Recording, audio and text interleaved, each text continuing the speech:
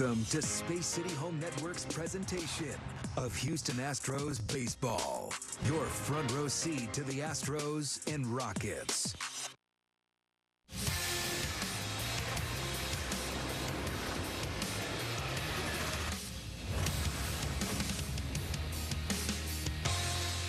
It's the Astros pregame presented by Toyota. Daikin Park has gone to the dogs, at least a big section of it. Big section that Bogey and I had to walk through, try to get out of here. A little crowded here today at Daikin Park as the Astros and Angels good to go in Game 3 of their 4-game series. As, lots of fans, two-legged and four-legged, will be here today to see the Astros and Angels in just a little while. About 40 minutes from first pitch. Lots to talk about coming up in the meantime. And this is what's on tap here on the Astros pregame presented by Toyota. As Jeremy Pena and company trying to jumpstart an offense that has been stuck in neutral for quite some time. As Mike Trout is the guy that they try to keep in the yard. So far, so very good, as they've done a good job making sure that Trout goes fishing. Plus, Hunter Brown will be on the mound today as the Astros looking for another big start from Hunter Brown. That is something he has certainly been able to provide here as of late. The Astros and Angels coming up here on Space City Home Network. Alongside Brian Bogusevic, I'm Kevin Eschenfelder. Neither one of us brought our dogs here today. There are plenty of them. It's kind of fitting for what we've seen in the offense for the last couple of days. Astros just trying to get something going offensively. Split the first 2 games of this series, but certainly runs have been hard to come by. Yeah, and, you know, they say winning is the cure-all, but the other side of that is that sometimes winning games can cover up for things that are kind of lingering a little bit. And it's been for most of this homestand that the Astros have missed opportunities to score some runs, put some distance between them and their opponents. And because they've gotten good pitching performances, because they've hit a couple of home runs and scored enough runs to get some victories, it's kind of covered up for that. But eventually it was going to come back to bite them if they didn't get it remedied, and that was the case last night. Yeah, they won 3 of the 5 games so far in this homestand, but you got the feeling in all 3 of those it was like, we just got away with one here today, because they didn't score a ton of runs. In fact, in the 5-game homestand, averaging less than 2.5 runs per game and under 8 hits per game, hitting .244 as a team. It's not been about the hits, it's been about getting the hits at the right time and getting those runners over and in. And it's always frustrating when you're not producing the way you think you should be, but it's even more frustrating when you consider the circumstances. You're in a situation now where the Astros are facing some pitching staffs that have high ERAs. You have Jordan back in the lineup. You've got the guys who've come in at the trade deadline. So you're thinking that this should be the time when the offense really starts clicking and really start putting up some runs consistently, but it just hasn't been the case because they haven't been doing it with the runners in scoring position. And it's so funny to see the way feels like they've had more success against top of the rotation guys than they have against guys that come in with ERAs north of 6. And it doesn't seem like it. That's been exactly the case. 5 for 37 with runners in scoring position on this homestand is this Astros offense right now, as they've just had all kinds of trouble being able to produce anything so far, hitting just 135 on that 5 for 37. And of those 5 hits, Bogey, 5 singles with runners in scoring position. And some of this can be attributed to just the natural ups and downs of the game. They're still hitting, they're still getting runners on base, so you would assume that the hitting with runners in scoring position would eventually follow suit. But there is a pattern to what pitchers are doing to the Astros hitters in these runners in scoring position type of situations. And the Astros have a very aggressive offense. They're number 3 in Major League Baseball in their overall swing percentage. They swing more at the first pitch than any other team, and pitchers are starting to prey on that a little bit. It's been a lot of fastballs on the edges of the strike zone and a lot of off speed into the zone when pitchers have to come into the zone. So when you get hitters that you know are going to be aggressive, when they're kind of keyed up looking for that fastball, the fastballs haven't been in good locations to hit. The off speed pitches have been the ones that they've been out in front of when they are getting pitches in the locations. And you just have to dial it back a little bit and understand that it's the pitcher who's in the tough spot. You remember that road trip finished with 4 games in Baltimore. In the first 3 games of that Baltimore series, the Astros scored 26 runs. In the 6 games since then, they have scored just 14 runs here at Daikin Park, and the 1 game there in Baltimore to wrap up that series as well. Astros lineup is presented by Exclusive Furniture as Jeremy Pena leads it off.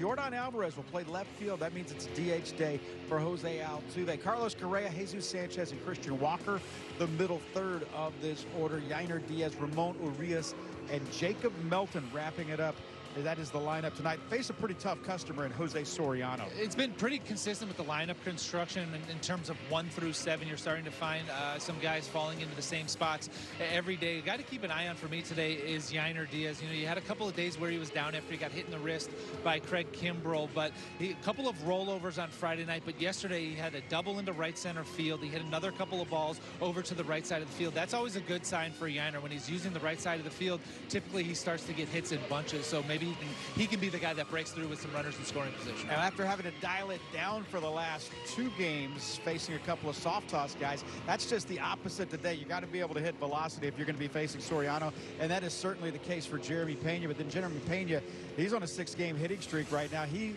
is one at the top of that order that continues to swing the bat well. He's been the guy that the Astros have looked to all season long to jumpstart the offense. He's been the most consistent hitter. The highs have been very high and the lows haven't lasted very long. He's back onto a hitting streak, and when you're trying to get an offense going, it's not just about getting the guy swinging the bats. It's somebody providing the energy to get everybody going, and that's what Jeremy Pena can do. He had a hustle double the other night. He's always pushing it on the bases, so before the bats get going, maybe you can force the issue a little bit. Jeremy Pena, maybe steal a base, put yourself in scoring position, and just create those opportunities, because the more and more you put yourself in those situations, eventually they're going to fall into place. Yeah, 3 for 9 in this series against the Angels is Jeremy Pena, but the Astros just trying to get something going with the bats, and they'll try to do that today against a pretty tough customer. Plenty more to come here. Astros and Angels coming up. Anytime the Angels in town, that means you're facing a future Hall of Famer in Mike Trout, but they've done a pretty good job against him. In fact, they've done a very good job against him. We'll talk about that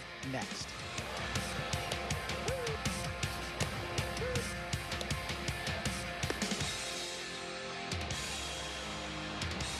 Your day in baseball starts with MLB Central. Let's get it started. Lead off your morning with in-depth breakdowns, Perfect balance. boom, interviews with the players, Get back to the fastball. I know what that passion feels like. and a little bit Keeping. You behave properly. Hey. of everything else. Come on, Marlins. The window seats are. The baseball day begins with MLB Central. Weekdays at 10 a.m. Eastern, only on MLB Network. If you're not watching this show, you're the problem. Some moments are too big to miss. Raleigh does it again. MLB Tonight brings you closer to the biggest plays and reactions from the moments that matter most. We just got to keep doing what we're doing and go out there and play our baseball. MLB Tonight, only on MLB Network. Did he do it? Oh my goodness, what a play! An absolute beast unleashed. You are unbelievable. Racking them up, all I do is win. Spot that hashtag like a boss, yeah, that's how I roll. Keep on nailing and never miss it back, enjoy the show. Relive the biggest plays from every game with Abby LeVar on Quick Pitch. Late nights and early mornings on MLB Network. Catch up on all the baseball action with a triple play. Kevin Millar, Ryan Dempster, and Sierra Santos. 3 hosts joined by baseball's biggest stars for the best interview in baseball. Intentional Talk. Weekdays only on MLB Network.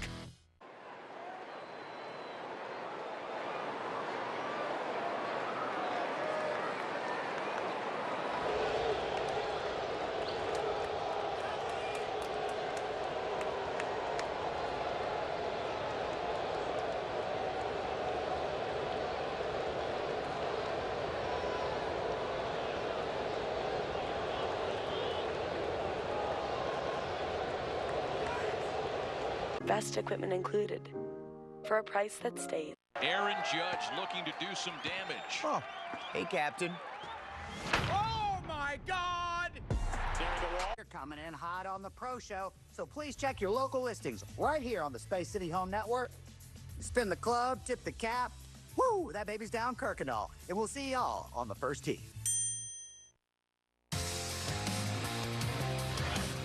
Astros pregame on Space City Home Network is brought to you by your local Toyota dealers. Toyota, let's go places. And by Houston Methodist, the official healthcare provider of the Houston Astros. Houston Methodist, leading medicine. Well, Astros and Angels coming up in just a little while. It is dog days at the ballpark here today as the Astros. There's a subliminal message in the bottom left-hand corner just a moment ago. Yeah, the Astros still about 30 minutes away from first pitch. What up, dog? Does that dog have shoes on? Yeah, Dog does it? it's a thing. It's for the sidewalk, I think, when it's hot. I guess. It's a dog. My dogs are tough. They don't wear Crocs. I bet your dogs live a real tough life. Yeah, exactly. Yeah, exactly. All right. Astros, Angels. Here's the Angels lineup. Zach Neto, Yohan Moncada will be batting second, followed by Mike Trout, Taylor Ward, Joe Adell, and Luis Rengifo. Middle third, Darno's in there, Lugo and Peraza, who came in last night at first base. That rounds out the lineup for the Angels. Pretty similar up top. They shake things up a little bit at the bottom. Both Matthew Lugo and Oswald Peraza came in late yesterday. Both got big hits in that ninth inning. I think the Astros and Hunter Brown can learn a little something from that ninth inning where the Angels got to Brian Abreu a little bit. They got very aggressive, didn't want to get into two-strike situations against a guy with power stuff. Maybe a similar approach against Hunter Brown today. Well, Mike Trout is a future Hall of Famer, but this is one ballpark that he will always have bad memories of, at least as far as his numbers are concerned. And if he hits 4 home runs today, trust me, it has nothing to do with what we're talking about right now. We're just giving you facts. A career 197 hitter in this ballpark. Historically, the Astros have handled Mike Trout really well, and that's, of course, a relative term when you're talking about a guy who has the numbers for his career that Mike Trout has, but it's gone to another level even this year, and they do a good job in how they attack him. If you're going to pitch to Mike Trout, first and foremost, you want to get the ball to the top of the zone. The fastball at the top of the zone is the one way that you can kind of feel comfortable going after him. But another thing that they do very well is they go right after him. They don't pitch around him. They don't nibble. The last thing you want to do against a hitter as good as Mike Trout is find yourself behind in the count and find yourself in situations where you have to get predictable and you have to come into the strike zone in predictable counts and situations. Go out there, get ahead, and then try to put him away up top. Yeah, just 3 for 29. Now, of the 3 hits, they were all extra base hits, but just 3 for 29 is Mike Trout this season. To take this a step further, this is all games. This was whether they were playing in Anaheim or in Houston. In all of the other ballparks in the American League West, through his career, Mike Trout is a .302 hitter. That's 2 ballparks in Arlington. That's Sacramento and Oakland, as well as Seattle, where he's got unbelievable numbers. So over 300 in all of those ballparks collectively throughout his career. Under 200 is his batting average here at Daikin Park. You know, it speaks to how important scouting report and conviction in that scouting report is. You go out throughout the course of a season, you have so many different styles of pitchers on your roster, guys who like to attack different parts of the zone and go about getting guys out different ways. But when you have a certain way that you want to attack a player, to have everybody bought in to go after that guy and try to execute a game plan speaks to having everybody on the same page. All right, coming up on Tuesday night, you want to be with us because it is our annual Astros charity game presented by Space City Home Network and, of course, the Houston Astros Foundation. One of those benefiting this year is the Family and Crisis and Counseling Center. The mission of Family Time Crisis and Counseling Center is to respond to individuals who have been affected by domestic violence, by sexual assault, or human trafficking. And we do that in a number of ways, not only by providing emergency shelter for them, and that includes the individuals, the families, male, female, children as well, but we also provide comprehensive wraparound services. So that looks like court accompaniment, that looks like case management, counseling and psychotherapy on an individual basis, as well as for family units and groups. We also provide transportation and assistance with medical needs and all of those things that survivors need in order to be able to think about moving forward in life and what their future looks like away from that violence that they've experienced. So coming up, it is Tuesday night. Yankees are in town. It is our Astros charity game here at Space City Home Network. Bags start at $100. Astros.com/charity game. You can scan this QR code right here. Season ticket holders, you can get in early and make sure you assure yourself one of these charity bags because there's some great stuff in it as well. Yeah, we got an early look at some of the stuff that's going to be available for the charity game. A lot of cool items, a lot of really cool experiences and opportunities. And tomorrow's September 1st, so you know what that means. Time to start Christmas shopping. There you go. Get out here Tuesday, start Christmas shopping. Absolutely. We'll start seeing it in the stores. All right, yeah, and a brand new Hall of Famer as well that you might get an autographed baseball of as well. in Billy Wagner. All right, stick around. We come back. We got more to talk about here as we lead the way. The Astros taking on the Angels from Daikin Park. We'll get our injury updates next. The MLB app. Yeah, it's got game. This game. These games. All the games. Pre-game, post-game, and everything in between. This is baseball your way, with real-time stats, scores, breaking news, and custom content that hits every time. Because you choose the teams and pick the players you want to follow. So when they catch it on the field, you catch it on the app. Your day in baseball starts with MLB Central. Good morning. Love spending our day with you. Lead off your morning with in-depth breakdowns. Let your swing get you back to 50-50. Interviews with the players. Paul Gaines. This is game-changing, people. If I ever get the chance to do this, I'm never saying no. And a little bit. It's a scam. No one's that happy. This is a look of everything else. The baseball day begins with MLB Central. Weekdays at 10 a.m. Eastern, only on MLB Network. Your day in baseball starts with MLB Central. Let's get it started. Lead off your morning with in-depth breakdowns. Perfect balance. What? Boom. Interviews with the players. Get back to the fastball. I know what that passion feels like. And a little bit. Keeping. You behave properly. Hey. Of everything else. Come on, Marlins. The window seats are. The baseball day begins with MLB Central. Weekdays at 10 a.m. Eastern, only on MLB Network. If you're not watching this show, you're the problem.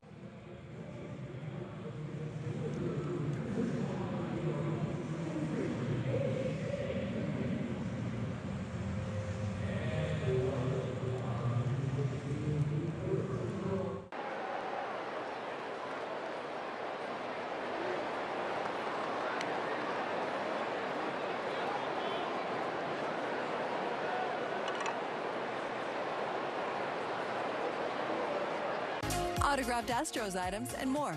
All proceeds to benefit the Astros Foundation. Go to astros.com/charity game for more information. Los Astros on Space City Home Network is back. Profundo, la pelota se va. Don't miss all the action with Los Astros on Space City Home Network. Presented by Academy Sports and Outdoors.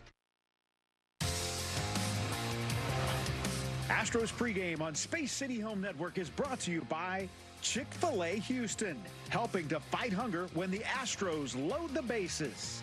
And by Vivint and Reliant, smarter together. Astros and Angels coming up here on Space City Home Network. Only one more homestand after this one.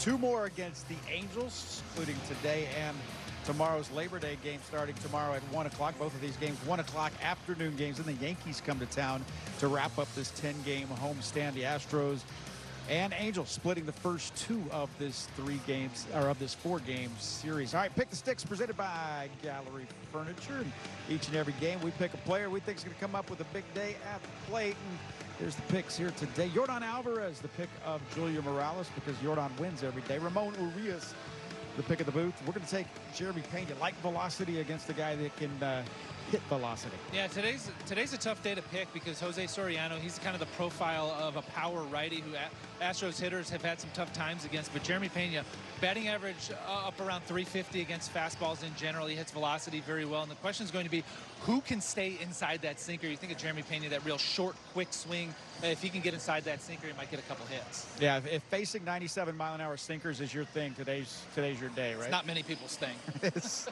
No, it is not, except unless you make baseball bats, because he breaks a lot of them.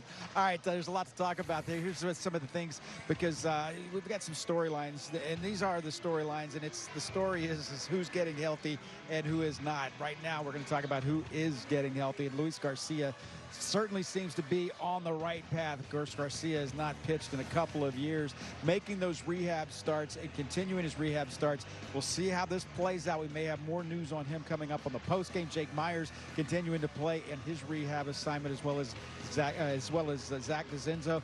and Victor Caratini. He is eligible to come off the concussion protocol on Wednesday. And it's great to see all of these guys progressing, but now we're going to be in a situation where the Astros are going to have some serious roster decisions to make. Tomorrow's September 1st, so the rosters expand, but it's not like it used to be. It's just one position player, one pitcher that you can add to the roster. So the Astros need a starter for tomorrow. That might open up an opportunity, but you're talking about Victor Caratini coming back, Jake Myers coming back very soon. Taylor Trammell looks like he's going to be close to coming off of the injured list. So some roster decisions looming without a lot of spots. All right, let's listen in on Joe Espada's pregame press conference. Joe, you've had to use your bullpen a lot this homestand. I'm sure you would love Hunter to give you a deep outing today. It'd be great. Yeah, it'd be great. He's very capable of doing that. Yeah, I expect him to go out there and give us a strong performance. We need it. We need him to go out there and set the tone early and score some runs early. You know your starter for tomorrow? You get there? Post-game. Let me get past today's game. How'd the rehab guys do yesterday in AAA? Doing well. Everybody's doing well. Everybody's recovering well. Everybody's coming out of those games feeling well. We should be expecting some of those guys to get here pretty soon. Yeah, so we were talking, he was asking about JP, trying to get him some relief innings coming in from the pen. We know he could, do the start the game, so trying to see if we could get him coming in from the bullpen if needed. Some Caratini out there earlier. Is he able to is he basically fully cleared to do all baseball activity? Yeah, he hits. He's going to run the bases tomorrow. He's right now asymptomatic. He's doing very well. He should be able to, hopefully 7 days, and he should be able to join us here soon. What would that be like? What are 7 days up? I think it's Wednesday. I think Wednesday's 7 days. Hey, don't drop your baseball. Hercules will get it. The beast. There you go. All right, Hunter Brown on the mound. We'll talk about the pitching matchup coming up next. Aaron Judge looking to do some damage. Oh. Hey, Captain. Oh, my God! There the wall. Sorry. Woo! No fly zone. So fast, Bobby. Paul skis! Cannons! Otani! Living legend! We did it! Yes! Oh, this is the best! Woo! I got it! Keep on nailing and never miss it back. Enjoy the show. Relive the biggest plays from every game with Abby LeVar on Quick Pitch. Late nights and early mornings on MLB Network. Every game night is a chance to go big with MLB Big Inning. Join Matt Yeloff on baseball's only nightly show that brings you the biggest plays of the night, live and commercial-free. Strikes him out. No one stacks more clutch plays into one live show with up to 4 games on a single screen. He is on fire. It's a walk-off winner. Change up game night with baseball's biggest game changer, MLB Big Inning. Every night, all season long on MLB.tv. Presented by Best Western. We got a hands up in the air. My, oh my. Lots of great baseball coming. And good guess, by the way. Good luck trying to hit that, man. It's unhittable. This is the show that never ends.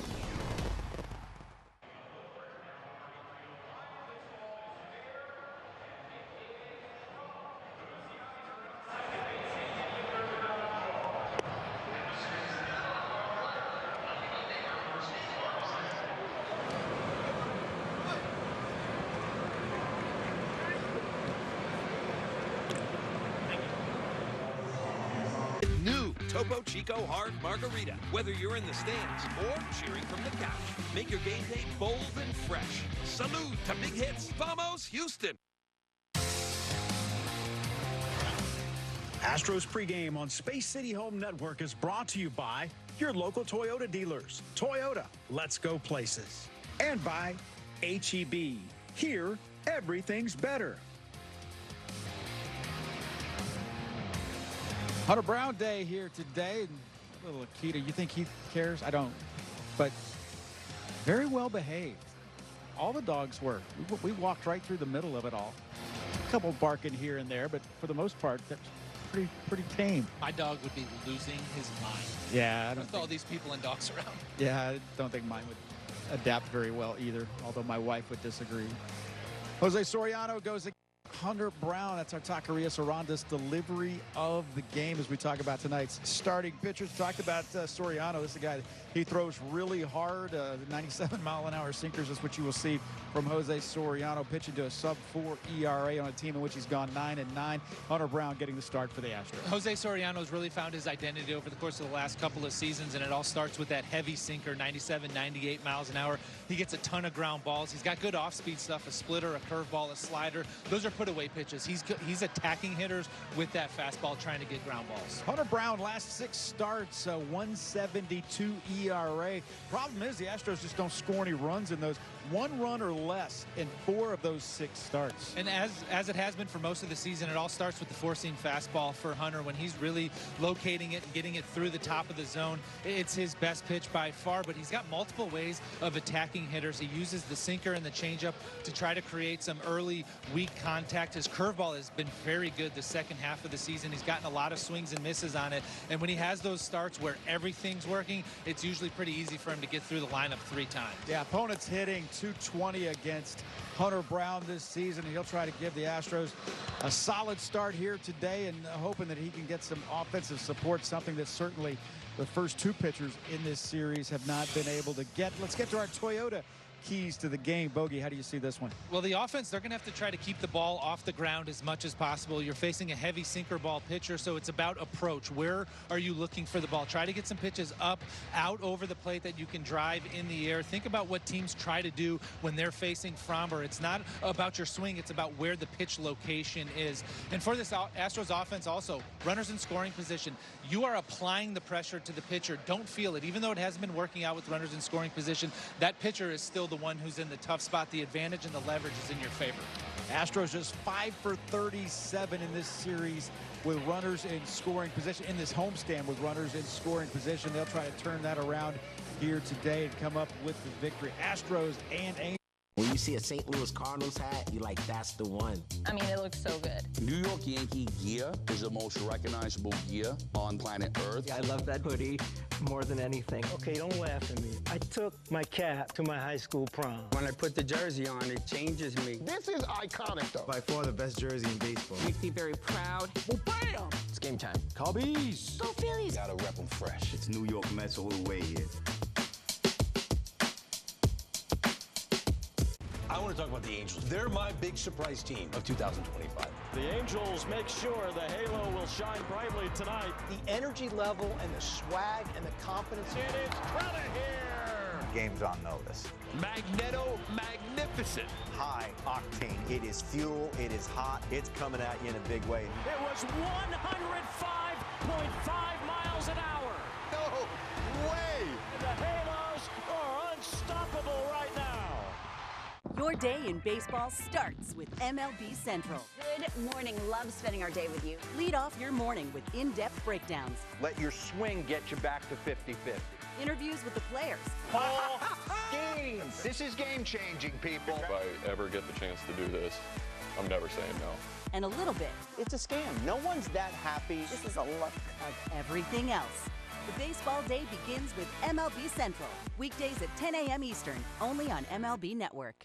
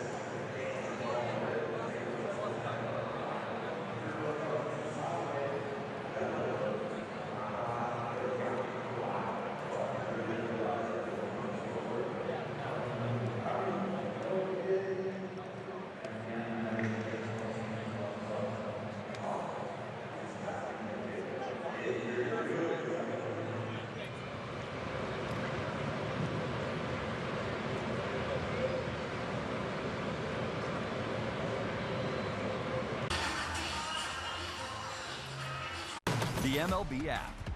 Yeah, it's got game. this game, these games, all the games, pre-game, post-game, and everything in between.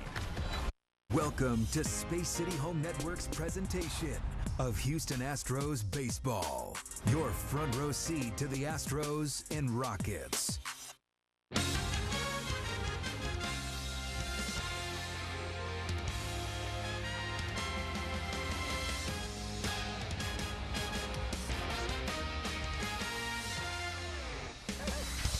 It is the final day of August, and it is a dog day afternoon here at Daikin Park. All kinds of dogs, 650 of them are on hand to watch the Astros and the Angels play Game 3 of this 4-game series. Astros and Angels have split the first 2 games of this set. Hi, everybody, and welcome. Todd Callis alongside Jeff Blum. Glad you could join us for an afternoon of Astros baseball.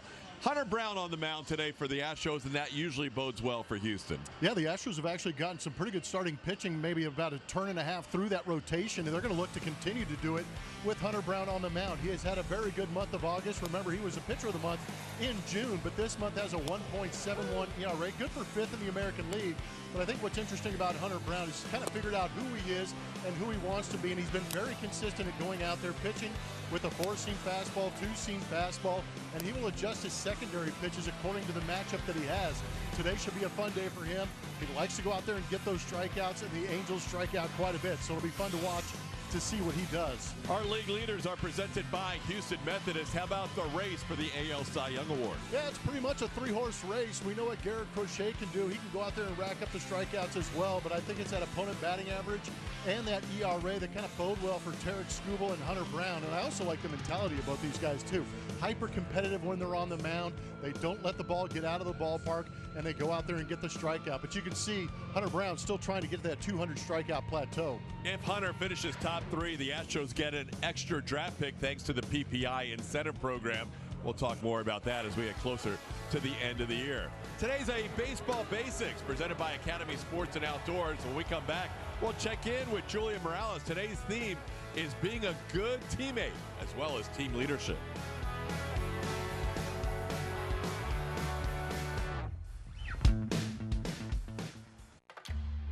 Weight Loss by Hims includes personalized treatment plans with options like GLP-1 injections or oral medication kits designed to help you lose weight so you can gain confidence and feel healthy.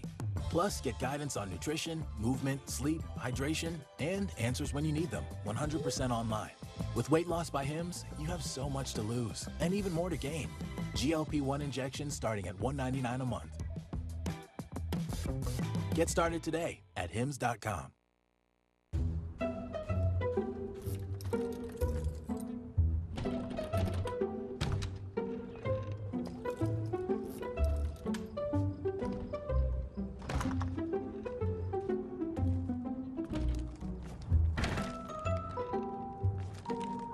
There's an easier way. From little fixes to big projects, taking care of your home is easy with Thumbtack. Download the Thumbtack app and start caring for your home today. Kyle just made a decision that would change his whole world.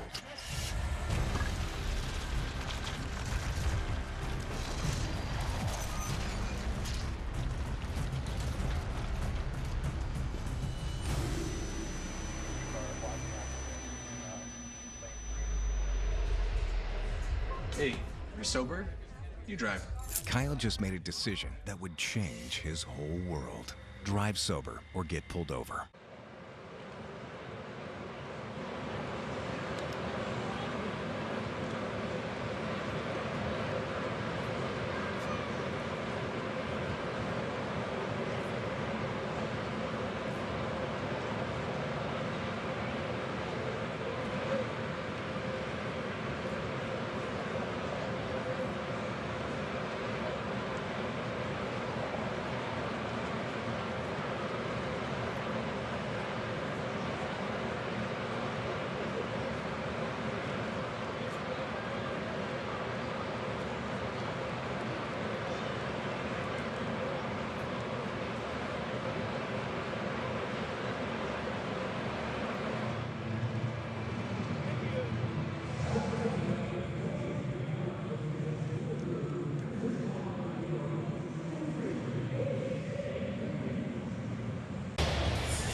Baseball Basics is presented by Academy Sports and Outdoors, welcoming you all back into Daikin Park, where it's Dog Day here, always a fun day. Hey, 1 month ago, the Astros acquired outfielder Jesus Sanchez, and he has settled in very nicely. Even last night, we saw him go 1 for 3 with a walk there. But he is known for his smile. He's known for his infectious personality, so we decided to mic him up to learn more about him and his prankster ways.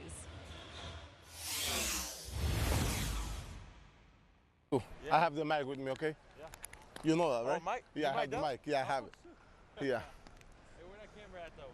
Hey, I don't know where's the camera. Let's go see what you got. Let's go see. Oh my.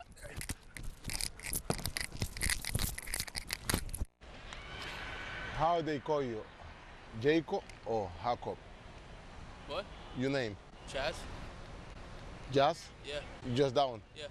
Just Chaz. Jazz. Yeah. No Charles, just Chaz. Chaz. Yeah. But you have second name? No. Chaz Kane McCormick. It's my middle name. Okay. Kane. That's it. Jazz.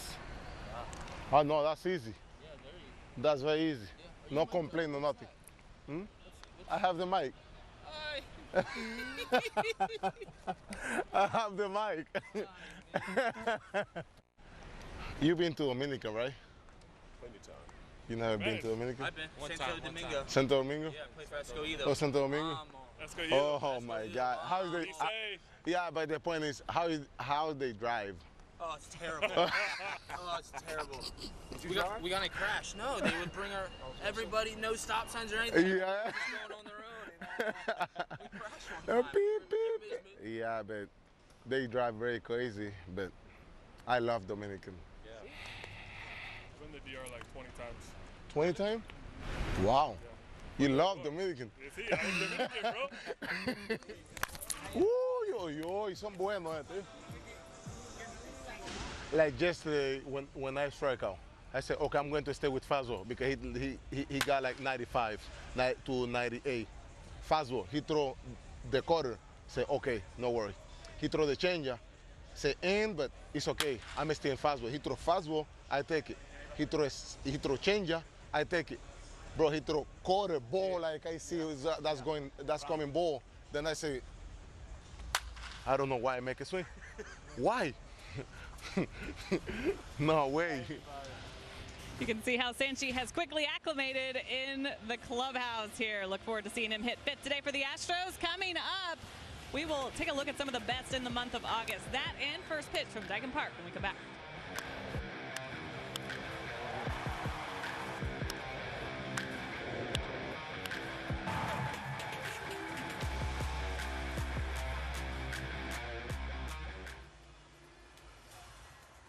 Your day in baseball starts with MLB Central. For the 1,000th time together, welcome into MLB Central. Lead off your morning with in-depth breakdowns. That foot's just a kickstand. Bang! Interviews with the players. I had a coach that kind of called me an alien. Skinny guy, fast, big head. And a little bit. I don't have cologne today. Open it on your own like a man. Of everything else. The baseball day begins with MLB Central. Weekdays at 10 a.m. Eastern, only on MLB Network. When you see a St. Louis Cardinals hat, you're like, that's the one. I mean, it looks so good. New York Yankee gear is the most recognizable gear on planet Earth. I love that hoodie more than anything. Okay, don't laugh at me. I took my cap to my high school prom. When I put the jersey on, it changes me. This is iconic, though. By far the best jersey in baseball. Makes me very proud. Well, bam! It's game time. Call Bees! Go Phillies! Gotta rep them fresh. It's New York Mets all the way here.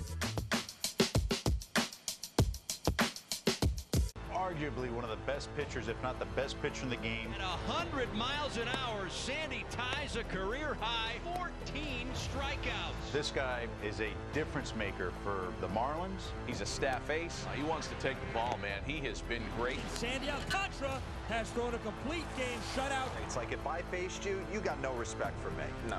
Exactly. Morris at the front of the rotations. And the guy that wanted to finish what he starts. Shutout for Sandy Alcantara. Step up to the plate and get ready to play ball. The baseball show for kids where you can learn about batting, fielding, and everything in between from the real pros. Every swing is a big hit on Play Ball. Saturday mornings at 10 Eastern on MLB Network.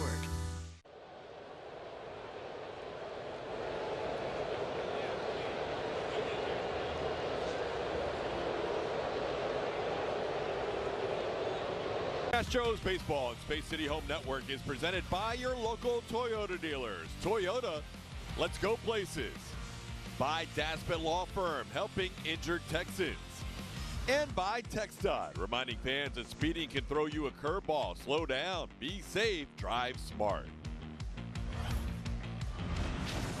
Third game of this four-game series, and you've got the Diesel on the mound. Hunter Brown's going to toe the rubber for the Astros. 10-6 this season, 2.37 is that ERA. Interesting start last time out. He ended up taking that 6th loss, but he went 6 2/3 innings. 6 runs were given up in that game. Didn't get much help on defense because only 2 of those ups of those 6 runs were earned. Here's the lineup that Hunter Brown will face. Zach Neto leading off at shortstop. Yoan Moncada, switch hitter, playing third base. Mike Trout will DH today. Taylor Ward in left field. Joe Adell in center. Luis Rengifo, another switch hitter, at second base. Travis d'Arnaud behind the plate. Matthew Lugo is in right field. Oswald Peraza is the first baseman today. 2 switch hitters and 7 right-hand hitters facing Hunter Brown this afternoon.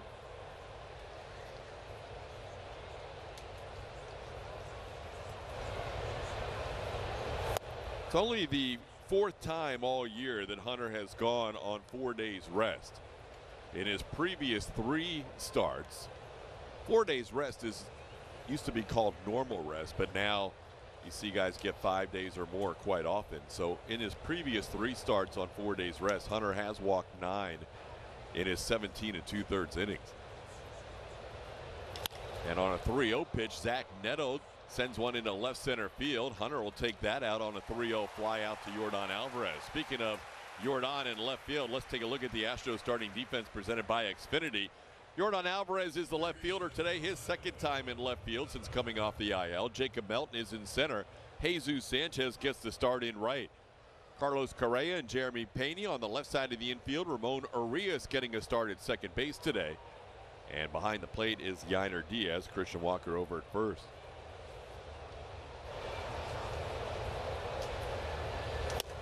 Hunter delivers a strike at the top of the zone to Yoan Moncada.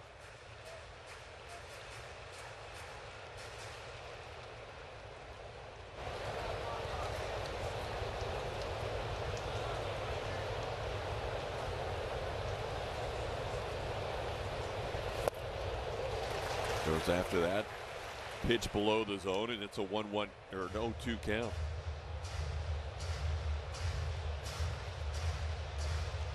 Hunter facing the Angels for the 2nd time this season and the 4th time in the last 2 years.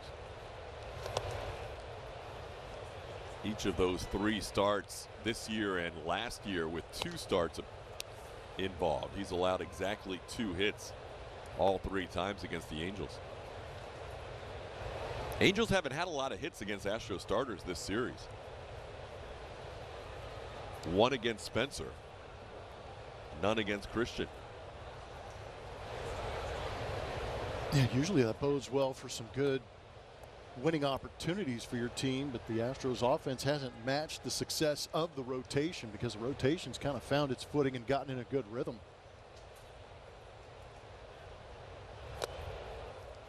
Astros will see a little different style pitching today after seeing 2 soft tossers to start this series. Yeah, there's going to be some velocity from Jose Soriano, having himself a good year. Yeah, if you were going to pick on 2 of the pitchers in this rotation for the Angels, it would have been the first 2 you saw the first 2 games. Swing and a miss. Hunter Brown picks up a strikeout, his first of the day, getting Moncada for the 2nd out of the inning. Big curveball from Hunter Brown, usually known for the velocity, but he'll use that curveball on matches from Supermo, bounce it right off the plate to get that strikeout. He uses that pitch a lot to left-handed hitters. So now 2 outs, base is empty for Mike Trout.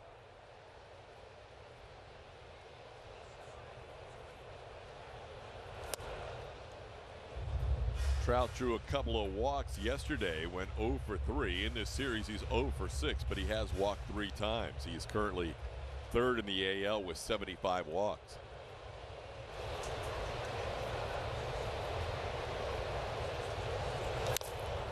Fouls off the fastball. It's 1-1. Mike has never loved hitting here. If you look at all the American League stadiums he has played in his career, Trout has a .250 average at Comerica Park. That's his 14th best stadium in the AL. 15th is here at Daikin. He's hitting .197. Yeah, that's a considerable drop off, but a guy of this caliber to hit under 200 is a credit to Astros pitching and the fact that he just does not like it here. It's been interesting over the years. It almost feels like he's planned some injury list stints around the trip to Houston. It's crazy. But I did hear the first day in, when they got here, he was out here early taking batting practice, trying to acclimate to the, either to the LED lights, the background behind the pitcher, just trying to get comfortable in this place. There you go, career at Daikin Park. This includes the postseason. Obviously, Judge having some of those opportunities in the postseason actually gets him over 200. During the regular season, he's a sub-200 hitter here at Daikin.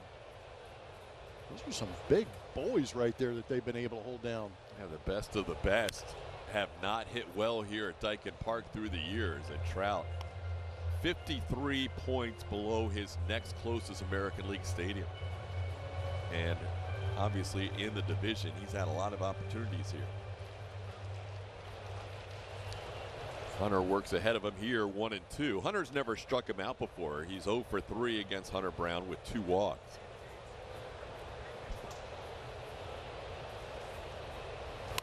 Wow. Got way in on his hands there as he fouled it to the right side. Yeah, that's a rough introduction to the two-seamer from Hunter Brown.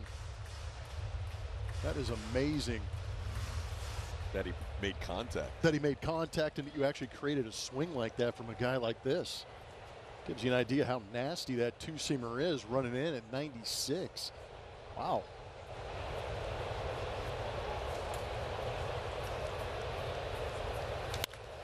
That ball popped in the air into shallow left. Long run for Yordan Alvarez. Out goes Pena.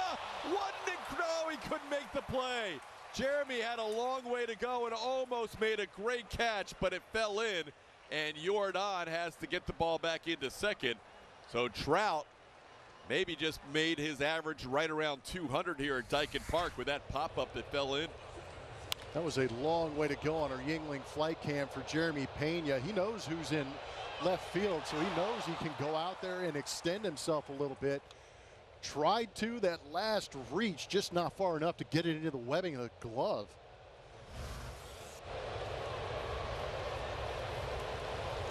So a little pop fly double with 2 outs.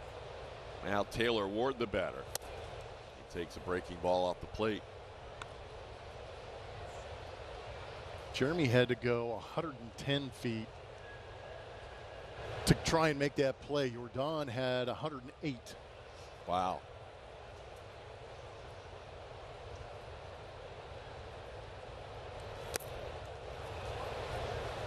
It's down 2-0. Ward's had better numbers against Hunter than pretty much anybody else in this lineup. 3 for 9, including a couple of walks. Hunter has faced everybody in the Angels lineup with the exception of their 8-hitter Matthew Lugo, who just debuted this year.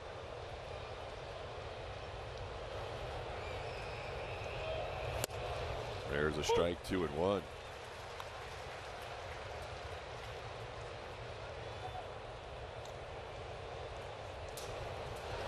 See where the Astros play Taylor Ward defensively in the outfield. Shaded the other way. That one's down and away, and Hunter's got a 3-1 count.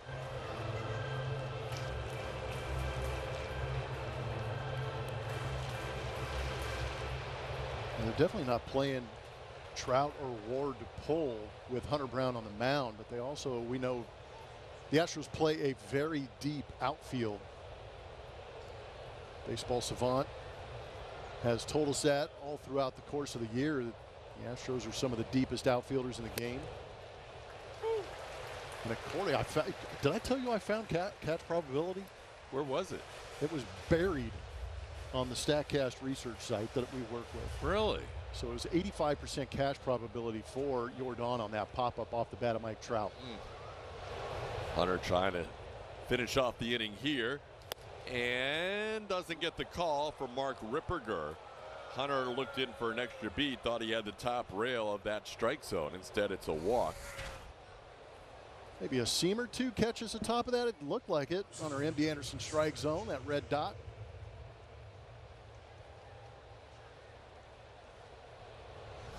So a pop-up double followed by a full count walk, and Hunter's inning is now prolonged here in the first. Well, tough break on a pop-up that wasn't caught, and then tough break on not getting a call. So maybe just calm Hunter Brown down just a little bit.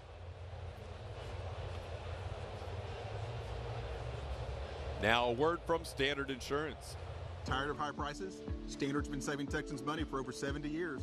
Call, come by, or click us. StandardInsurance.net. Don't delay, call Standard today.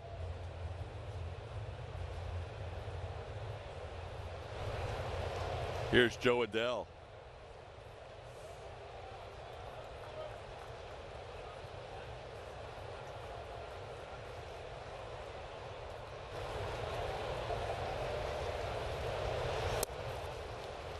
Adell takes a strike.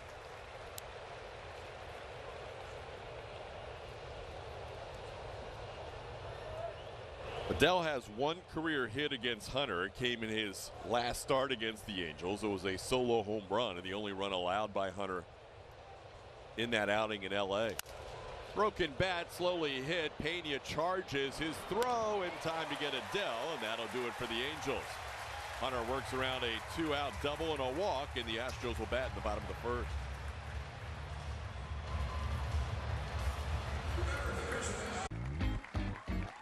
For the Smith family, weeknights are full of activities.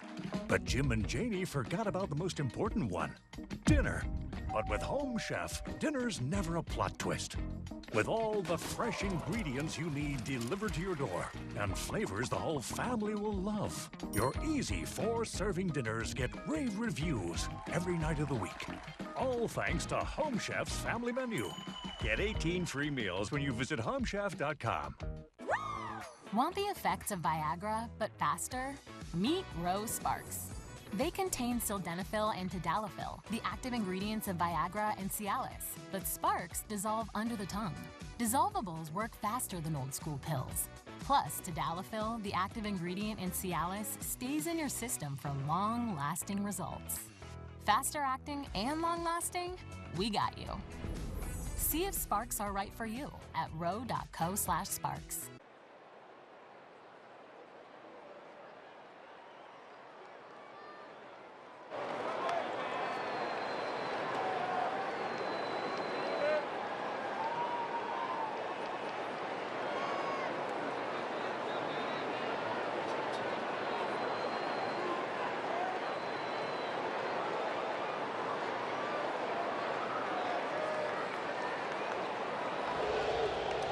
Joe spot his lineup on a Sunday afternoon. Jeremy Pena, Jordan Alvarez, Jose Altuve will DH today. Carlos Correa over at third, Jesus Sanchez in right field. Christian Walker bats sixth. Yainer Diaz behind the plate, third straight game. Ramon Arias at second, and Jacob Melton bats ninth in center. Got a tough customer on the mound today, and Jose Soriano having a career year with the Angels. 27 starts. His record is 9-9 with a 3.85 ERA. Has him pitching pretty well. He can rack up the strikeouts, 136 of them. He's got high velocity on that two-seam fastball. Also has a good slider. But at the same time, he does a very good job of keeping the ball on the ground. A 66.5% ground ball rate. That's the best ground ball rate in baseball amongst any starting pitcher. Jeremy Pena's never faced Soriano before. He's got a 2-0 count here. Jeremy usually okay against high velocity fastballs. Yeah, he's done good against fastballs this season, and then you add the velocity like TK is talking about, and Jeremy has been thriving. Jeremy starts the day with a 6-game hitting streak. Takes this pitch off the plate. It's 3-0. It's one thing Soriano can get in trouble with is the walk. Yeah, it's kind of interesting that batting average against at 251, but TK's right. That 1.36 whip, which is walks and hits per inning pitched, a little elevated. A lot of the reason is because of the lack of location sometimes. The MLB leader in leadoff walks as a pitcher walks the leadoff hitter here. 12% leadoff walk percentage for Soriano. The Astros are going to try and flip the script after not doing well against guys with higher ERAs than Jose Soriano. Yeah, something's got to give because all of those guys having career outings against the Astros despite the massive ERAs they brought into Houston. Soriano coming in sub-4 and even better on the road this year than at home. He's a 2.69 ERA guy on the road. Here's Yordan Alvarez. And Yordan takes a breaking ball for a strike, 0-1.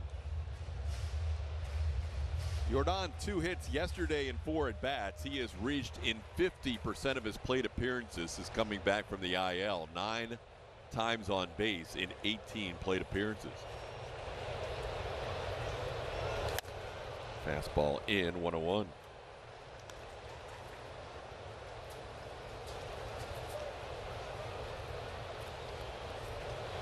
Soriano in every start this year, all 28, has allowed at least 1 walk as he walked Pena to start this game.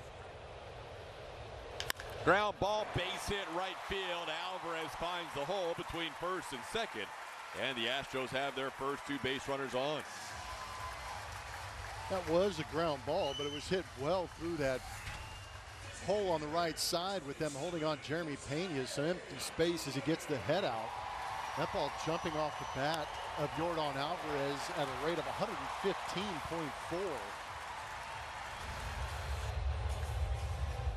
Now here's Jose Altuve. Altuve and Soriano have an interesting head-to-head scenario. Altuve's faced him 3 times, and he's drawn 3 walks, with every pitch that's been called a ball against Altuve being below the knees. Soriano knows Altuve can rake on high pitches as he misses up and in on the curveball. It's 1-0.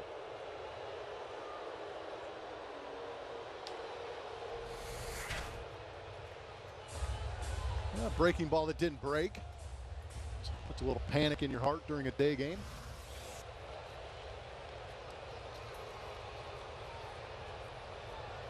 On the ground towards short. They're going to go to third for 1, and that's the only out they're going to get. Pena forced at third. Altuve reaches on the fielder's choice. That was an interesting choice. StatCast 3D powered by Google Cloud. It's going to show you the arsenal. Right-handed hitters will obviously a lot of two-seam fastballs to get that many ground balls, and then the curveball, a pitch that jumps into the mix. It will be that split, using it primarily to left-handed hitters. Also jumps that four-seam usage against left-handed hitters also. You say interesting choice. You think Neto may have had 2 if he he had plenty of time to get Yordan at second. And we've seen Jose Altuve kind of put it into cruise control at first. I think they might have had him. So Altuve reaches. It's first and second for Carlos Correa. Correa faced Soriano earlier this year in Minnesota, and he had a 3-hit game against him. That was on April 27th back at Target Field. He went 3 for 3. Down to the count here, 0-1. And Correa quickly down in the count, 0-2. The Astros, as we have told you time and time again, have been struggling with runners in scoring position. Their third and fourth hitters getting an opportunity here with a runner in scoring position today.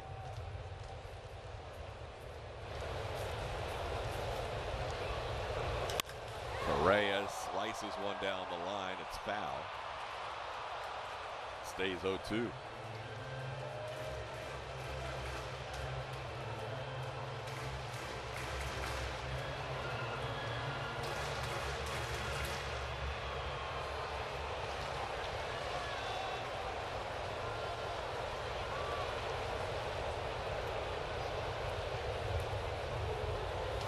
That'll be a called third strike. Correa down looking. First strikeout for Soriano. Second out of the inning.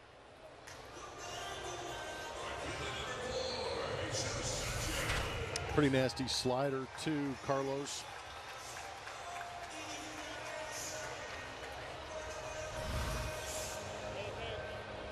Astros just 3 for 24 in this series now with runners in scoring position as Jesus Sanchez will bat.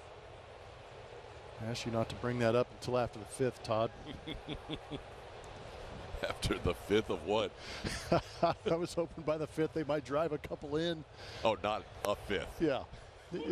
Yeah, well, it's driving me to that fifth. Here's Sanchez. Yeah, no more handles, please, until they score. It has been a frustrating stretch. Astros with 2 or fewer runs in 10 of their 18 most recent games. And their runners in scoring position number during that stretch, at least in their last 10 home games, is 155. Oh, yeah, that's a tough number. They are getting runners on. They're just not getting them home. Big swing, no contact, 1-2 the count to Sanchez.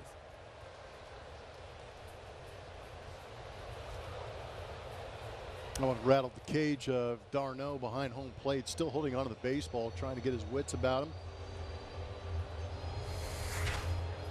See it on our matches from Supermos. Big swing, and then the back swing finishing right on top of the head of Travis.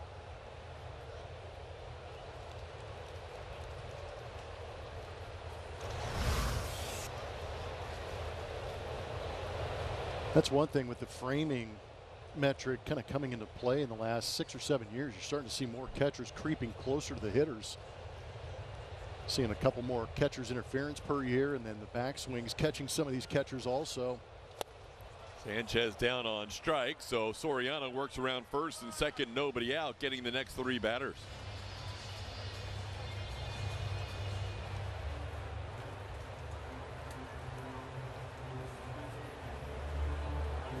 PXG is proud of our nation's heroes, like past and present military, law enforcement, firefighters, EMTs, nurses, and teachers. And it's no secret we give special pricing to all of our hero customers. It's also no secret that times are tough. And in our book, that makes everybody a hero. So now through August 31st, everybody qualifies for special heroes pricing on select clubs. Visit PXG.com now to learn more. PXG, you've never played like this before. Never clean your gutters again with LeafGuard. LeafGuard's seamless design keeps leaves, pests, and sediment out while directing water away from your home, preventing wood rot and foundation decay, giving you peace of mind that your home and family are protected from water damage with the industry's premier maintenance-free gutter system. Call 844-6LeafGuard right now for 75% off installation plus $200 off your purchase.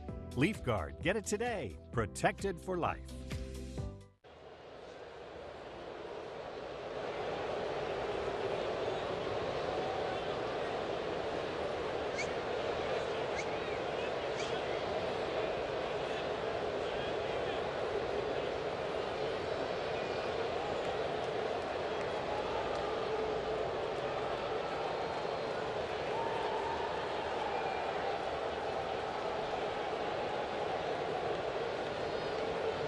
That were much needed for the guy starting and for the team. Joe Espada talked about these two turning a corner. Christian Javier, Spencer Arrighetti, they combined for 12 1/3 innings pitched, just allowing the 1 earned run between them, allowing the bullpen to reset a little bit. It was huge though for the guys, these two who have been working their way back since coming off the IL. And then Arrighetti said last night he was able to land his breaking pitches for strikes, so that allowed him to use all of his pitches. That felt good. His goal was just to give these guys a chance, but he still wants to be a little more aggressive in the zone. 5 walks, not ideal, but a good one to build off of, TK.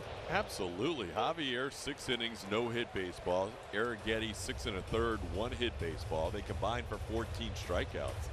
The walks were a little high, but 1 hit between 2 starters. You'll take that. Yeah, I'll take that. They were getting deep into games too, so you're actually pushing that bullpen back a little bit, making their roles a little more defined when you pitch that well. So yeah, you're going to lose a little bit of command here and there, but the fact that nobody's barreling them up in the last 2 starts is pretty impressive. Yeah, getting deep into games important, especially now with the Astros' current configuration of their bullpen, where they have 2 long guys in their bullpen with A.J. Blueball and Lance McCullers Jr. currently out there. And those other 6 guys have been used a lot. They used 5 of those 6 yesterday, 3 of the 6 the day before. They used a lot in that Colorado series. This one tapped towards the right side. So Hunter Brown going deep into the game today, kind of important for the Astros' well-being in the bullpen. There you can see Abreu's 3 out of 4 days and 28 yesterday. De Los Santos has gone 3 days in a row, which you rarely see. King's also 3 out of 4, and if Kimbrel pitches today, this will be his 3rd straight day. Yeah, I think if you were able to pull that off right there and give those 3 guys a rest, you'd be all right. But a lot of it has to do with, obviously, like we're talking about, the pitchers getting deep into these games, but also has a lot to do with the offense. If you can get the offense to put up a big number, make it a 5-6 run lead, and all of a sudden you can kind of lean back a little bit and just throw guys out there to get work and protect those leverage guys. So the decision has to be made tomorrow whether you go with a Framber Valdez, who has been pitching right behind Hunter Brown, or do you go with somebody, whether it's one of those 2 aforementioned guys in the bullpen, Lance or AJ, or even a Luis Garcia, because you can add to your roster tomorrow and almost have a piggyback situation, because you could use a day off for some of those guys in the bullpen, as you saw that grid, which was pretty rough on those 6 arms. Looping foul, 0-2. Joe Espada said he will inform the media post-game as to who he plans to pitch tomorrow. It's good to have some options. You could also piggyback a couple of guys if you had to. I think that could be the play. You know, like even if it's a Luis Garcia, you can start him, see how he goes, kind of read the room a little bit, and then back him up with either a Blueball or Lance McCullers if you need to. Because if you're going to have 2 starters turn relievers in Blueball and McCullers, you're not finding spots for them in these tight games where the pitchers are going 6 or 6 1/3, like Arrighetti and Javier have done the last 2 days. There's really no room for those guys. So, yeah, you would have liked to have had those guys maybe back in, May and June a little bit with some length.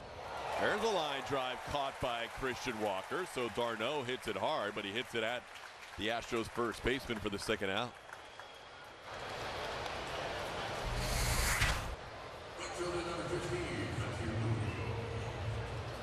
Breaking ball hit just a step to the right of Christian Walker.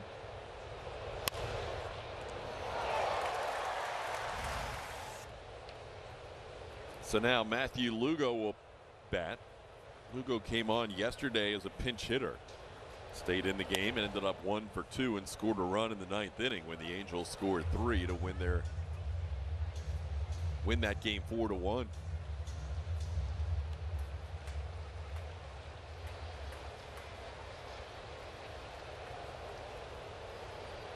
Try to hold up on a pitch up. He does, says Nick Marley, and it counts 2-0. Lugo, 24 years old, out of Puerto Rico. He made his debut on his 24th birthday this season on May the 9th.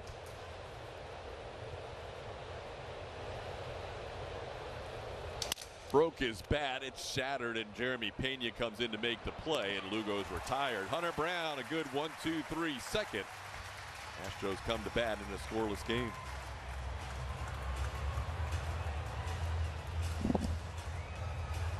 If you know luxury, it's not just award-winning, it's rewarding.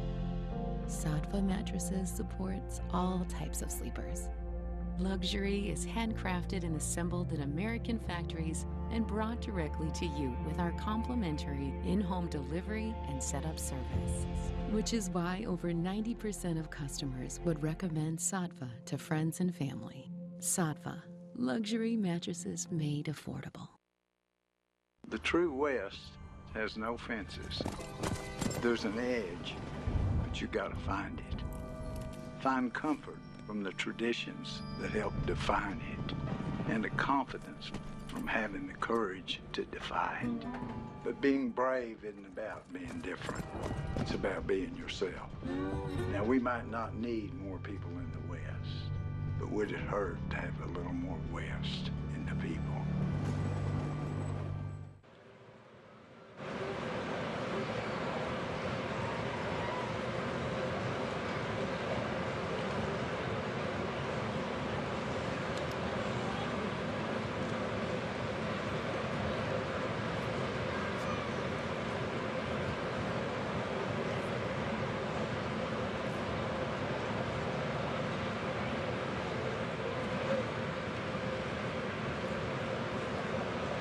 celebrities all the time? You're always in front of the dugout taking pictures. Venezuelan celebrities.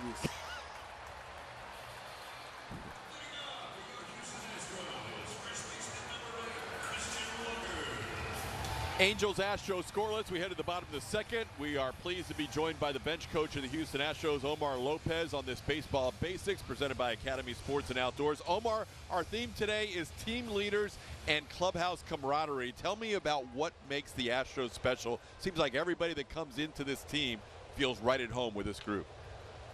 Thank you, guys, for having me one more time. And I think the camaraderie has been there the entire year. But it got better, obviously, and I think everybody knows that is a game changer. Clubhouse changed a lot when Carlos Correa stepped up in the clubhouse. That's been the key since we made that trade. We bring Carlos back to his back home, and I think everybody in the organization is excited about it. Yeah, I think it's interesting. Carlos is obviously a little more vocal, but there are different kind of leaders inside the clubhouse, aren't there? It doesn't necessarily have to be the superstar every time, but there's got to be guys that kind of control the emotion and the vibe in that clubhouse. Right. Carlos, he's very vocal, but it's not about, people probably think that he's going inside the clubhouse and say, hey, let's go do this, let's go do that.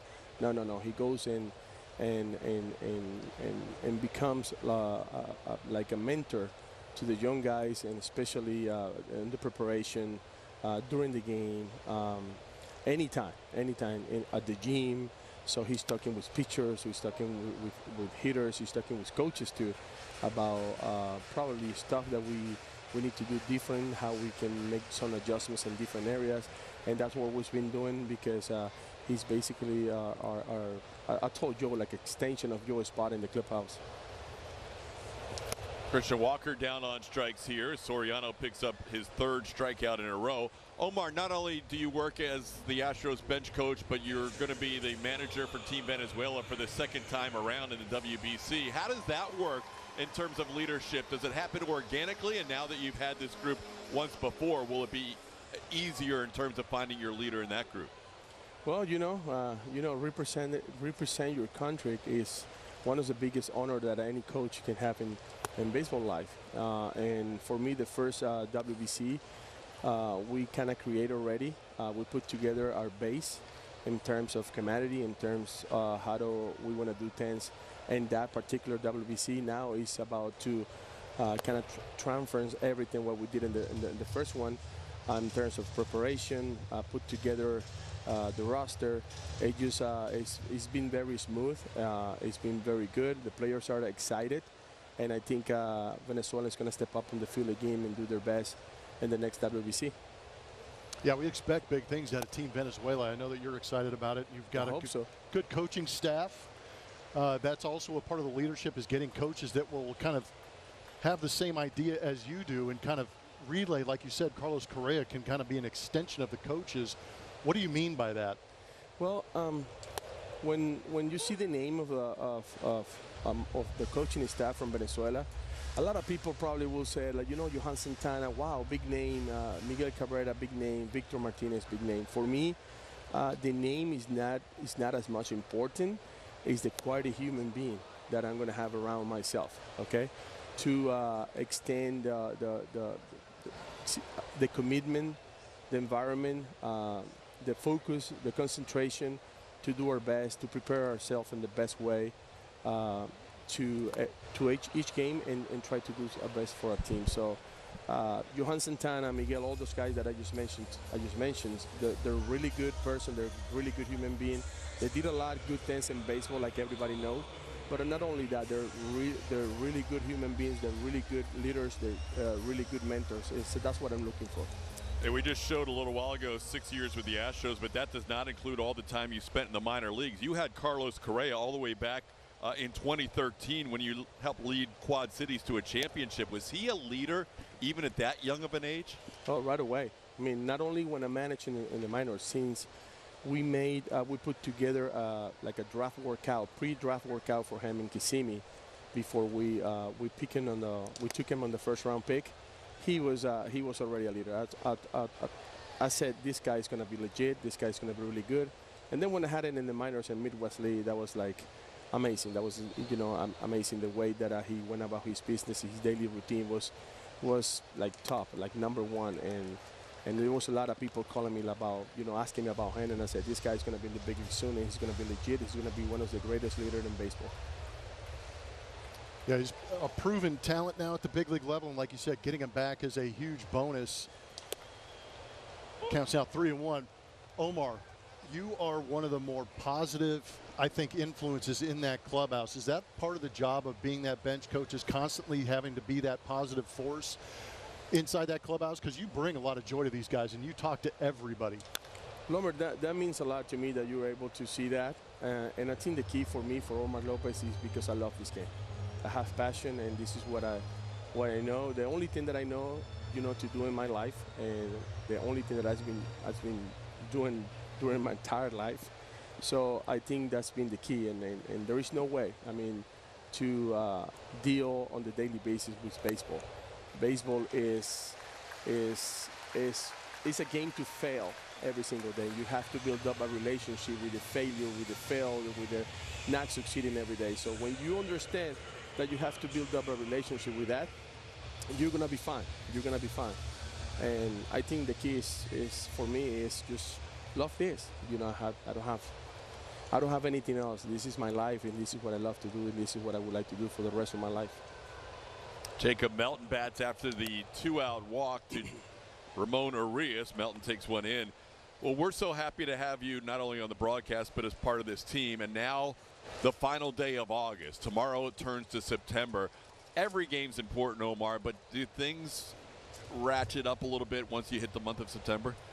I think, yes, obviously. Yeah, this is the last month. We got less than 30 games in regular season, and the team knows, everybody knows. So we're preparing the same way. We're not doing anything differently. Just more prepared, more look for more the details, try to clean up the team on fundamentals, stuff that we cannot allow that happen in the game, like extra 90 feet and all the stuff, and trying to micromanage our workload every single day so the guys have good energy, have enough energy, and mentally and physically to step up and trying to do the best to win more games. Yeah, obviously the expectation is to win another American League West title. There's a lot of young guys on this team, which is different than years past. Will you ever approach a veteran player and say, hey, I need you to go talk to a younger guy and help him out a little bit? Yes, I did. Right away, I did as soon as Carlos stepped up, also to Jose Altuve, even to Jordan Alvarez, everybody. So I think it's important for those guys to help those young guys, because the entire organization, the entire fan base should be proud of the work that the organization has been put on to put these young guys in a good position to succeed and help us to win games. Omar, thanks so much, buddy. Appreciate it. Thank you, Omar. Llévatelo. Nice to see you again, man.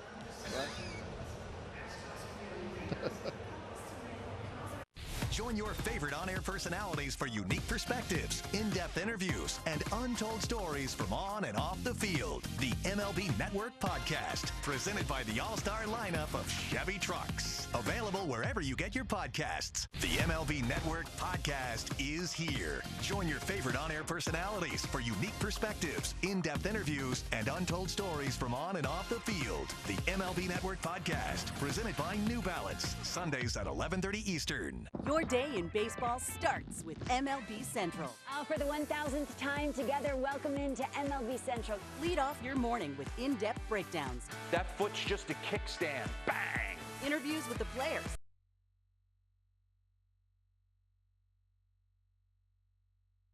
I don't have cologne today. Open it on your own like a man. Of everything else. The baseball day begins with MLB Central. Weekdays at 10 a.m. Eastern, only on MLB Network. It's a great night for baseball. This matchup features some of the best talent in the game. A lot of power, a lot of marquee names. Here we go. Buckle up, folks. There's a guy who wants to be in the spotlight. The bats have come alive. A showstopper. We're just playing Powerball. This place doesn't know what hit him. These teams are entertaining, are they not? The show continues. Experience game-to-game coverage of the night's biggest moments, live and commercial-free. MLB Network Strike Zone, Wednesday and Friday nights all season. The Dogs on hand at Dog Day here at Daikin Park. Angels and Astros head to the third inning. Hunter Brown with a good second inning, getting a 1-2-3 second. only throwing 11 pitches in that second inning. He'll face the 9-hitter Oswald Peraza. Peraza coming over from the Yankees in a trade at the deadline. He played 145 games with New York over the past 4 seasons. Third base, second base, and shortstop with the Yankees, but the Angels are trying him out at first base during the Nolan Shonowell injury.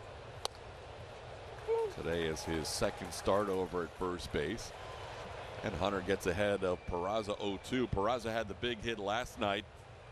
Bases loaded, 1 out, hit one to the wall in right that scored 2 runs. It was his first 2 RBIs as a member of the Angels, as he's now 3 for 19 in his time in an LA uniform. 0-2 pitches wide, 1-2. Peraza has faced Hunter Brown a couple of times with the Yankees. He's 2 for 2 with a double against Hunter.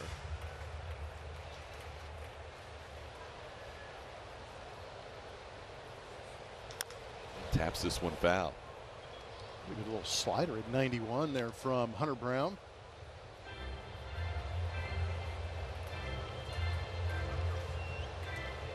Last time Hunter pitched on 4 days rest, he faced the Red Sox here and went 6 2/3 innings of 1-run baseball and won his 10th game of the year. Pitches down, 2-2. Hunter 2 years ago had 178 strikeouts on the year. Last year he had 179 strikeouts on the year. And this year he's at 178.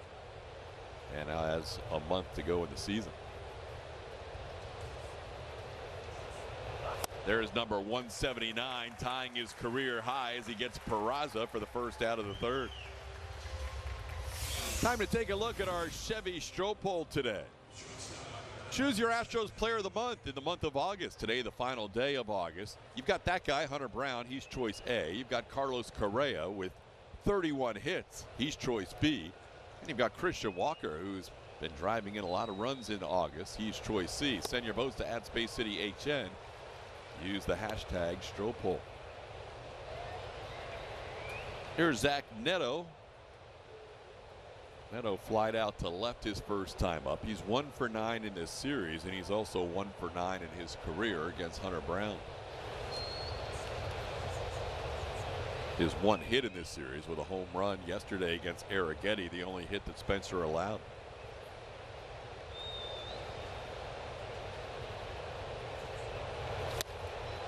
Waves of the slider, and Hunter gets ahead 0-2.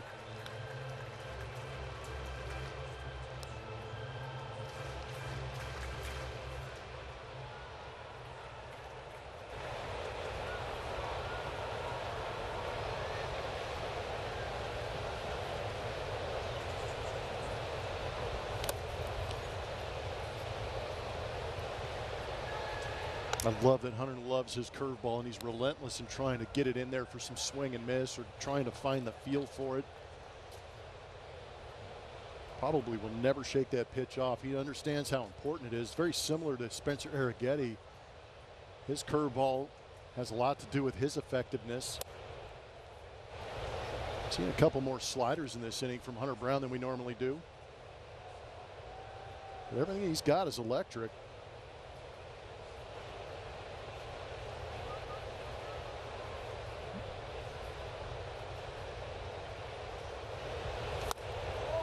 A little bit below the zone. Tough take. It's 3-2.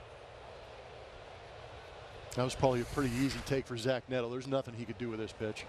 That is a pitcher's pitch, down and in, 95 with some arm side run. Forget it. His hand said don't swing at that because it's going to hurt. There's one at the bottom of the zone. Neto too close to take on 3-2 as he has a word for Mark Ripperger on his way back to the dugout. He should be explaining to Mark Ripperger, I couldn't have hit those last 2 pitches, and this one even better. Caught a little more of the plate, but similar as far as that depth as in the zone. That was a great pitch. And how about the fact that he doubled up and went right back in there? It's now a new career high for Hunter Brown in strikeouts in a season with his 180th. And now Yoan Moncada, the batter, he struck out his first time up. So Hunter, in his campaign to win the American League Cy Young Award, we showed you before the broadcast in our little warm-up talk about how close Hunter is to the Tarek Skubals and Garrett Crochets of the world. Hunter currently would be one of your top 3 candidates. It's 1-1 to Yoan Moncada. Start number 27 for Hunter.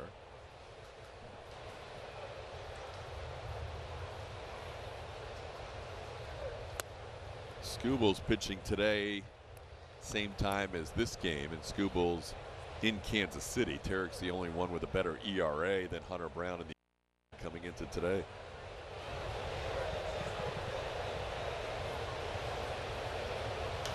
That one slashed foul. It's 2-2. And once Hunter gets to 2 strikes, good luck. His on-base percentage of 161 with 2 strikes is the best in all of baseball. That's an on-base percentage. On-base percentage. That includes the 3-2 walk to Taylor Ward. That's crazy. That count. Now he's going to have another 3-2 count here to Moncada. So far tonight he's had, or this afternoon, he's allowed a 2-strike hit to Trout, but that was a pop fly that kind of fell in there in shallow left. The rest he's retired once he's gotten to 2 strikes. There's his second walk of the day, both times on a 3-2 count. Moncada will be a 2-out base runner. Don't miss the next City Connect Monday on September 1st when 10,000 fans will receive a City Connect tote bag presented by AARP Texas. Get your tickets now at astros.com/promotions.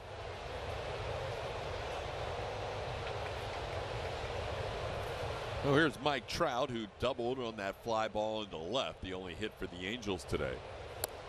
And Trout takes a strike of the knees, 0-1. Hunter may have gotten that call.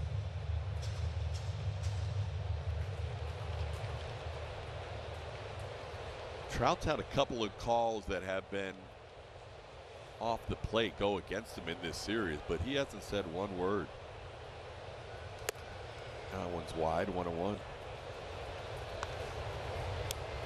I feel like he's been a little more subdued in this series. Not sure if it's because of the building and his knowledge of his success in this building.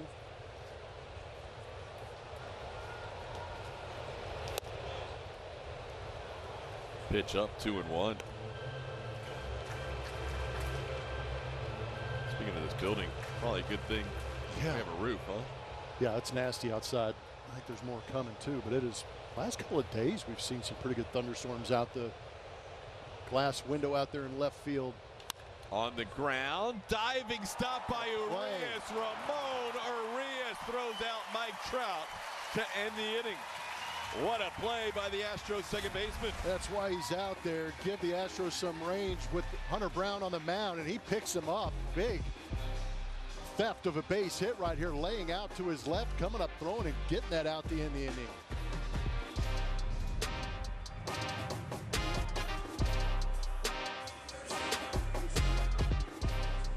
SiriusXM's The Leadoff Spot is now on MLB Network. Join Steve Phillips and former MLB players Xavier Scruggs and Eduardo Perez for a recap of the night's action, preview of the day ahead, plus in-depth baseball interviews all season long on MLB Network. Did he do it? Oh my goodness, what a play! An absolute beast unleashed. You are unbelievable. Racking them up, all I do is win. Spot that hashtag like a boss, yeah, that's how I roll. Keep on nailing and never miss it back, enjoy the show. Relive the biggest plays from every game with Abby LeVar on Quick Pitch. Late nights and early mornings on MLB Network. Turn on baseball's national pregame show. MLB Tonight, live at 5. Join Greg, Harold, and Dan and a star-studded roster for a preview of all the night's matchups. Get a first look at the lineups. You know the top 3 are getting there. First take from the players. Understanding what I do well, and it's use the whole field. And the first of many breakdowns every game night. A full night of baseball starts at 5. MLB Tonight's national pregame show. Weekdays on MLB Network. Catch up on all the baseball action with a triple play. Kevin Millar, Ryan Dempster, and Sierra Santos. 3 hosts joined by baseball's biggest stars for the best interview in baseball. Intentional Talk. Weekdays only on MLB Network. Pena is having himself a good year, but he's also having a very good year against the fastball, getting a lot of them in the zone by laying off some of the sliders and sweepers, forcing fastballs into the zone. He has been tearing the cover off the baseball. Overall at 361, the two-seamer getting hit at 373. Then you add some velocity on top of that. He gets that much better and had a good at-bat his first time against Soriano, working a walk. And if you go to 95 plus, he is at 395 against some noise.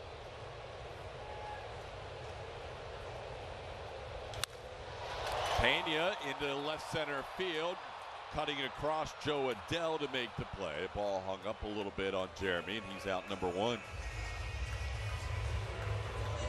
Put a good swing on 97. That was that two-seamer in.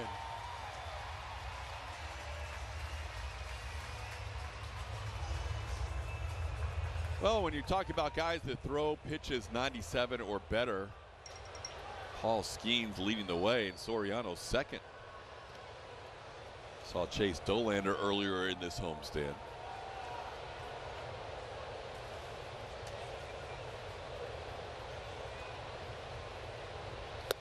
And he delivers a strike with a curveball to Yordan Alvarez. Yordan singled into right field. He owns the only Astros hit so far. Yordan now 4 for 12 since coming off the IL. Has also drawn 6 walks. Soriano's walked 2 today.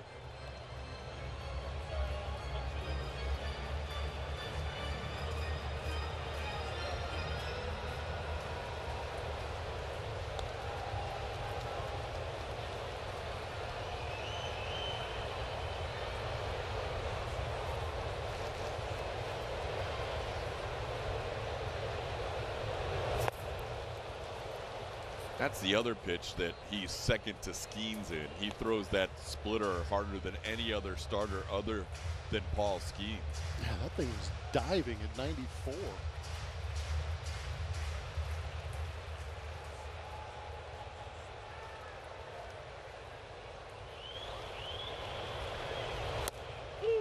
They go back to the splitter, and this one catches the outside corner. That's strikeout number 5 for Soriano. First time Yordan has struck out since coming back from the IL. Every Tuesday night is Dollar Dog Night, presented by Texas Chili Company at Daikin Park. Enjoy $1 hot dogs all game long every Tuesday night game throughout the season. Visit Astros.com/dollardogs to get your Dollar Dog Night tickets today. The Yankees will be in town beginning on Tuesday night. Just like the Angels, who had an off day here in Houston prior to their series against the Astros. They were here on Thursday with the off day. The Astros will now face the Yankees, play the Angels tomorrow in a day game, but the Yankees will be in town with an off day tomorrow. The Angels were in town when the Astros were wrapping up their series against the Rockies. So back-to-back series where the team comes into town, has the day off while the Astros are playing, and then it'll be 3 in a row for the Astros because they'll go to Arlington on the ground. Rangers have the day off going into that series, and the Astros will play a Thursday night game against the Yankees. Easy inning for Soriano against the top of the order.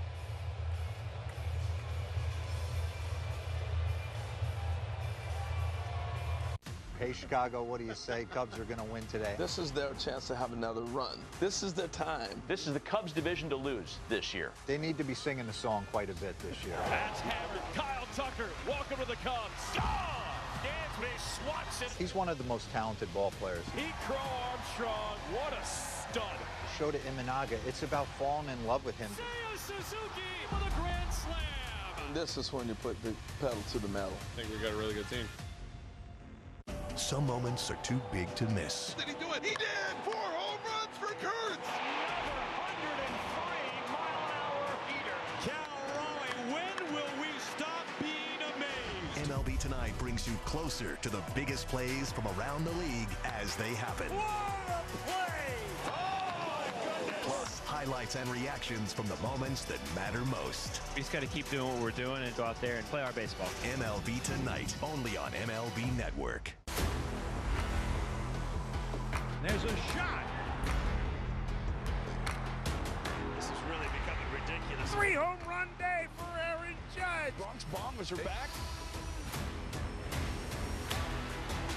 Judge cracks one.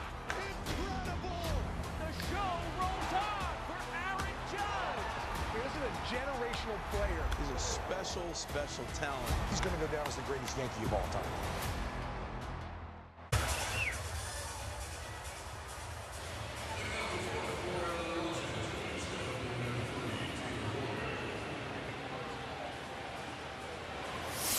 We're back on this Baseball Basics Sunday, looking back at some big moments. You're going to see a few leaders in this shot right here.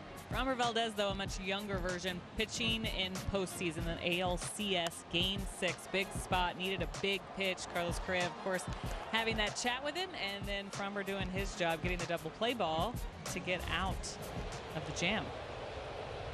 Leadership. TK. A little pop-up off the bat of Taylor Ward, Julia, caught by Jeremy Pena. 1 pitch and 1 out here in the 4th. The Astros able to send that series to a Game 7 after being down 3-0 in 2020. We all need that friend in life that can give us a little bit of course correction and maybe encouragement. And I know it looked like he was kind of getting after Framber right there, but he's getting after him in a good way.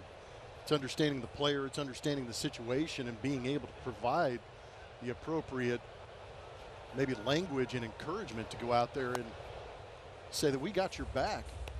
You've got the stuff. We're going to back you up. If you pitch well, we're going to play well.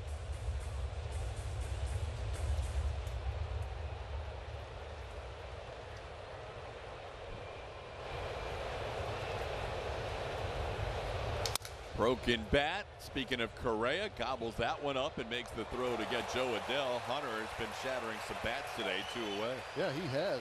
By the time they get out of here, that plane they're on is going to be a little bit lighter in load with some of this lumber being shattered. Doing a great job. That's that 2-seam rotation on our matches from Supermo. Just keeps running in, and as a hitter, you think you've got a chance. But by the time you start your swing and you think you've timed it up, it's moved about 2 or 3 inches off your hands.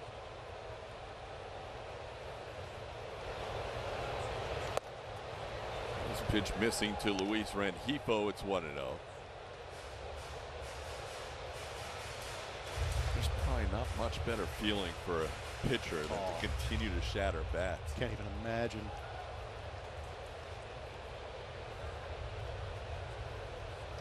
Hunter, as Plummer mentioned, will get them mostly against right-hand hitters with that 2-seamer. Lefties, it'll be a little tougher for him to shatter, but he will occasionally get one in there. Now, if he gets a guy guessing, he kind of forces that 4-seamer in there, blow him up when they're a little bit late. Good pitch, bottom of the zone to Rengifo. It's 1-2.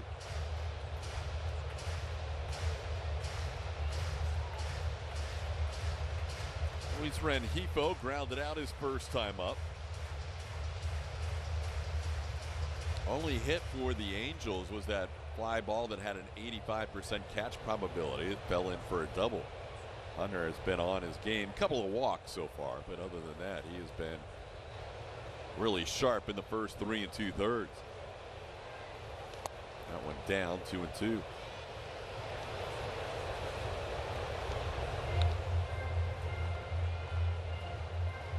Hunter has gone at least 6 innings in his last 3 starts and 4 of his 5 starts in the month of August.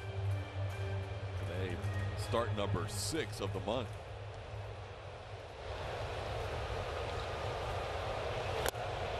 That'll be another full count. His 2 walks today have come on full counts. He also struck out Neto on a 3-2 pitch at the bottom of the zone. He's only thrown 1 fastball in this at bat to Rengifo. That is right there. Rengifo knew it as he jogs away from the batter's box. Hunter Brown picks up his 4th strikeout. A 1-2-3-4.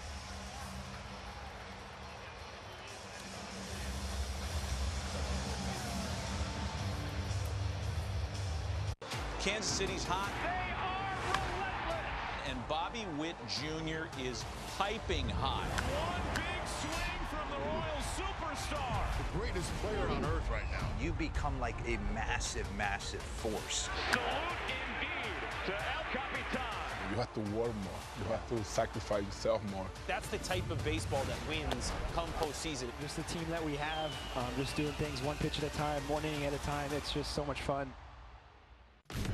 Turn on baseball's national pregame show, MLB Tonight, live at 5. Join Greg, Harold, and Dan and a star-studded roster for a preview of all the night's matchups. Get a first look at the lineups. You know the top three are getting there. First take from the players. Understanding what I do well, and it's use the whole field.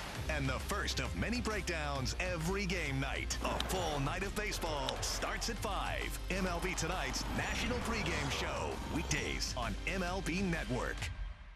The 611 podcast meets MLB Network. Join longtime teammates and former MVPs Jimmy Rollins and Ryan Howard, plus other former players for unfiltered conversations about baseball, culture, and life. Only on MLB Network.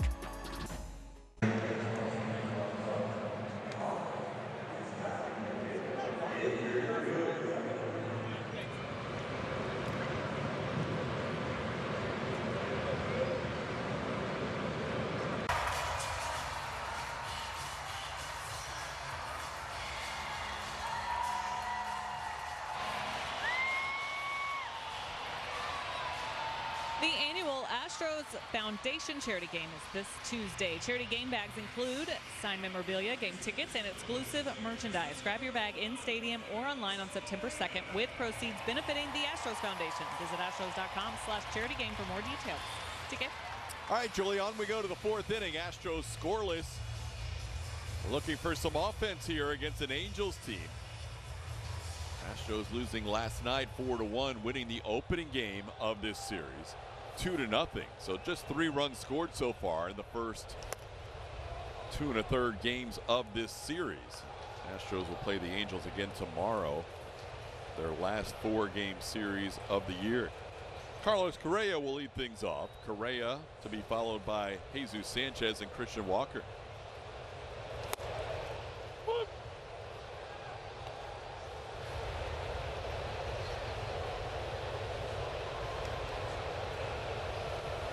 One and one the count to Carlos, who struck out looking his first time up. 1 of 5 strikeouts for Soriano.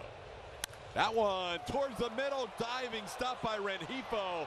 What a play by the Angels second baseman. That looked like it was a base hit the whole way, and Rengifo took one away. We've seen some good second base play. We saw Urias take away a hit from Mike Trout. Now Rengifo gets the opportunity as Carlos tried to get things started. Hit that ball well, but Rengifo laying out, being able to make the throw from his knees. Good play. Now Jesus Sanchez, who struck out his first time up. That was a span of 4 batters where Soriano struck out 4 consecutive Astros, the 2 to end the first and the next 2 to start the second.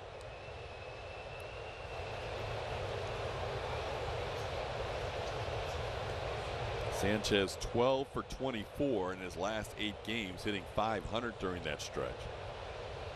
As he takes a pitch off the plate for a ball, 2-0. Sometimes when you want to switch it up, you change your seats, and I think the general manager of the Astros is not sitting in his normal suite watching the game today. He's down amongst the fans. We all make sacrifices. Dana Brown, there he is, right behind the on-deck circle. Looking around. He's looking for hits. This game's hard enough as it is. Then you got to look over your shoulder in the on-deck circle, and there's your GM. All right, boys, we got to go. GM's sitting with the GP now. We got to get it going. Look, when Dana Brown made these additions, they were all offensive additions at the trade deadline. He assumed the guy at the plate, Jesus Sanchez, the guy that just batted, Carlos Correa, and the guy playing second today, Ramon Urias, would add to this offense, and at times they have, but recently it just hasn't clicked altogether. But he did what he thought was the right thing to add to this offense. And Sanchez has had, you know, that great run in Baltimore and has had a couple of big swings for the Astros so far. Obviously, Correa hitting over 300 since he's joined the Astros. But this offense should be better with these additions. It just hasn't worked out to this point as Sanchez goes down on strikes. 6 strikeouts for Soriano. Well, I'm kind of reading between the lines of what you're saying, and I feel the same way you do. I feel the same way Dana does, that these guys are too good to not be good. It's just a matter of time before they figure it out and get things going. And that's probably where the league is looking at this team going, man, I hope they don't find it in September, because usually you can carry that through into October like we've seen in the past with the Astros. But I think it would benefit a lot of Astro fans and front office if you started to see the Astros get on base and get hits while guys are on base. Moncada makes that play for the final out of the inning. So at least for that inning, it does not work out for Dana Brown as Soriano gets a 1-2-3-4.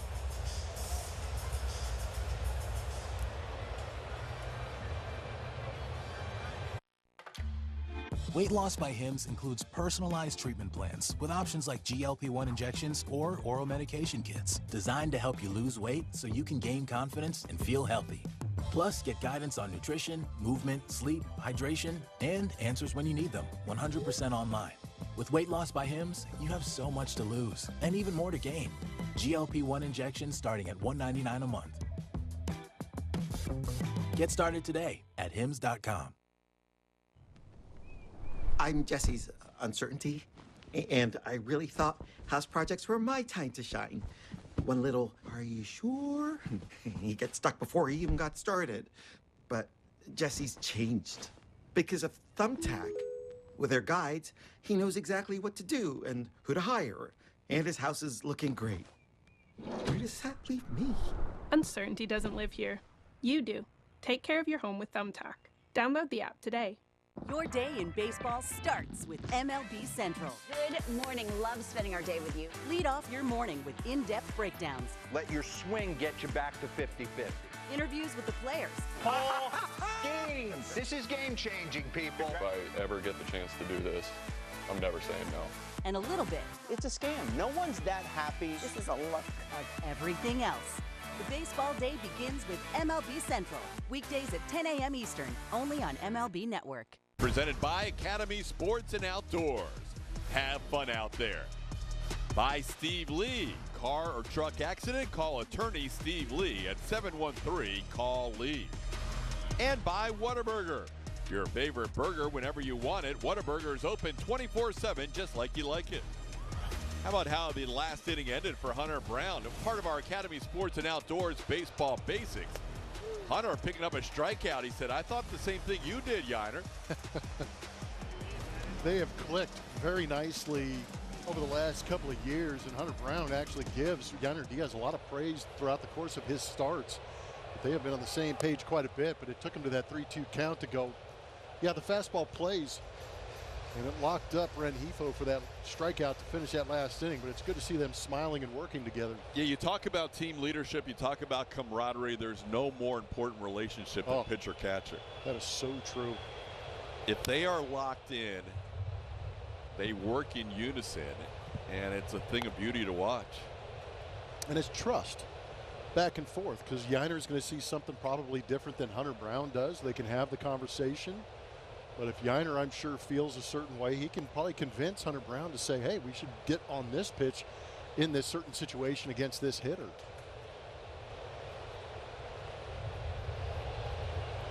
I think a lot of catchers would have a good relationship with Hunter, especially this year. Yeah. That one's fouled back. It's 1-2. I think it's fun for any catcher to catch the 2 aces for the Astros. Yeah. But Hunter's a little bit easier. Framber, you are scrambling a little bit because that stuff moves all. Not that Hunter stuff doesn't move. Yeah, but you're right. There is a tremendous amount of movement on Framber Valdez's stuff. Framber generally tests catchers. Oh my gosh, another bat. Pena is going to make this play as he comes in to get d'Arnaud. Another bat goes down for the Angels. Hunter just blowing up bats. They keep taking those bats to the. Yeah, they're going to run out of authentication stickers. The authenticator, and they end up, they're going to have so many stickers on these bats, they're all gone. Hunter, some firewood for the Angels for the offseason. There's one away here in the 5th. Yeah, there might be a lot of guys asking for ice on their thumbs after this game in that Angels lineup. But yeah, Hunter will test you as a catcher for wild pitches, and Yiner has caught most of Fromber's outings this year, but will be interesting to see if after Fromber came off his last outing with Cesar Salazar, Salazar gets him again. Cesar will be on the team at least till Tuesday, you would think. And then Victor Caratini expected to come off the concussion 7-day IL on Wednesday. Astros can also add a player and a pitcher to their roster tomorrow as the roster goes from 26 to 28 on September 1. 1-1 the count to Matthew Lugo, grounded out to Pena's first time up. Nice fastball at the knees, 1-2. I feel like that fastball today is riding out a little bit more than maybe in the past for Hunter Brown, because there have been some fastballs at the bottom of the zone the Angels haven't even offered that. So they're probably anticipating it maybe being below the zone, but with that velocity and maybe a little bit of that spin rate, it's just riding right through the bottom part of the zone for those strikes.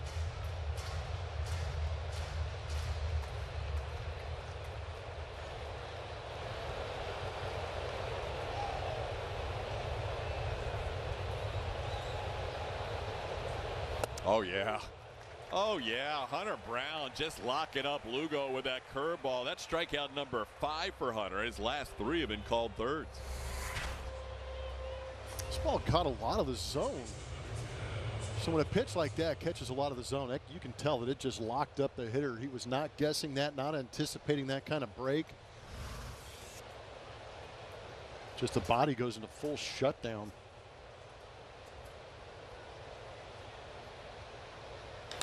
This ball hit well into right center field, sending Melton on the run all the way back by the bullpen and gone.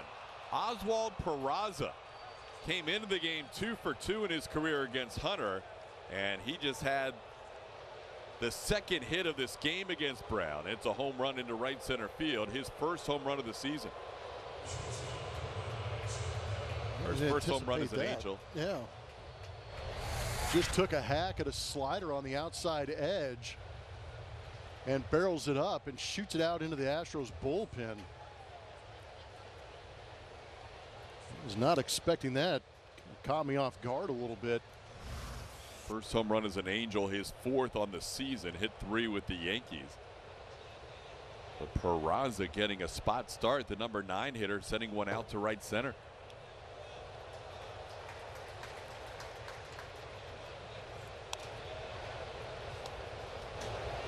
Had snapped a string of 6 in a row sent down by Brown, and the first hit since a Mike Trout 2-out double in the first.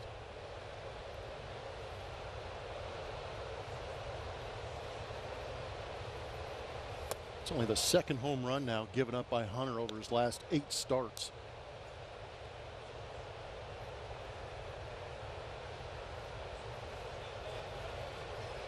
I bet you if you go ask Oswald what pitch that was, he would come back and say that was a fastball. I don't think he was sitting on that pitch. He just happened to throw the barrel at it and got it.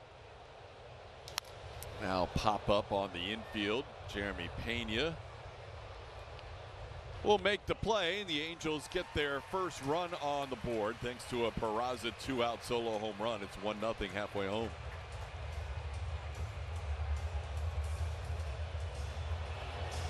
Right this second, at some girls' night somewhere, someone really wants a soda. But that same someone wants a better-for-you drink. You know, that doesn't taste so basic. What if there were a better soda? Hi, I'm Allison, but they call me Mommy Poppy. Okay, wait. You deserve better. Drink a Poppy. No fakeness here. Pizza? Okay, major green flag. A soda with 5 grams of sugar? That's the real plot twist. I always forget the pizza when they get the Poppy on top. This is not Viagra. It's Rose Sparks. Made with 2 active ingredients instead of just 1, it dissolves under your tongue to work faster. Rose Sparks contain tadalafil, which stays active for up to 36 hours for around-the-clock results. Earn a round of applause with Rose Sparks. Connect with the provider and see if they're right for you at ro.co/OMG. This man survived a 4-hour flight delay, a crying baby, and 2 coffee spills. But you'd never know. Why? His Jack Archer Jet Setter Tech Pants. Wrinkle-free, stain-resistant, and ready for anything. Upgrade your wardrobe today and get 15% off at jackarcher.com/TV. Join your favorite on-air personalities for unique perspectives, in-depth interviews, and untold stories from on and off the field. The MLB Network Podcast, presented by the all-star lineup of Chevy trucks. Available wherever you get your podcasts.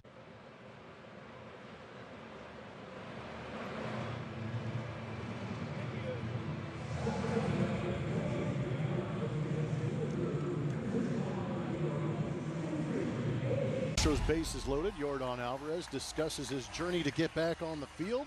We introduce you to Astros assistant strength and training coach Stephanie Mock-Grubbs, and we set up our annual charity game. All that and a whole lot more on Astros bases loaded after the postgame show.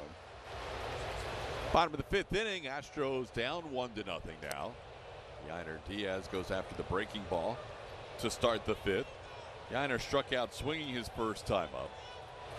Astros would love to give Hunter Brown a little bit of run support. It hasn't happened in his last 3 starts. It's ball into shallow center, but coming on is Joe Adell to make the play. Diaz retired for the first out of the 5th. Hunter started the first game of this homestand against the Rockies. The Astros got just 1 run for him in that 6-1 loss. Prior to that, Hunter went head-to-head with Tarek Skubal. The Astros lost that game 1-0. They're down 1-0 today, so 1 run of support for Hunter over his last 3 outings. Here's Ramon Arias. Arias drew a walk his first time up. So an interesting note today. Going back over the last 17 games for the Astros, are averaging 3-point runs per game. 3.1 runs per game. It's 29th in baseball through those 17 games. The only team worst are the Guardians at 3 runs per game during that span. And they've scored 1 or 0 runs in 7 of those 17 games. Yeah, it's been rough. 2 or fewer runs in 10 out of 18. We do that promotion with Jack in the Box. If you score 3 runs or more, you get a free jumbo jack with a purchase of a large drink. Jack in the Box has been saving a lot of jumbo jacks lately. Man, who knew that would be the threshold, huh? 10 out of 18, 2 or fewer. Not a good run. Arias with a 2-2 count here. Ramon had never faced Soriano before today. He and Jacob Melton, and Jeremy Pena, the only 3 who hadn't faced this Angels right-hander. Soriano has walked 2, including the leadoff hitter Pena and Arias in the 2nd. He's got a 3-2 count here.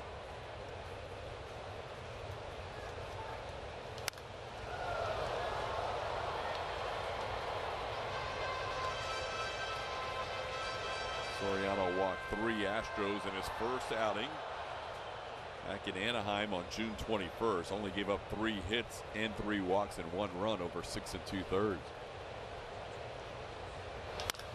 Chop towards short. Zach Neto on 2 hops. Will throw out Arias for the 2nd out. Now a word from Jack in the Box. My bonus jack combo with up to 3 patties, starting at $4.49. Welcome to Jack in the Box. Speaking of Jack in the Box. Well played by the truck. 9 in a row sent down by Soriano since the walk to Arias back in the 2nd. Here's Jacob Melton.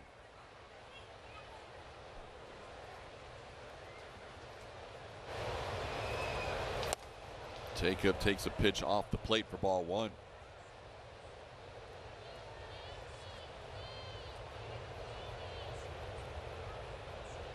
Jacob will draw a walk if you don't fill up the zone. He's got a pretty good eye up there.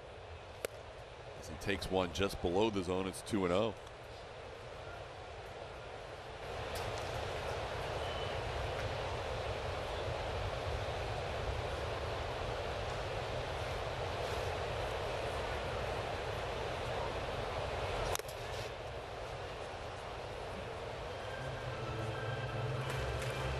Seattle playing in Cleveland today. The Mariners were trailing early 2-0, but they have scored 4 unanswered runs and now lead the Guardians 4-2 in the 7th inning.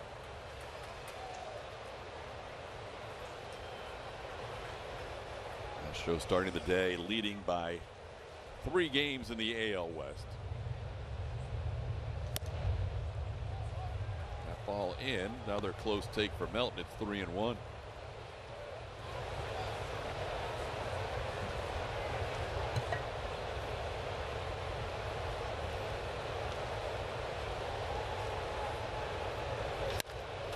Got in on his hands as he rolls one to second, and that'll be Rengifo making the play for the final out. 10 in a row sent down by Soriano. It's a 1-0 game after 5. When we started Warby Parker, we just sold glasses, and only online. But people liked them a lot. So we offered more things, like sunglasses and contacts.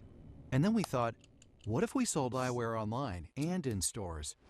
So we did that. And now we have stores in neighborhoods all over. There you can chat with friendly opticians and get eye exams from top-notch doctors. Now, no matter where you go, we've got your eyes covered. Where did you get these seats? I got a guy. You've got a guy. You gotta use Game Time for concert tickets. It's also the best way to guarantee you're getting the lowest price to your favorite artist, even at the last minute.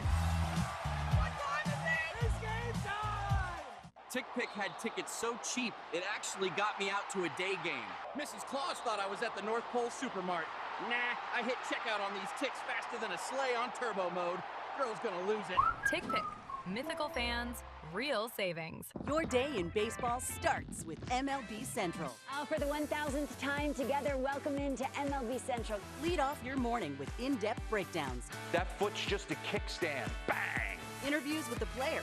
I had a coach that kind of called me an alien. Skinny guy, fast, big head. And a little bit. I don't have cologne today. Open it on your own like a man. Of everything else. The baseball day begins with MLB Central. Weekdays at 10 a.m. Eastern, only on MLB Network. And outdoors, we're talking about team leadership and also team camaraderie as you make a good catch defensively like Cam Smith did right there in foul territory and crash into the wall. You get some love from your teammates. Yeah, you sell out and sacrifice your body, you're going to get a lot of love, especially from those pitchers. Jesus Sanchez did a good job of last homestand, leaping up and taking away basically about 7 runs with a couple of home run robberies out there in right field. But yeah, you endear yourself to your teammates by going out there and proving that you will sacrifice everything to keep those earned runs off their ledger. Cam with the day off today. Sanchez out in right. As Hunter Brown faces Yoan Moncada here to start the 6th inning. Astros do have their bullpen going. As we told you, there's a couple of long relievers in the pen now, including Lance McCullers Jr. Swing and a miss. It's 1-2. Lance probably warming up for a potential outing next inning. I'm not sure if Joe would bring him in mid-inning, so he's hoping Hunter gets through this inning. And it probably takes Lance adjusting to the bullpen, maybe to get loose might take just a little bit longer than maybe your standard reliever as he adjusts to the new role. Lance did pitch out of the bullpen a little bit in 2018, and then in the postseason, he's been out of the pen a bit, including that incredible wrap-up game to the Yankees where he threw 24 straight curveballs. 7 times he's pitched out of the pen in the postseason in 2017 and 18. Ground ball right side, hits the bag, and Christian Walker is going to say, I've got this, because Moncada thought that was going foul, and he's out number 1.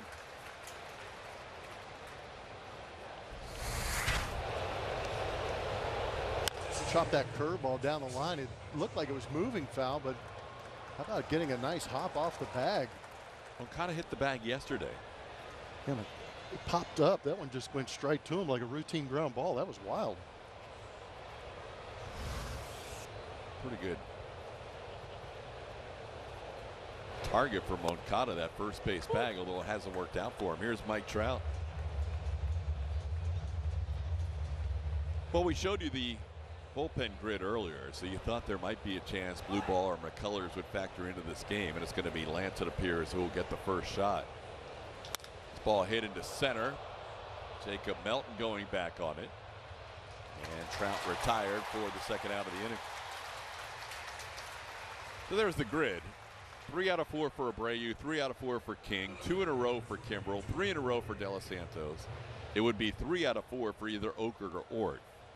So the two guys at the bottom are your two most likeliest to get out there today. Yeah, I forgot to add De Los Santos to that, kind of Xing those guys out who you don't want to use. That's 3 back-to-back-to-back days. You'd like to give him a rest, even though the pitch counts weren't that high.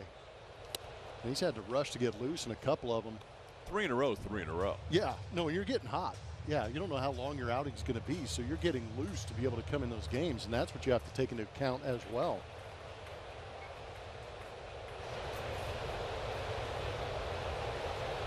Taylor Ward takes one in. It's 2-0.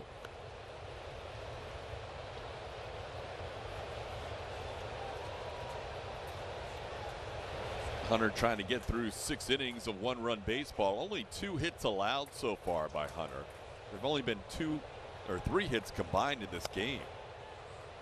Astros have 1, a Yordan Alvarez single to right. The Angels have a double by Trout and a home run by Peraza as their only 2 hits. Now it's 3-0 to Taylor Ward.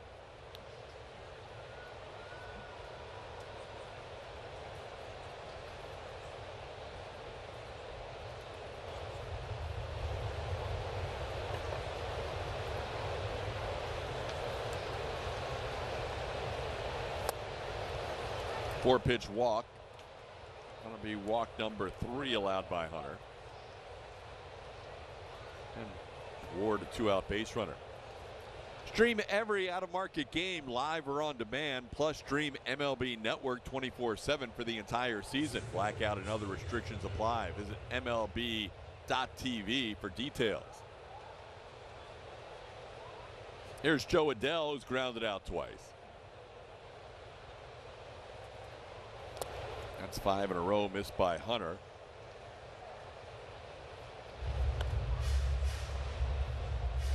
Brown trying to go 6 innings for a 4th consecutive start.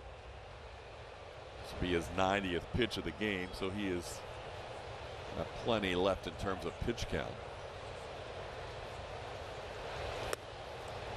Just needs to get one of these on the zone. 2-0 the count to Adell. Yeah, you can tell he's a little frustrated with himself, not being able to throw strikes in the last maybe handful or more of pitches.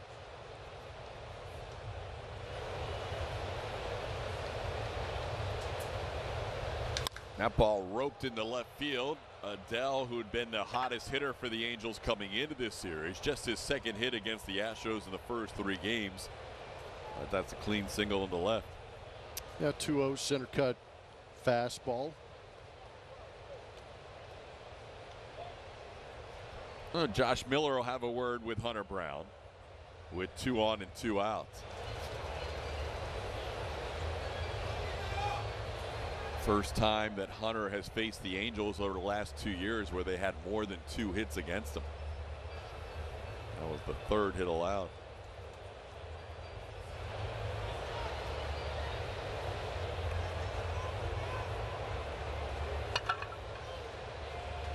Oh, quick word from Josh. More or less, it was just a little reset here in the middle of an inning and end of a long day.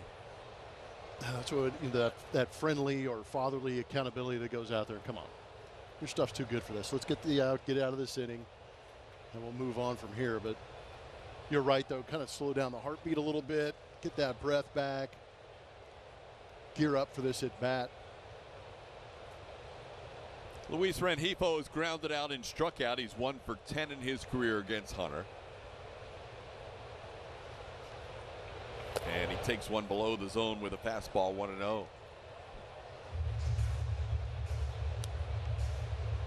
92 pitches in, only 50 strikes, a little bit lower strike percentage than Hunter would like.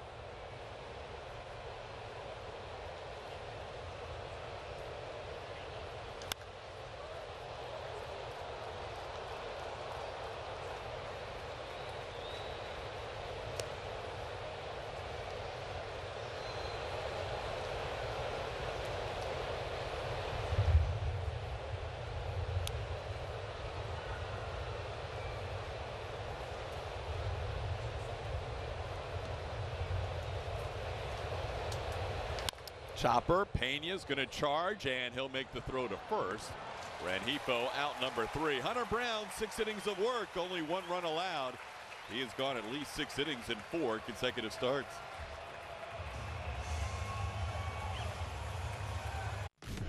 Turn on baseball's national pregame show. MLB Tonight, live at 5. Join Greg, Harold, and Dan and a star-studded roster for a preview of all the night's matchups. Get a first look at the lineups. You know the top 3 are getting there. First take from the players. Understanding what I do well, and it's use the whole field. And the first of many breakdowns every game night. A full night of baseball starts at 5. MLB Tonight's national pregame show. Weekdays on MLB Network.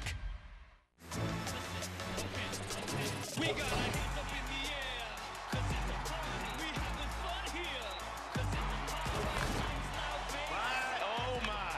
This guy is next level. Oh my goodness! Lots of great baseball coming, and good guess, by the way. Play baseball like I'm still a young kid, like a little teenager. Good luck trying to hit that, man. It's unhittable. No way! What a moment! This is the show that never ends. This guy is the entire package. Struck him out. My goodness. He has a weapon for every hitter. Good luck, 99. And what I like most about him, he pitches with an attitude. They're still on their feet for Postgame. Everyone wants to watch this guy. Must-see TV for me. 6'7", top 5 exit velo, #1 arm in the sport. There's a cruise missile. More fireworks. He can go out there to center field, relax, and I think this is a 30-30 guy this season.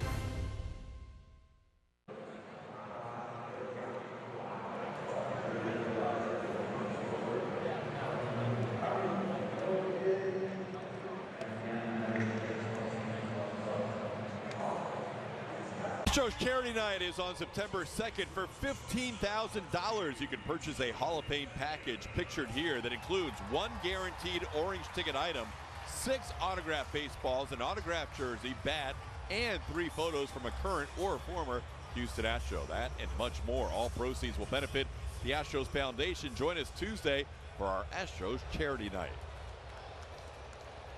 Astros trying to solve Jose Soriano here as they start the 6th inning with Jeremy Pena top of the order. Pena drew a walk in the first, and then Yordan Alvarez singled him to second. That's the last time the Astros have had a runner get to second base, was the 1st inning. They've only had 1 runner since. That was on a walk.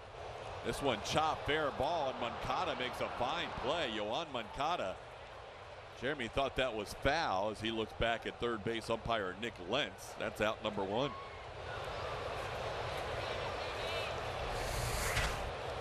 Should be a good look at it down that third base line. Jeremy didn't think that was fair, and he might be right. Not a reviewable play, unfortunately. Interesting. Good job by Moncada playing through the whistle. Didn't let the umpire dictate.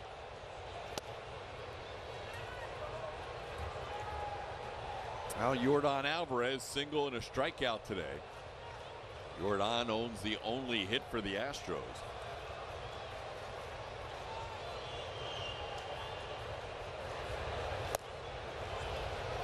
And it's 2-0.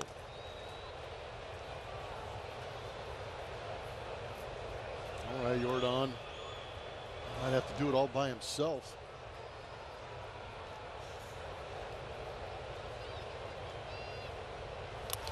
Soriano's second in baseball in home runs per 9 amongst starters.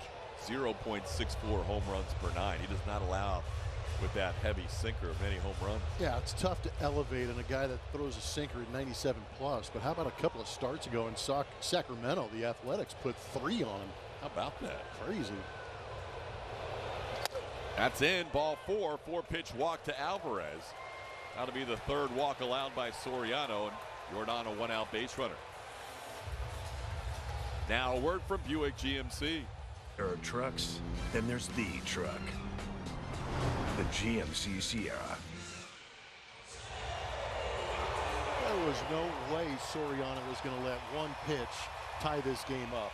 He wasn't going to get anywhere near Yordan. The way the Astros are going, I guarantee you he wants to see if they can get 2-3 hits to drive in that run. Jordan walking for the 5th time in his 6 games back off the IL. On base, 11 of 21 plate appearances, over a .500 on base percentage for the big man. And he delivers a strike to Altuve here. Jose has grounded to the shortstop twice today.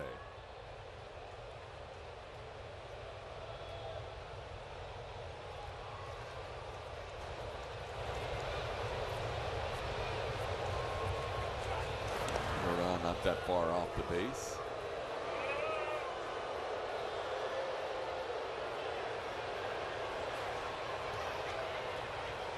Looks like Lance will come in the 7th inning. McCullers continues to warm up in the Astros pen.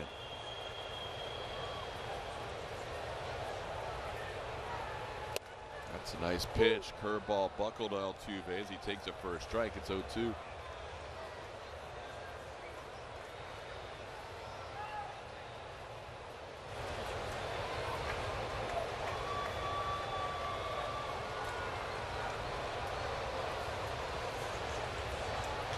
Ground ball to short, could be a double play. They go to second for 1, and that is a turn to end the inning.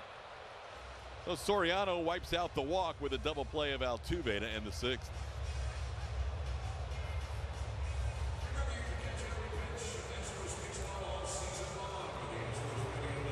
The 611 podcast meets MLB Network. Join longtime teammates and former MVPs Jimmy Rollins and Ryan Howard, plus other former players for unfiltered conversations about baseball, culture, and life. Only on MLB Network. Off Base is in a brand new format. Join Lauren Gardner and Xavier Scruggs as they explore all the baseball buzz across social media, pop culture, and around the majors. The Off Base podcast, all season long, only on MLB Network. Did he do it?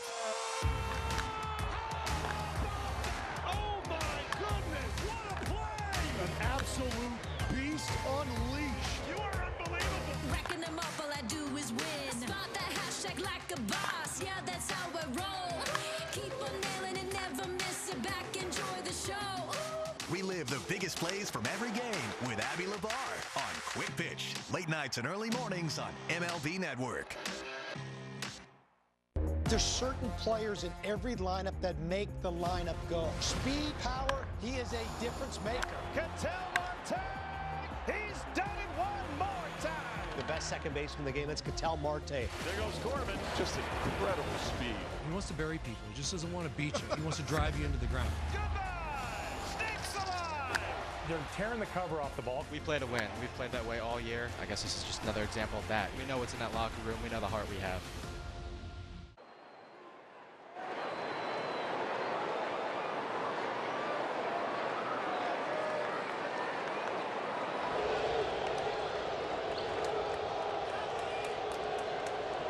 Hunter Brown again, just one pitch being hit out. That's where the score sits, 1-0. Lance McCullers Jr. making an appearance out of that bullpen for the first time since 2018 in the regular season. 12 starts this season, has a 6.89 ERA, 54 strikeouts in the time he's been out there. The issue has been the command, those walks creeping up and creating some traffic, so important that he starts out in the zone here in this relief appearance. Good start. It's Travis d'Arnaud to go after the first pitch. So Lance coming out of the bullpen today for Hunter Brown. They originally said Lance would be considered as a possible starter on Monday, depending on how this weekend goes, and he is used out of the pen today, so he is obviously out of the equation to start tomorrow. So you would think it would either be Fromber or Luis Garcia at this point. 0-2 to d'Arnaud. Drops below the zone, 1-2. A couple of good sinkers to start off this at bat to get to that 2-strike count. Now he can go to the spin to get the swing and miss.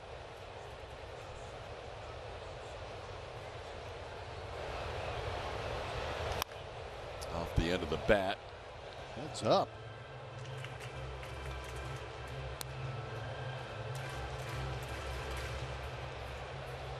Over the head of Julia. Yep.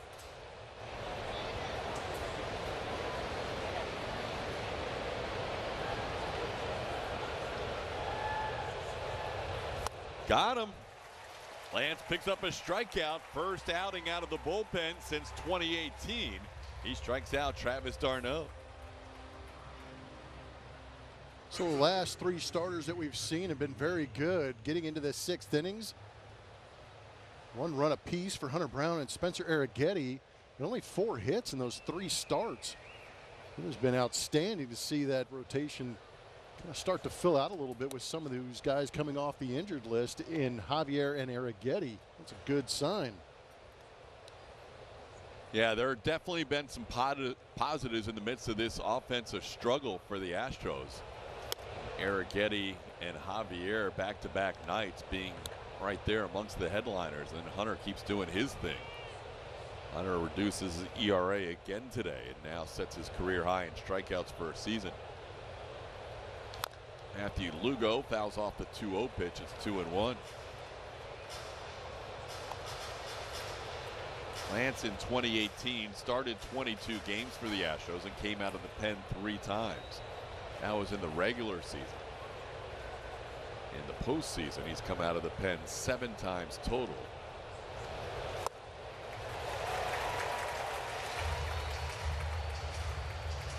Came out of the pen twice in 2017 and 5 times in 2018. Picked up a save in that game against the Yankees, that ALCS. Pitch misses just a little bit wide, maybe a little down. It's 3-2 to Lugo.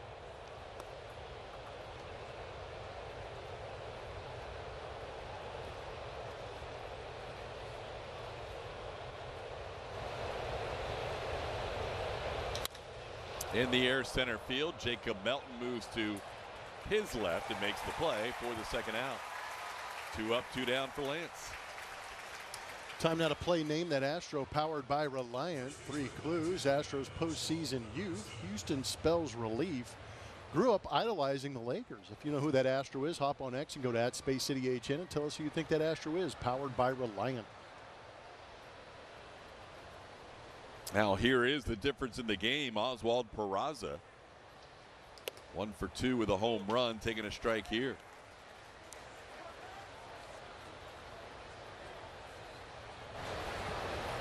Peraza yesterday had his first 2 RBIs as a member of the Angels, and today his first extra base hit with the Angels, and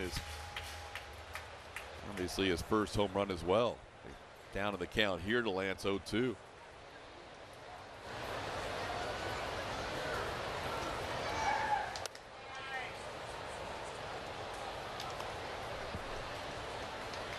Different role for Lance now. You would assume he's going to get at least a shot at another inning after this 7.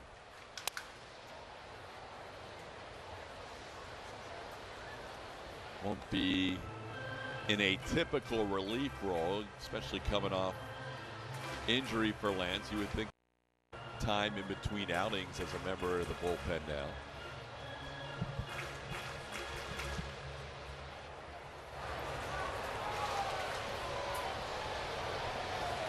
I would imagine those conversations in between outings for the coaching staff and Lance McCullers would be extensive, just trying to figure him out and how often he can be used out of that bullpen depending on how each outing goes.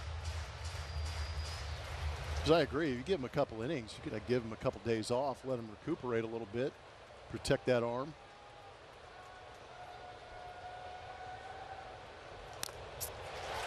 Just missed being a strikeout on the foul that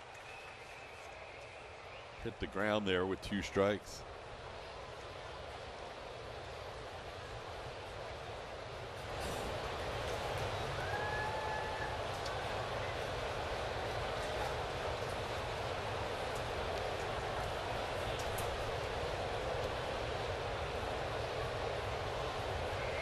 Ground ball. Correa can't make a diving stop. That's into left field. 2-out base hit for Peraza. Well, Peraza owns 2 of the 4 hits today for the Angels. Didn't have Oswald Peraza on my bingo card for being a difference maker in this series, but he's done a nice job the last 2 days. Well, TK, it's probably the position he's hitting in. 9? 9 spot has been crushing Astros pitching. I don't know how or why, but if you're hitting ninth against the Astros, you got a pretty good chance to be the pick the stick for the opposing broadcast. It's unreal. Doesn't matter who's down there. I feel like the Orioles could have put their entire roster down there and they would have found a way to get 2 hits. Peraza came into yesterday's game just 2 for 18 with the Angels, and now he's 3 for 4 in this series. And where did he pinch hit in? The 9 spot. The 9 spot. Lance getting ahead here of Neto 0-2. Neto has never faced McCullers before. Lance is doing a good job at getting ahead with the fastball. Taking control of those at bats. 14 out of 19 strikes. Yeah.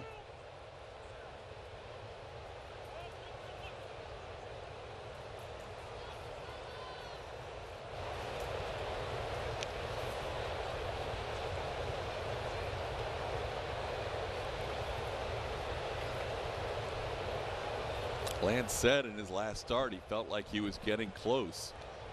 Trying to prove it now out of the bullpen. The strike percentage has been very good and encouraging in his first inning of work today. There goes the runner. The pitch is down and the throw goes into center field. Peraza picks up his first steal. He does not advance. As by the time he found where the ball was, Melton was getting the ball back into the infield. So that'll be a stolen base for Peraza, his first as an Angel.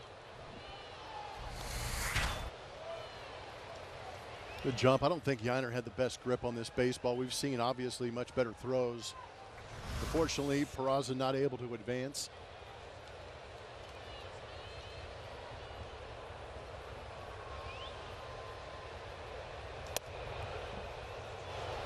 Now coming into this game, that 2-seam fastball for Lance was at a 50-50. Basically 50% of the time it was in the zone. Obviously that strike percentage number will go up to about 61% when you start adding in foul tips and swings. There you go. Neto goes down on strikes. McCullers starts the inning and ends the inning with a strikeout and strands a runner at second base. 1 hit, 1 left on. On Sunday afternoons here at Daikin Park and throughout Major League Baseball, we will honor America as we send it to Bob Ford.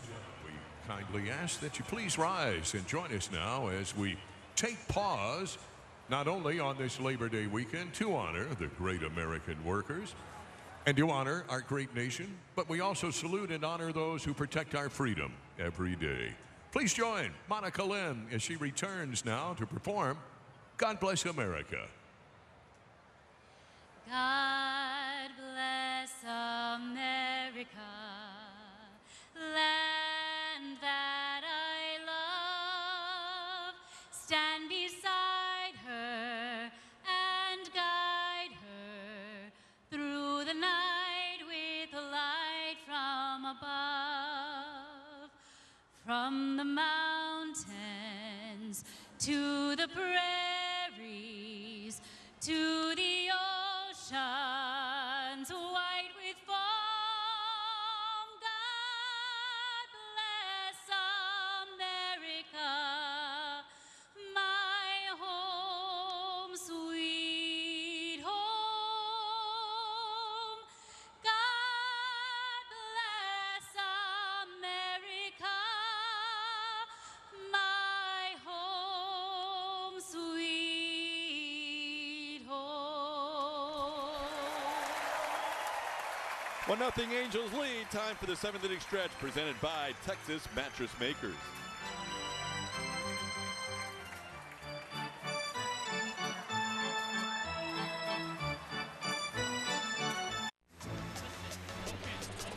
We got our hands up in the air, 'cause it's a party. We having fun here, 'cause it's a party. Oh my, this guy is next level. Oh my goodness. Lots of great baseball coming, and good guess, by the way. Play baseball like I'm still a young kid, like a little teenager. Good luck trying to hit that, man. It's unhittable. What a moment. This is the show that never ends.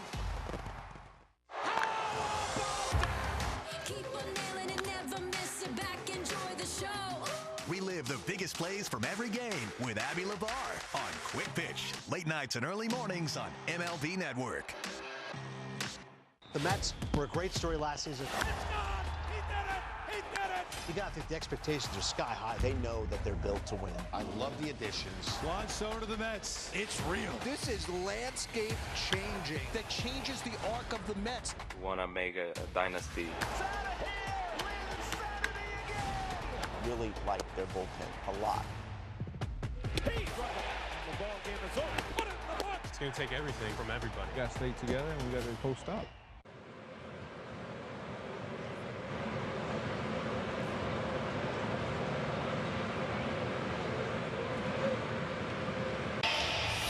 What's on Tap is presented by Our Car IPA. It's been a month now since the Astros traded for Carlos Correa, bringing him back. He's looked right at home, making an immediate offensive impact. 31 hits this month, makes for a .307 average, good OBP, all leading the team in August. Playing a good third base, too, since making that switch. He's also been a voice in every hitter's meeting, mound meeting. Joe Espada just wanting him to be the leader that he is, TK. Yeah, it didn't take very long, did it? Here's Carlos leading off, bottom of the 7th inning, and he takes a pitch on the inside edge for a strike, 0-1. Astros with 3 walks drawn against Jose Soriano and 1 single, and that's it. They have not had a runner in the scoring position since the first. One missing down, 1-1. Hey, you spoke earlier in the game about how good his road numbers were coming in. They're going to get that much better. Came in with a 2.69 ERA on the road. Now he's thrown 6 shutout and still out there. Been a pretty good zone today for Mark Ripperger. He calls that one a ball on the inside of the plate. It's 2-1. Yeah, definitely a couple more complaints from the Angels at some of the pitches at the bottom of the zone, but I believe in most of them we've seen it catch the bottom of the MD Anderson strike zone, so you're right. A good example of it right there.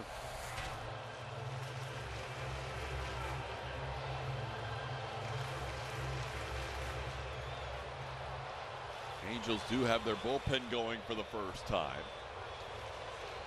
as Soriano's in the mid-80s with his pitch count and misses in with that curveball, 3-2.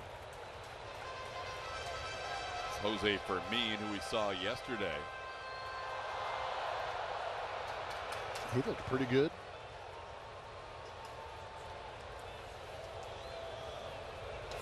Correa down on a 99-mile-an-hour sinker for out number 1 here in the 7th inning.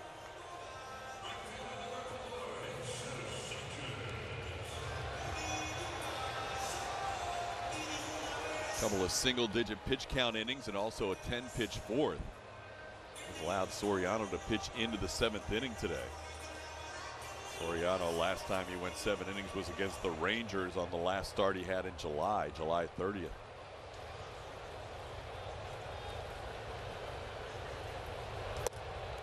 Last time he faced the Astros, it was 6 2/3 innings and 96 pitches.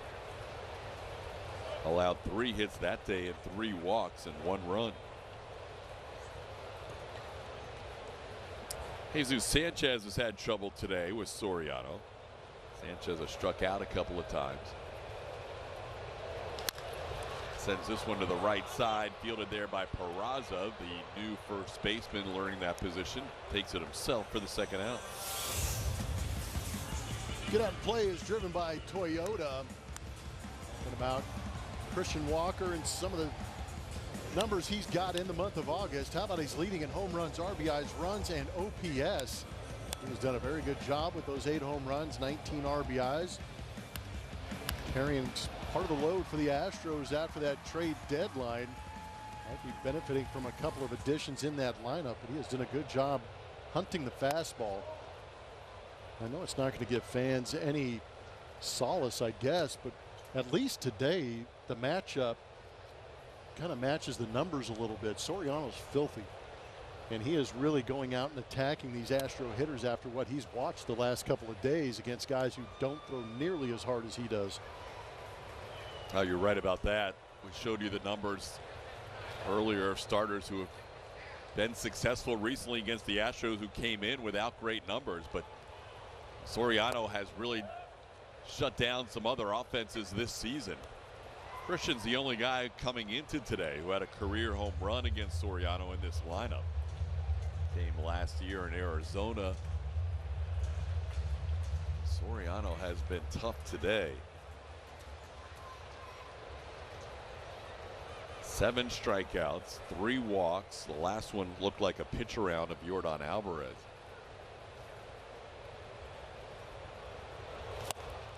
Now 2-2 count on Walker. Yeah, it doesn't feel like he's throwing a leverage pitch since maybe that first inning when he got a couple of strikeouts to get out of that inning. Runners in scoring, or the 8-runner in scoring position. That one gets by the catcher, Darno. Walker trying to reach, and the throw will pull Peraza off the bag. No, he stayed on it for the final out of the inning. So Soriano strikes out his 8th, and he gets through the 7th inning, having allowed just 1 hit to this point.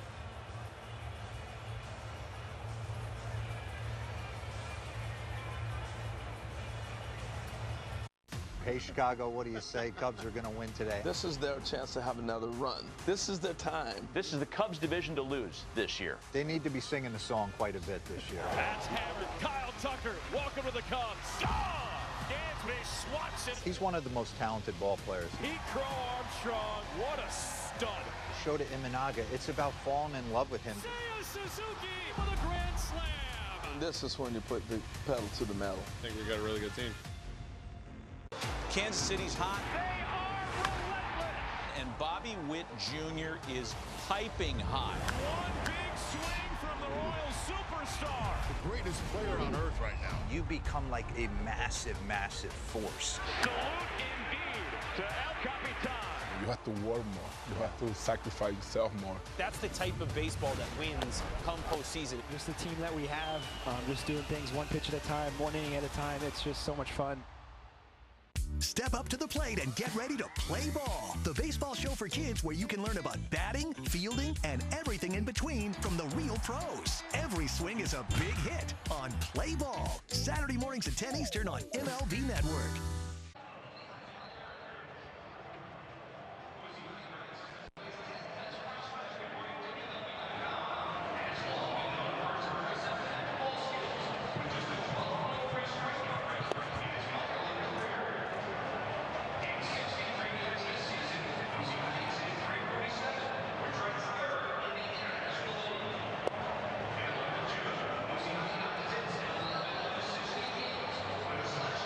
Special City Connect 2.0 jerseys plus one-of-a-kind prizes will be given out to select fans in attendance. Learn more at astros.com/CityConnect Mondays. TK, do you know there's over 650 dogs here today? I know you're always a big part of the pregame Dog Day ceremony. Dog costume contest. How was that today? Amazing. Some great ones. And y'all know how hot it is in August, you know, this time of year, and they come with their best fits, creative, spaceman suits.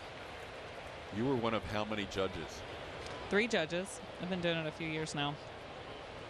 Some of the dogs still dressed up. Love it. This is the Astros' biggest dog day ever. Most dogs. Wow. They sold out of dog tickets. That Hall of Fame alley is packed because they can hang out there. But there's also a lot of vendors. There they are. A lot of vendors out there, too. Always a fun day here. Dog Day. Stop it. This is the best. That's oh! What happened? Mauricio Dubon's dogs threw out the first pitch. How did that happen? I forgot to mention that. Marcelo and Cash were a part of the pregame festivities. They threw out the pitch. I think they tried. They tried to do something by tossing the ball, and they were hoping Marcelo would go get it, or there was a plan, but Nancy knocked it out of the park by doing it. Here they are. Doobie was on the other side. They had the bobblehead yesterday with these two guys. Yes. Those dogs are famous.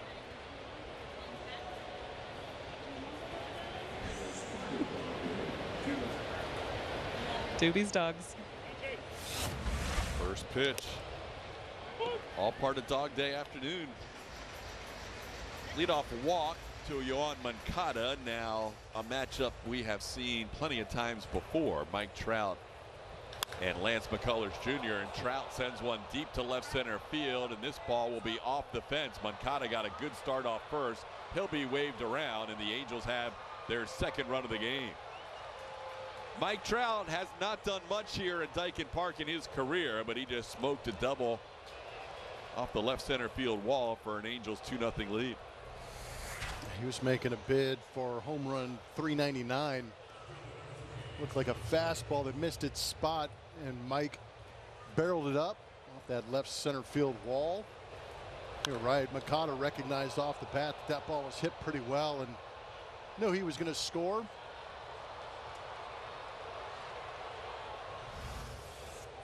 So the leadoff walk coming around to score. And now Taylor Ward taking a strike at the knees, 0-1.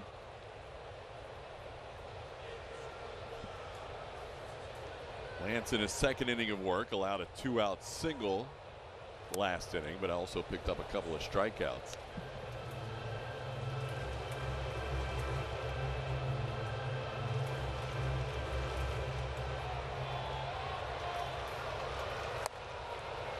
Just the 5th hit for the Angels. That double by Trout. He has 2 doubles today. That one was hit much better than the one that he popped up in the first inning.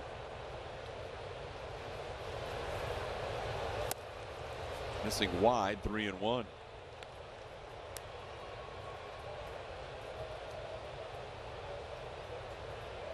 Seattle defeated Cleveland today 4-2 at Progressive Field in Cleveland.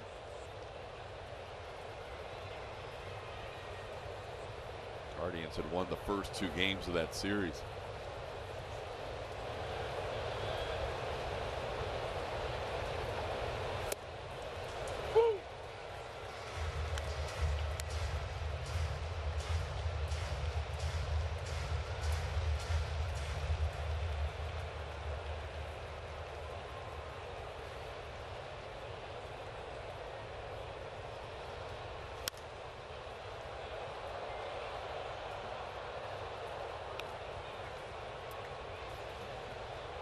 Ward today has walked a couple of times and popped up in his lone at bat.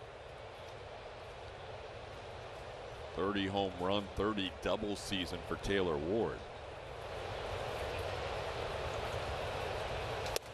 And just missing the top of the zone. McCullers allows his second walk of the inning. The Angels will have 2 runners on here, still nobody out.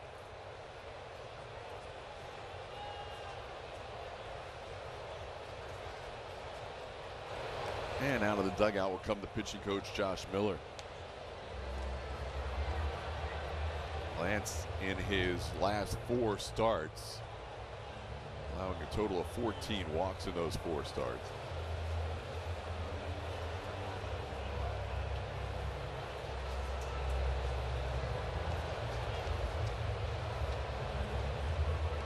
Time to name that Astro, powered by Reliant. Astros postseason youth. Houston spells relief.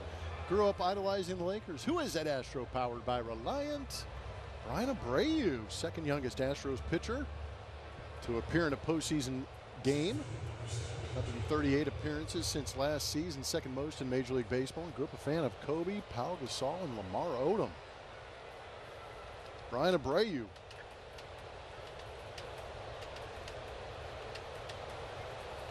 First pitch missing in to Joe Adell.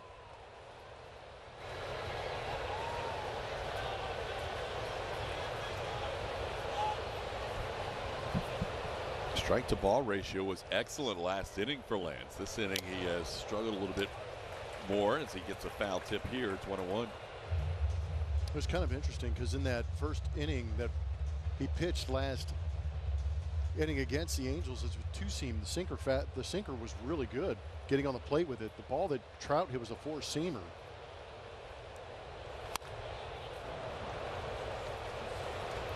Now foul ball off the end of the bat, and Adell's down to the count 1-2.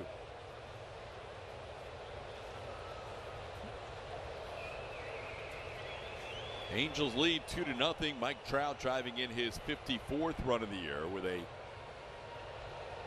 double to left center in this inning. There is a called third strike. Adell goes down looking. McCullers has 3 strikeouts of his 4 outs. I feel like every time Adell has struck out in this series, it's been a fastball with 2 strikes. A couple of them looking yesterday on the fastball. That is the 6th time he has struck out in the series. Wow. I'll make it 5. Still, in only a 3-game series, that's a decent number. Here's Luis Rengifo. Pitch missing in, 1-0. Rengifo 0 for 3 today. Ground out twice and a strikeout. 2 for 12 against Lance. And Lance has struck out Rengifo 7 of those 12 at bats.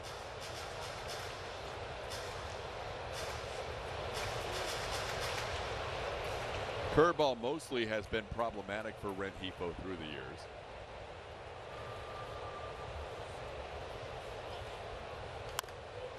Try to get him with the curveball there, and he chops it off his leg. It's 1-2.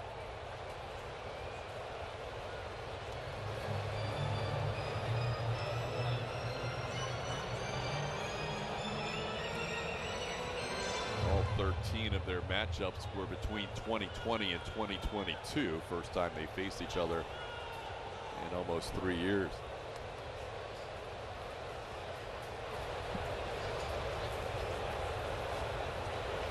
A little tapper in front of the plate. Lance is going to glove it and throw, and it gets past Christian Walker. Coming in to score is going to be Trout. Not sure if Walker was screened on that play, but he could not catch the throw from Lance. And now runners on first and third in a 3-0 game. Yeah, it looked like Lance bounced off the mound pretty good to go over there and try and make that play. But as he was coming across that line, maybe threw it back, and looked like Christian may have lost track of that ball as it came over the head of Rengifo. He had to adjust back to the inside of the diamond. Hey, Rengifo's all inside that runner's lane. Yeah. Would have been a nice call to pick up. And he was on the grass going down the line. It's kind of a conversation between Lance and Christian. Is that ball going over the head of Rengifo? But it's tough when your momentum's taking you in that direction to stay on the outside of the runner's lane. But you're right, it would have been nice if they would have picked up on Rengifo running to the inside.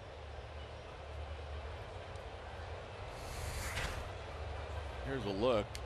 Yeah, if his feet touch the grass, that's not legal. So he's out of the baseline. You can run on the dirt, but running on the grass is what makes that play even tougher, and that could have been called. I'm going to charge Lance with an error on that play. I mean, your running lane is from the foul line to the other line, and he is obviously well inside that line. But no call made. So first and third with 1 out. Travis d'Arnaud struck out against Lance's first time up as he bats here.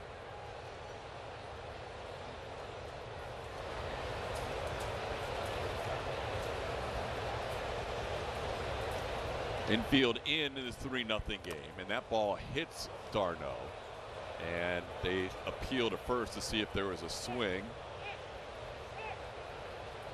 Mark Ripperger can't get Nick's attention. Now he gets Marley's attention, and there is no swing, so that'll be a hit by pitch to load the bases.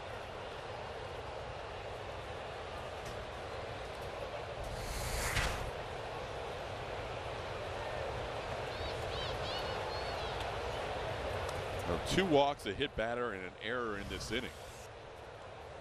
Now the Angels have the bases filled with 1 out.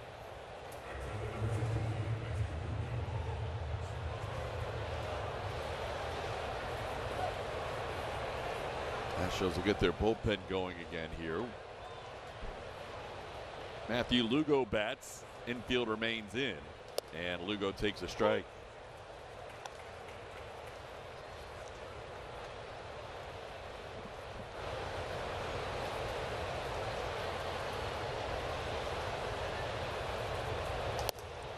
Nice pitch. Slider catches the inside edge, and now Lance looking for a strikeout here with the bases loaded and 1 out. Yeah, get you the swing and miss right here. A pop up to the infield or a ground ball to the infield.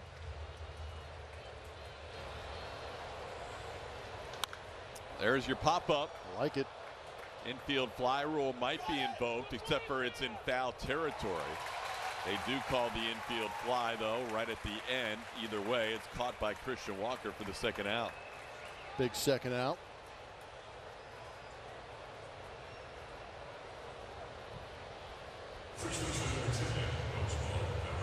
Now Oswald Peraza, who has 3 hits and 4 at-bats in this series, driving in all 3 runs as an Angel in this series, including a home run his 2nd time up. Line drive caught by McCullers. He's going to go to first, and he makes the play. Great defensive work by Lance on a bullet up the middle, and he keeps this game at 3-0. Coming in hot. Ball hit at about 105 miles an hour on a hop, and Lance able to reach back, snag that one, and make the play to first. The end of the inning. Angels lead 3-0. Where did you get these seats? I got a guy. You've got a guy. You gotta use Game Time for concert tickets. It's also the best way to guarantee you're getting the lowest price to your favorite artist, even at the last minute.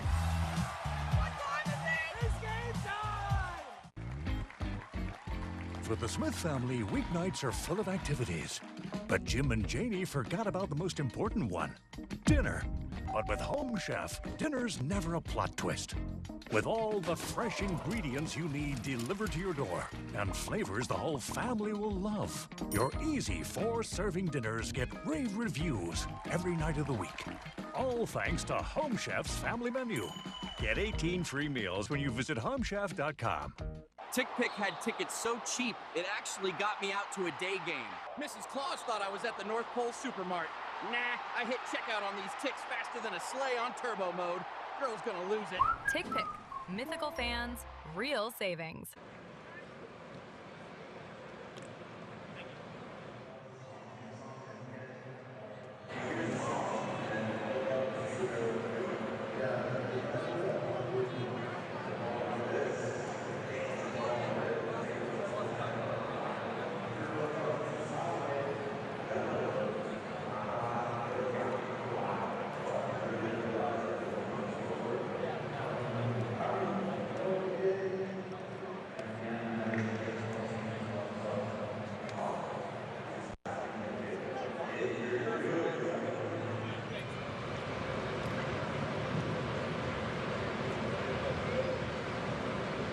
Month of August, we showed you leading in home runs, RBIs, OPS. He gets 47% of the vote. Thank you for everybody for voting on our Chevy Stroh poll today. New pitcher into this game for the Angels is going to be Luis Garcia. 50 games this season with 3 different teams, totaling 47 and a third innings pitched with a 3.42 ERA. He's been very good with the Angels. Came in and pitched against the Astros in a couple of days ago against the Astros. Faced the top part of the lineup.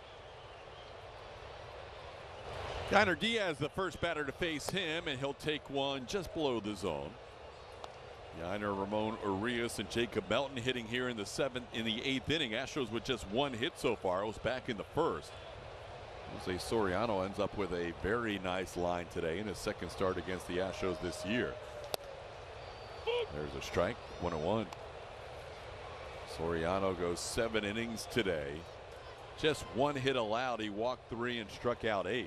Only 1 runner in the 1st inning reached scoring position. Technically 2, as Paney was replaced by Alvarez on a fielder's choice, but you get the picture. The Astros have not had much going offensively.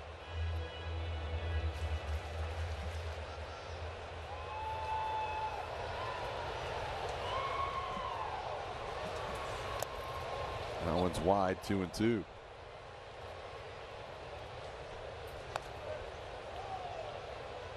Yainer has struck out and flied out today.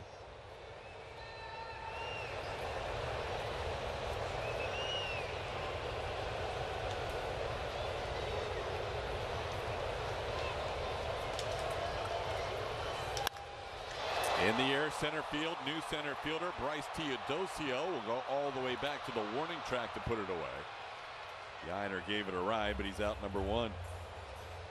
Teodosio taking over in center, and Joe Adell moving from center to right. Matthew Lugo out of the game.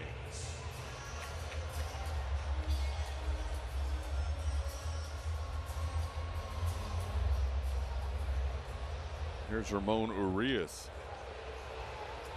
I thought Urias had a pretty good approach against Soriano. He was as patient as anybody in the lineup. Saw a lot of pitches against that right-hander. Here against Garcia, he sends one to the wall. Oh, man. Ward hit the wall hard, and he is down. That is a tough play. I think his face went into the hard part of that wall out there. They've got to protect him and get training staff out there. That was not good. He ran right to the bullpen where they had a towel waiting for him. Yeah, he got twisted around at that edge, and instead of finding the padding, he found where those numbers are slid into the manual scoreboard, and he was not slowing down. This is really bad. Yeah, I think we all feel the same way. Just be careful. He's going to go into this wall pretty good. Extended to make the play. Oh, gosh. Yeah. Oh, gosh. Not good. No. Taylor Ward giving everything he had, and in this case, slamming his face into the manual scoreboard. You could hear it throughout the stadium.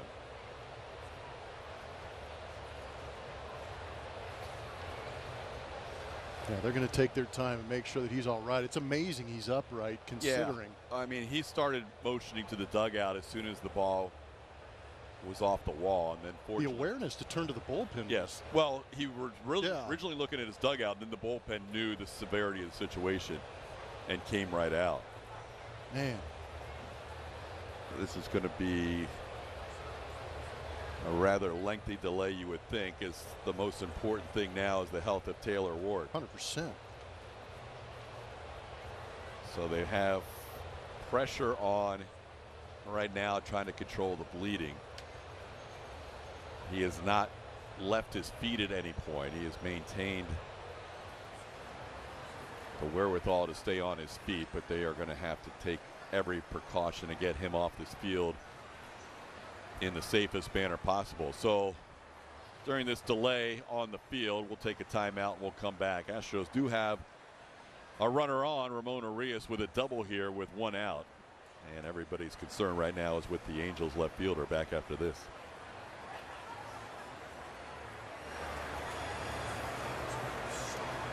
Wearing regular shoes feels this cramped. Or Glide Step wide fit, hands-free Skechers slip-ins feel like this. With Skechers slip-ins, just step in, no bending down, no touching my shoes. Try wide fit Skechers slip-ins. I'll give you this brand new electric vehicle if you can prove to me you know your finances. How many subscriptions are you paying for? Just 3. You sure? Let's download the Rocket Money app right now and see if you're right. It's actually 21 subscriptions, which is costing you around $370 a month. The app is telling you all this? Rocket Money shows you all your expenses in one place and even helps you suggest a budget based on your past spending. Don't worry about the 21 subscriptions. You can cancel them right within the app. It'll even try and get you some of your money back. SiriusXM's The Leadoff Spot is now on MLB Network. Join Steve Phillips and former MLB players Xavier Scruggs and Eduardo Perez for a recap of the night's action, preview of the day ahead, plus in-depth baseball interviews all season long on MLB Network.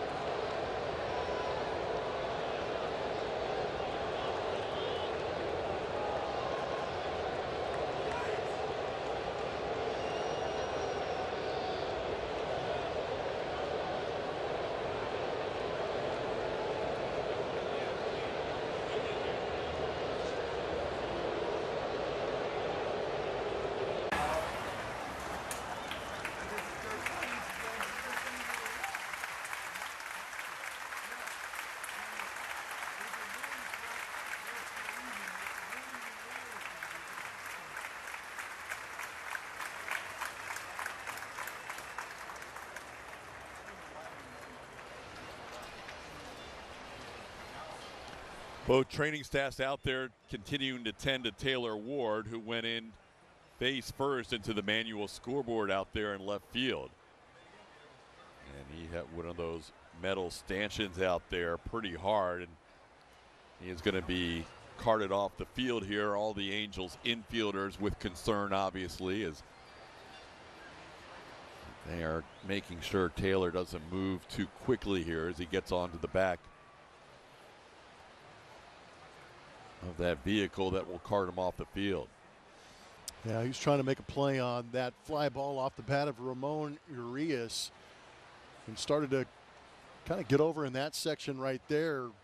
But at the last minute, when he lunged out there to try and make the play, his momentum took pretty much his face right into that manual scoreboard. And again, where the lettering and where the numbers are able to be held into that scoreboard, it's basically just steel beams. They tried to pad that wall up as much as they could. But unfortunately, Taylor Ward ended up taking the worst of it. You just hope that he's all right. I'm with you in the sense it's kind of crazy that he's still standing. He was still standing upright the entire time they were tending to him. Finally sitting on the back of the cart. Kind of good ovation from the crowd as he was able to get onto that cart. Fans appreciating the effort and knowing that was not an ideal situation on a tough play.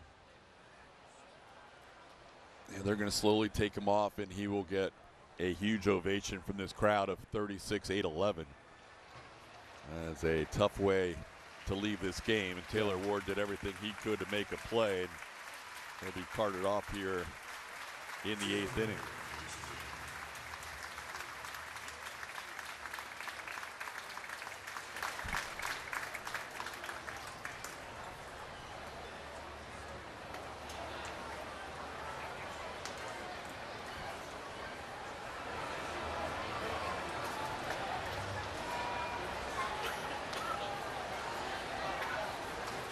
A lot of concern on that Angels side with Taylor Ward, one of their more productive hitters this season in their lineup again.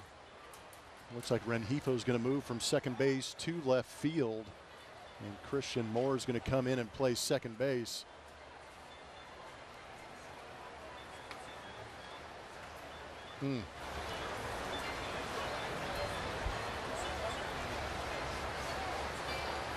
Ward having a great year. He and Pete Alonso, the only two with 30 doubles, 30 home runs. Right now, your main concern is the health of Taylor Ward as he slowly is being driven on the warning track. They're not even going to gain any speed here. They just want to make sure there's no jostling, there's no bumps. It's just very slowly creeping its way to the corner of the outfield.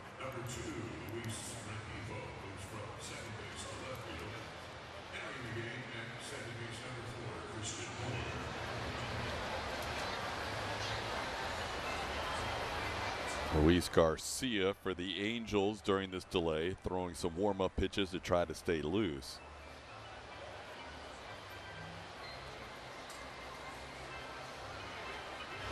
Never easy in the middle of a game to have a severe injury like that. Everybody's concerned staying with Taylor Ward, including the guy who doubled Ramon Urias as he watches Taylor get slowly let off the field.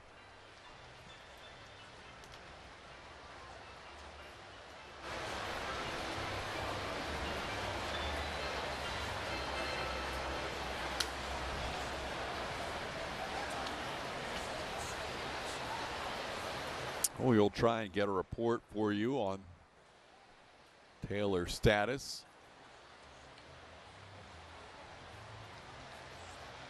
You can see the ambulance waiting to take him. Well, you really hope it's just a couple of stitches and he'll be all right. So all the best to Taylor Ward.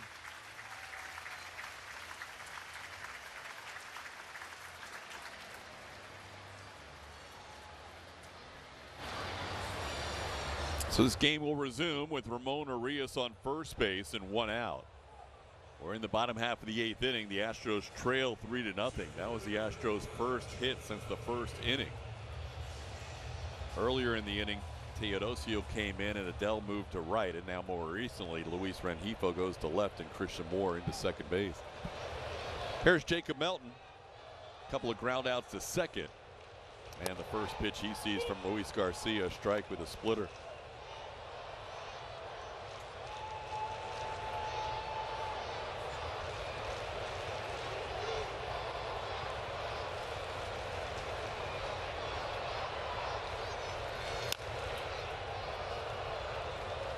Melton down to the count 0-2. As somber as that moment was, the Astros are still within striking distance. Just a couple of base runners and a big swing. They could be right back in this game.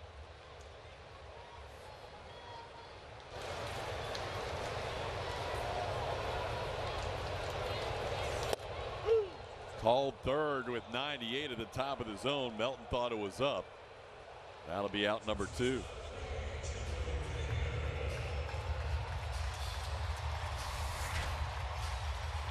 Couple of splitters down and then a fastball at the top, just catching an edge.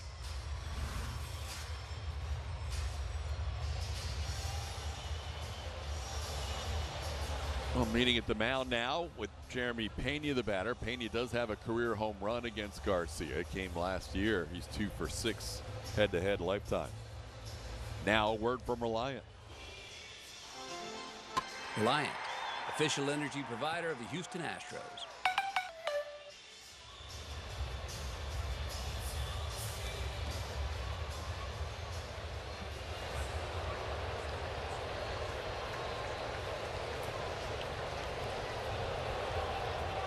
Well, Jeremy has a 6-game hitting streak on the line. He has walked, flied out, and grounded out today.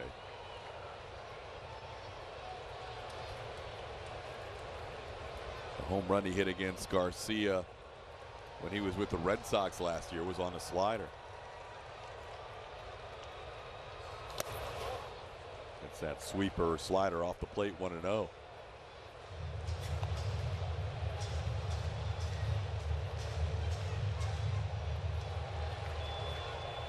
Astros have double barrel action going. Caleb Ort and AJ Blueball warming up. There's another sweeper. It's 1-1. So can we eliminate AJ and Lance from tomorrow? Appears that way. So it's either Luis Garcia or Framber Valdez. There you go. Find out post-game in our post-game show presented by Whataburger. Such a pro. That and my accidental setup. A little bit surprised blue ball's warming up. If it's Garcia. Well, that's what I was wondering. You know, you're going to have the long guy to back up Garcia in case the outing is short, because he's obviously, or maybe not obviously, but he might be in a little bit of a pitch count. Yeah, Luis hasn't gone really deep, and even though he's been rehabbing for over a month now, his innings have been limited somewhat. And AJ can give you some length.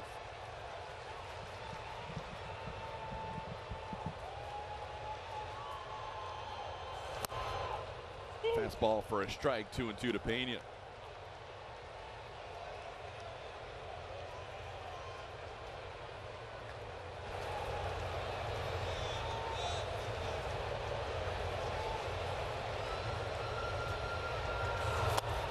Got him on that sweeper to end the inning. 2 strikeouts for Luis Garcia to end the 8th, and the Astros fail to score. It's still 3-0 Angels. Never clean your gutters again with LeafGuard. LeafGuard's seamless design keeps leaves, pests, and sediment out while directing water away from your home, preventing wood rot and foundation decay, giving you peace of mind that your home and family are protected from water damage with the industry's premier maintenance-free gutter system. Call 844-6LeafGuard right now for 75% off installation plus $200 off your purchase. LeafGuard, get it today. Protected for life. There's a unicorn in Hollywood. The lineup we know is incredibly deep, but that starting rotation is unlike anything I can remember. I got them running the National League. I think this is the first of like 4 or 5 straight world championships. This is just an incredible wealth of riches. Shohei Ohtani! He's in a world of his own! Strike 3 swinging. It's a dozen strikeouts for Tyler Glasnow. Walk-off grand slam!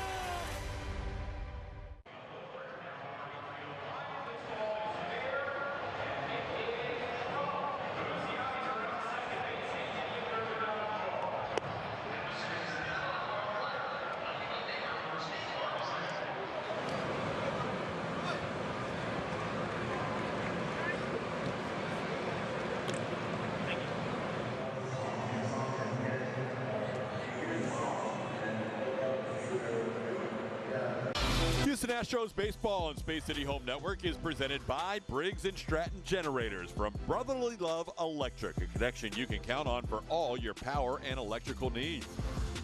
By Sage, official finance software partner of Major League Baseball. And by Rooms to Go. Shop now and get big savings during the Labor Day sale. Our quarter century team, as we keep updating this roster, we're going to put Will Harris on there. 309 appearances with the Astros from 2015 to 2019. He was an incredibly important piece of that Astros bullpen during their early runs in the playoffs. 103 holds during that time. He's good for second in Major League Baseball behind Tony Watson. Harris, big body out of LSU, was heavy on the cut fastball and a complete workhorse. Never said no when that phone call went down there and they needed somebody to go in there and give the Astros an inning. Speaking of giving the Astros an inning, A.J. Bluebaugh into this game. This could possibly be his shortest stint with the Astros if he's able to pitch through this successful inning. 13 innings this season, a 4.15 ERA. He's got the top of the order to navigate here. Zach Neto will lead things off. Neto 0 for 4 today, 1 for 12 in the series, has drawn a walk. It'll be Neto, Yoan Moncada, and Mike Trout here in the ninth.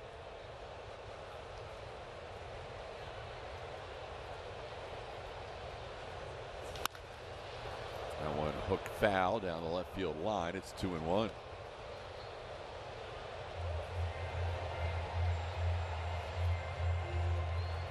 Astros trailing 3-0 today, in danger of falling to 3-3 on this 10-game homestand.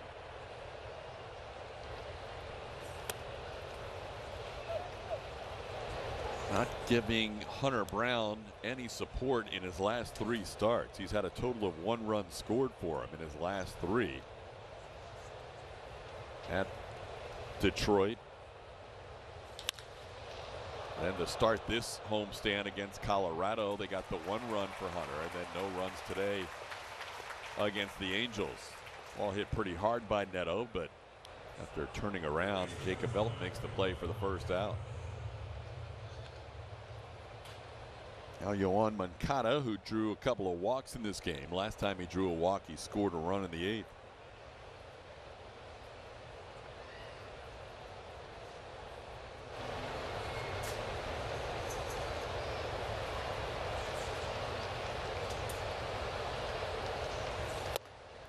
First pitch fastball, he goes after and misses. 0-1.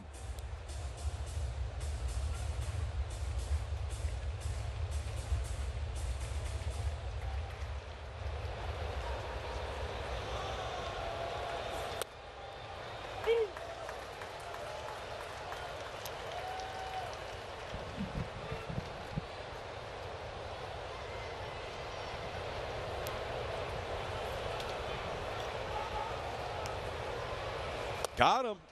Bluebaugh makes quick work of Moncada as he strikes him out on 3 pitches, 2 outs in the inning. Jose Altuve and the Astros host Aaron Judge and the New York Yankees at Daikin Park September 2nd through the 4th. Catch the entire series and secure your tickets now by visiting astros.com/SGT. Mike Trout, couple of doubles today, 2 for 4. Last double scored a run. First pitch strike, 0-1.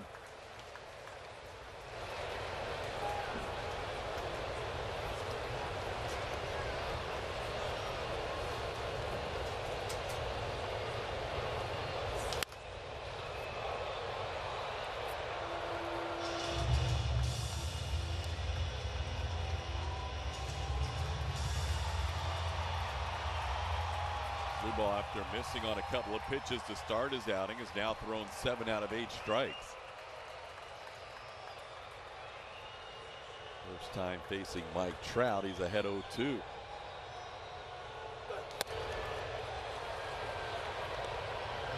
Astros will have Yordan Alvarez, Jose Altuve, and Carlos Correa due up in the bottom half of the ninth.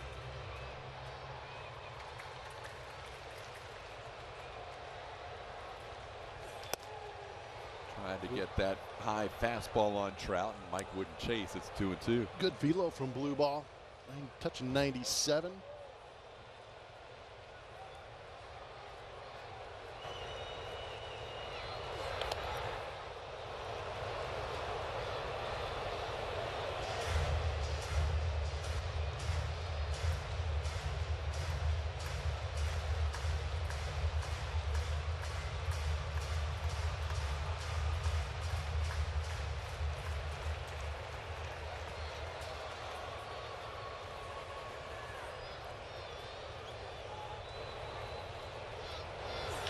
Ground ball towards the hole. Pena with a jump throw and a pick at first by Christian Walker. Nicely done on both sides of that play for the final out of the inning. Good inning for blue ball. 1-2-3 facing the top of the lineup.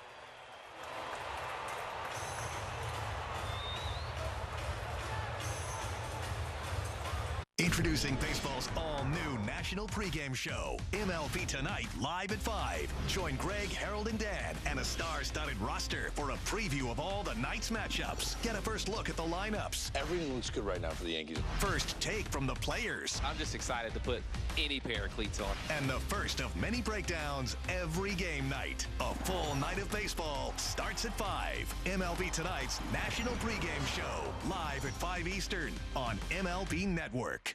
I want to talk about the Angels. They're my big surprise team of 2025. The Angels make sure the halo will shine brightly tonight. The energy level and the swag and the confidence. It is Crowder here. Game's on notice. Magneto magnificent. High octane. It is fuel. It is hot. It's coming at you in a big way. It was 105.5 miles an hour. No way. And the Halos are unstoppable right now. Your day in baseball starts with MLB Central. Good morning. Love spending our day with you. Lead off your morning with in-depth breakdowns. Let your swing get you back to 50-50. Interviews with the players. Games. This is game-changing, people. If I ever get the chance to do this, I'm never saying no. And a little bit. It's a scam. No one's that happy. This is a look of everything else. The baseball day begins with MLB Central. Weekdays at 10 a.m. Eastern, only on MLB Network.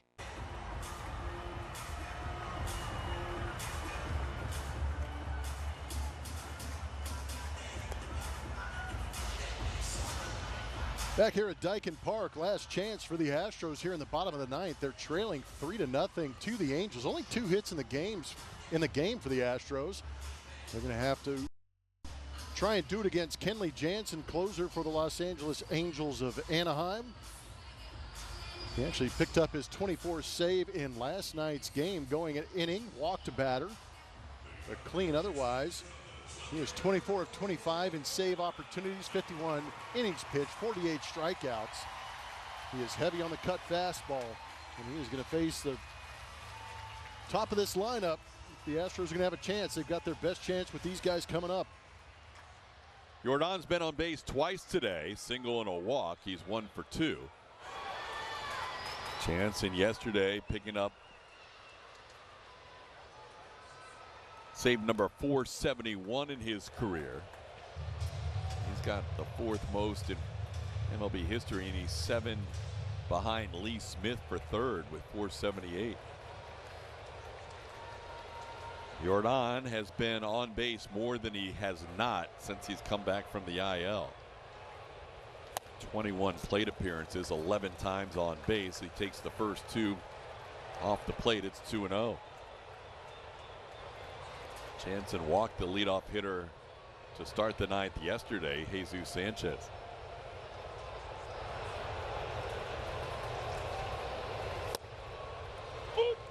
Cutter for a strike.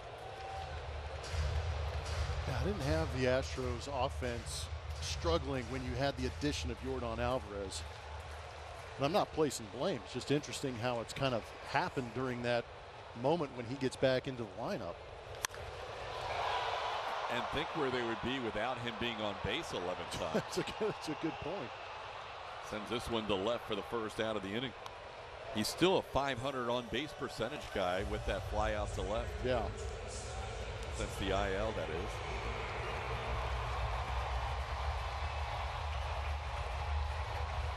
Now Jose Altuve will bat. Altuve looking for his first career hit against Jansen. He's 0 for 6 with a walk.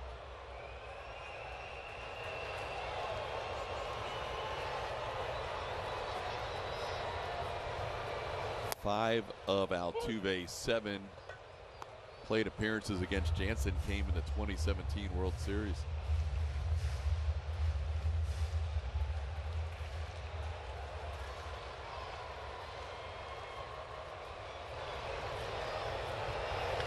On the ground to short. That's the 4th time Altuve has grounded to short in this game, and there's 2 outs.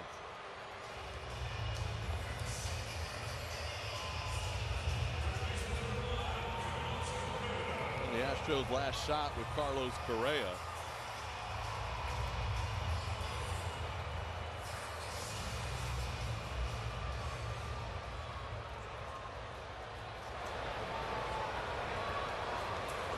Carlos with good numbers facing Jansen.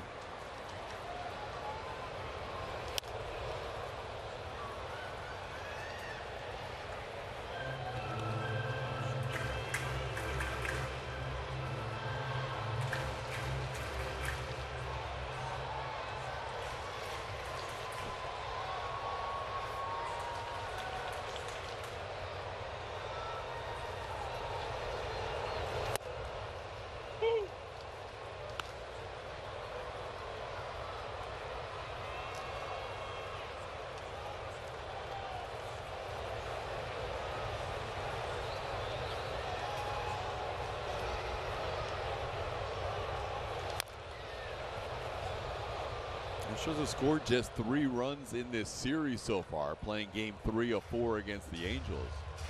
If you go back to that Colorado series, even though the Astros took 2 out of 3, they scored 9 runs in those 3 games against a team with a 6 ERA coming in. So the offense has definitely been challenged here in this homestand.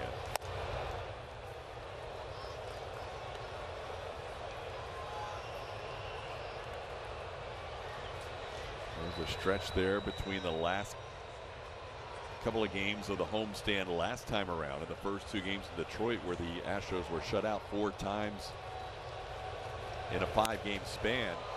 Correa into left, and Rengifo will put it away to complete this shutout. A 2-hitter combined between Jose Soriano, Luis Garcia, and Kenley Jansen. Jansen picks up save number 472 in his career, as he is now 6 shy of Lee Smith on the all-time save list for 3rd place. 3-0 Angels. They win it today. The Astros have a great outing out of Hunter Brown, go by the boards again. And they have now fallen to 3-3 on this homestand. Astros postgame show presented by Whataburger will feature Kevin Eschenfelder and Brian Bogusevic. Julian Morales helping out with interviews in the clubhouse. Postgame show next.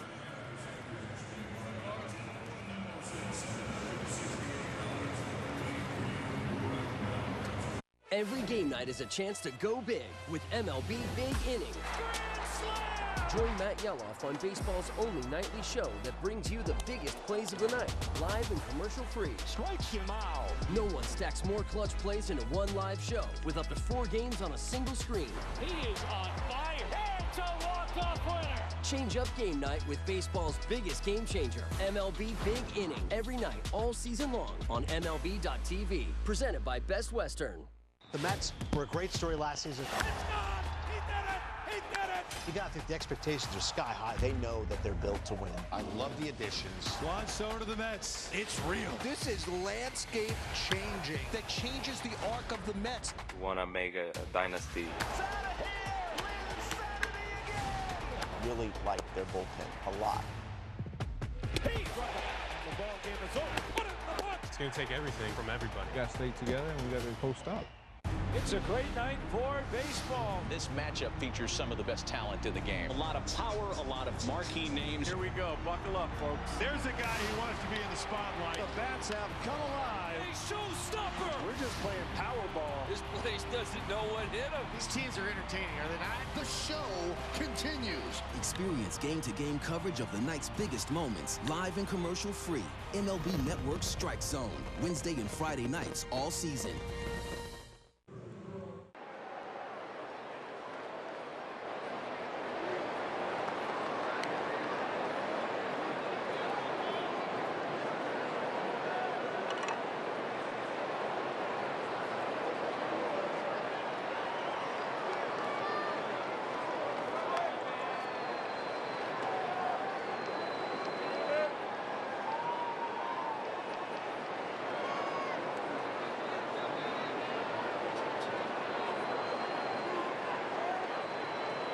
inside and out. Kevin Eschenfelder, Brian Bogusevic. Hope you'll stick around for the post-game show. You know, there's ebbs and flows to seasons, and this is certainly one of the downsides right now is the Astros offense absolutely continuing to struggle. Just 3 runs scored in this series. And you can't keep letting these good pitching performances go to waste. It's the second day in a row that the Astros got a great starting pitching performance and just couldn't muster any offense to turn it into a win. And this is the time of year when you want to be clicking on all cylinders, and it's just not happening for the Astros offense. All right, we'll talk about it. We'll hear from Joe Espada, all that coming up on the post-game show. Stick around for that. TK and Blummer will wrap things. Every game night is a chance to go big with MLB Big Inning. Turn on baseball's only nightly show that brings you the biggest plays of the night, live and commercial-free. Strikes him out. No one stacks more clutch plays into one live show with up to 4 games on a single screen. Out of here! He is on fire. It's a walk-off winner. Change up game night with baseball's biggest game changer, MLB Big Inning, presented by Nissan. Every night, all season long on MLB.tv. Some moments are too big to miss. Did he do it? He did! 4 home runs for Kurtz!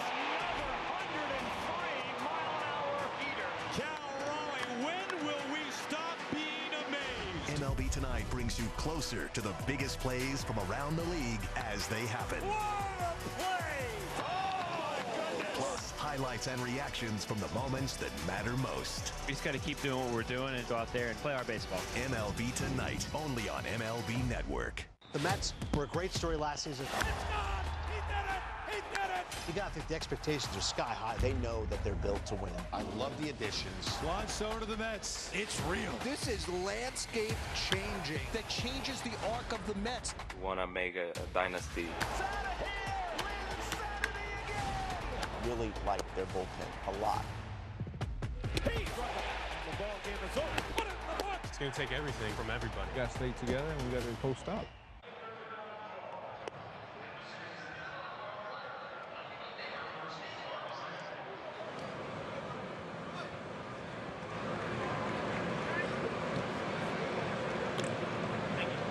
On her way. She's nearly as smooth as a Jameson orange. Must be a Jameson. Angels win the 3rd game of this 4-game series 3-0. The Astros have scored a total of 3 runs in this series in the first 3 games. The game wrap is driven by Buick GMC. Todd Cowles alongside Jeff Blum in the broadcast booth. If this was earlier in the season, you'd be like, well, the offense will eventually come around. There's not a lot of time left, 4 weeks remaining in the season. This offense needs to come around. Yeah, it makes it tough. And you kind of looked at the schedule and you said the end of August, the dog days, you're going to face the Rockies, the Angels, and you're saying, okay, we're going to go out there, pad some stats. We're going to get guys back in a rotation. They're going to start pitching deep into games, and our offense is going to go crazy because we get Jordan back. So far, only one of those things has happened. The starting rotation has looked pretty good. You're starting to see some of these guys extend themselves, like Javier, Eric Getty, and then you have the mainstay in Hunter Brown doing what he did today. But the offense needs to show up. I know that we keep harping on it. It's a tough game coming out here and facing some of this pitching, but the offense has got to show up. Astros lose today 3-0 as they have averaged 2 runs a game so far on this 6-game homestand. They'll try to get it situated tomorrow when the Astros and Angels are back at it for the final game of this Labor Day wraparound weekend series. It'll be Carlos Correa in the offense, hoping to build some momentum against an old friend in Yusei Kikuchi. September baseball tomorrow. The AL West title within reach. The Astros currently lead the Mariners by 2 games in the AL West. We'll have our pregame show tomorrow beginning at 12:30. That'll do it on a dog day Sunday afternoon. For Jeff Blum, Julia Morales, the rest of our Space City Home Network crew, I'm Todd Cowles saying stick around. It's Kevin Eschenfelder, it's Brian Bogusevic. It's a post-game show and a... Your day in baseball starts with MLB Central. For the 1,000th time together, welcome into MLB Central. Lead off your morning with in-depth breakdowns. That foot's just a kickstand. Bang! Interviews with the players. I had a coach that kind of called me an alien. Skinny guy, fast, big head. And a little bit. I don't have cologne today. Open it on your own like a man. Of everything else. The baseball day begins with MLB Central. Weekdays at 10 a.m. Eastern, only on MLB Network. A star is born, talking about Jackson Churio. Churio flips the scoreboard with a 4-pointer. He's coming into his own right before our eyes. That truly believe in the presence and the person that Jackson Churio is. You have to love the versatility he brings. He can play left field, he can play right field. Youngest player in MLB history to record 20-plus homers, 20-plus stolen bases. This is the first Brewer that had 2 home runs in a postseason game. Jackson Chourio! Every game night is a chance to go big with MLB Big Inning. Join Matt Yeloff on baseball's only nightly show that brings you the biggest plays of the night, live and commercial-free. Strikes him out. No one stacks more clutch plays into one live show with up to 4 games on a single screen. He is on fire. It's a walk-off winner. Change up game night with baseball's biggest game changer, MLB Big Inning, every night, all season long on MLB.tv. Presented by BetMGM.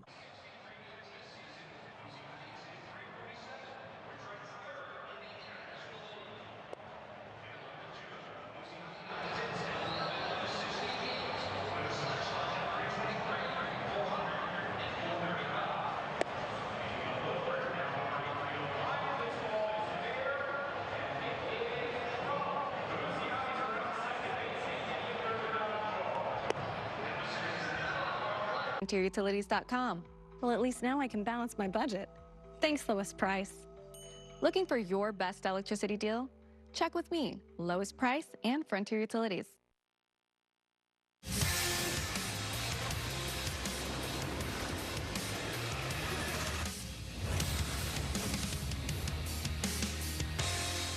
It's the Astros postgame presented by Whataburger.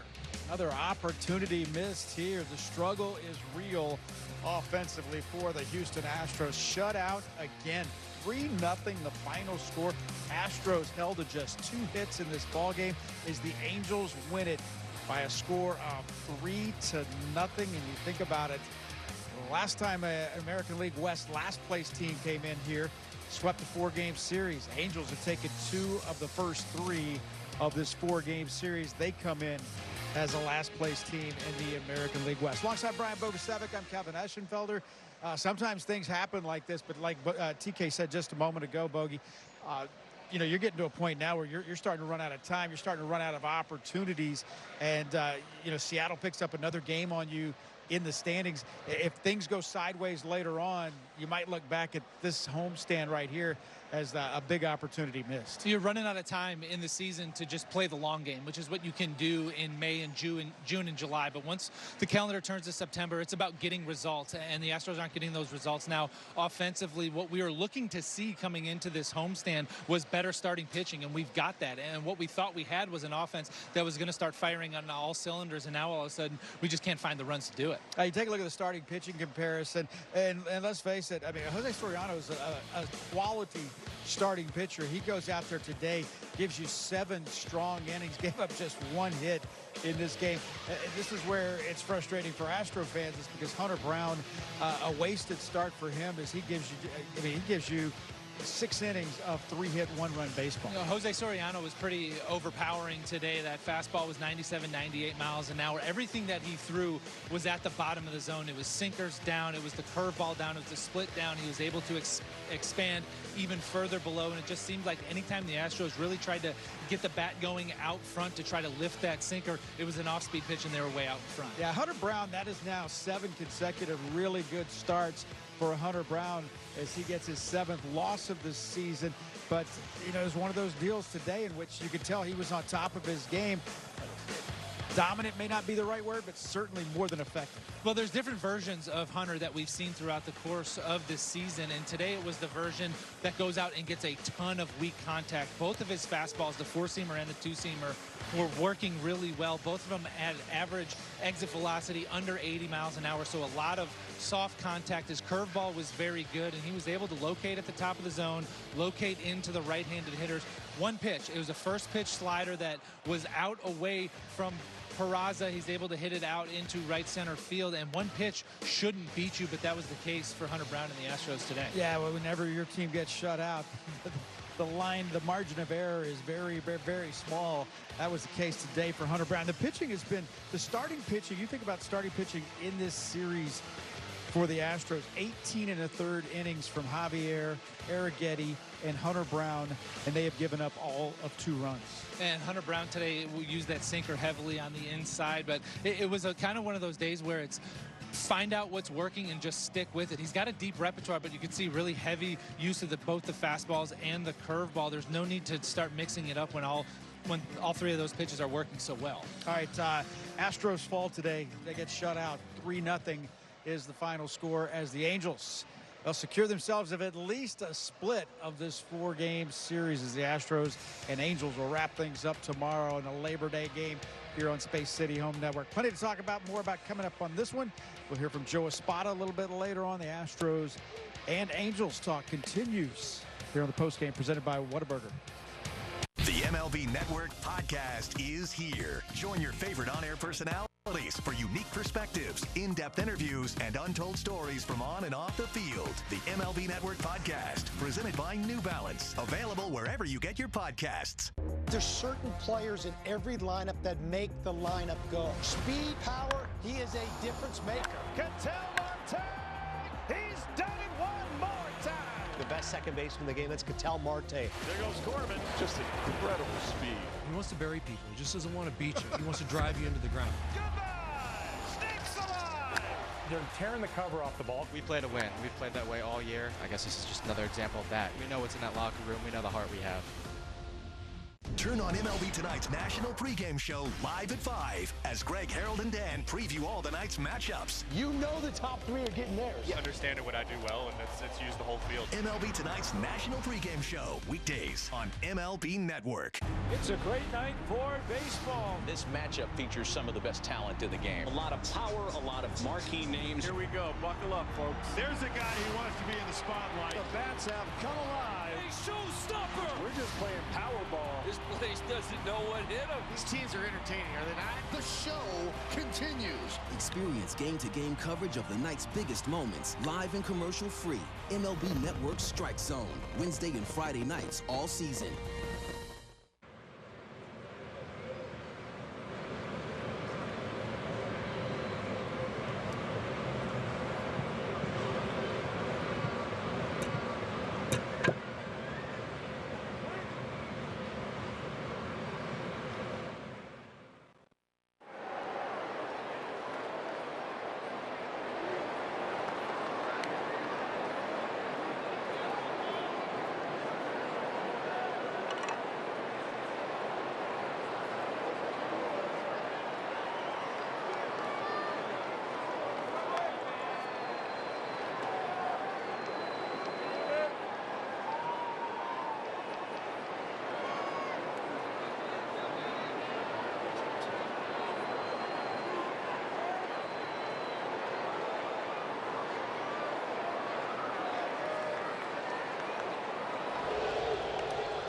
Tundra SR5 for $479 a month for 36 months. Offer ends September 2nd.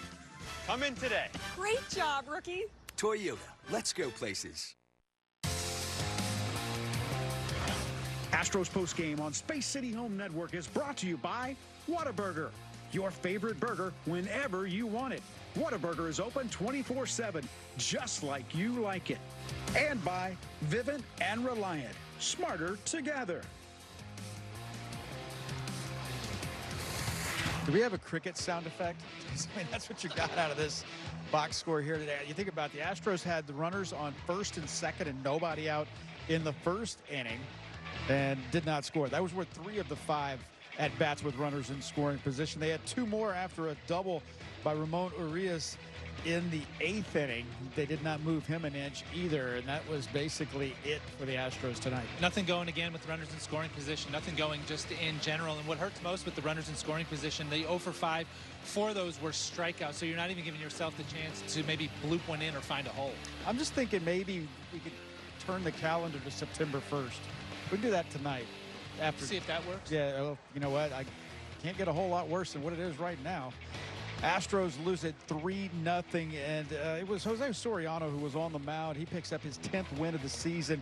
Remember, picking up a 10th win for a team that has not been subject to a whole lot of success this season, but he goes 7 strong innings. You're watching Jose Soriano pitch. It's very similar to the style that Fromber pitch is. It's established down with your sinker and your breaking ball and then try to expand off of it. And early on, everything he threw was in the bottom third of the zone. He got the Astros hitters sped up, trying to get underneath that sinker, try to lift it a little bit.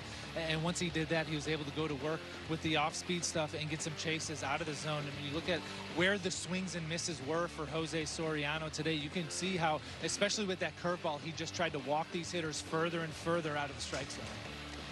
And the two-seam, not just the fact that it's a sinker that he's throwing a sinker with a heavy sinker. And when you talk about a heavy sinker, as a guy who had to face guys that threw heavy sinkers, the difference, some guys are throwing 97 and it doesn't seem like 97, and others like Soriano today, it feels like you're hitting a bowling ball. Yeah, it has to do with the life with which the ball comes through the hitting zone. Some guys, the ball comes out of their hand hot, and by the time it gets to home plate, it's kind of backed off a little bit. But that ball from Soriano, it seems to be picking up speed and just bearing in on those right-handed hitters. And when you hit it, especially when you don't hit it on the barrel, you certainly know. Yeah, you feel it for a couple at bats after that. All right, time now for us to head to the press conference room here from Joe Espada.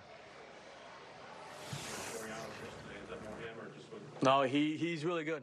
He's good, and he was good today. We couldn't, as you can tell, we couldn't get much going offensively. Powerful sinker, breaking ball. He really, had everything working for him. Throughout this whole month offensively, obviously there's been a lot of moving parts. You guys added Jordan back. You got 3 guys at the deadline. Do you think the lineup is still trying to adjust to all the new guys coming in and trying to adjust and see how it works, or is it something maybe more than that over this last month? I think that we've been through some stretches where we see signs of here we go, right? We starting to click, and then we run into a couple of decent arms, and we haven't been able to do much offensively. We going into September. It's go time. Pretty much. That's it. This is an offense that has been good for a long time. We added a right-hander hitter in Correa who's been here before. He knows what we all about. So we'll get it going here. We put this month behind us, and this is when we play our best. September.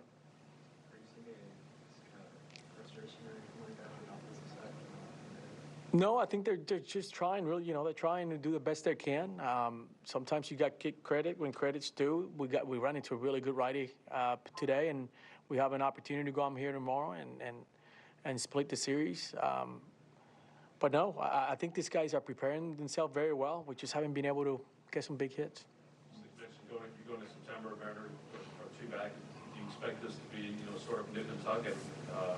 You've got a bunch of guys who've been in a lot of these pennant races before. How do you think you set up here? Well, you know what? I really don't look at the Mariners. I don't really care much for what they do, because I care about my team, preparing our teams to play. And when we play our best, we could beat any team. So my focus is always getting these guys ready to play. If we do that, these guys, they know how to play winning baseball. You guys have gotten traffic and had runners on. Yeah. It just seems like the run production has been the problem. Are you seeing any parallels in the at-bats with runners in scoring position or with runners on base that are kind of causing it? No, once we get into those opportunities to get people, try some people in, we got to stay in our plan, stay in control of our at-bats. When we try to do more and we expand and we get out of our game plan, that's when you start seeing the lack of production. But when we bring everything towards us and we control the at-bat, now we get the outcome that we're looking for. Yeah, I thought his sinker was really good. I thought he commanded his stuff much better than he's done in the past. I think in that second inning, if he makes that play, it's a completely different inning. But I thought his stuff played pretty good out of the pen. Okay. Luis Garcia. I thought you were going to start with that. Luis Garcia, 28 months to the day, May 1st, 2023. The last time he pitched. He'll be making his return tomorrow for the Astros. Angels win it 3-0.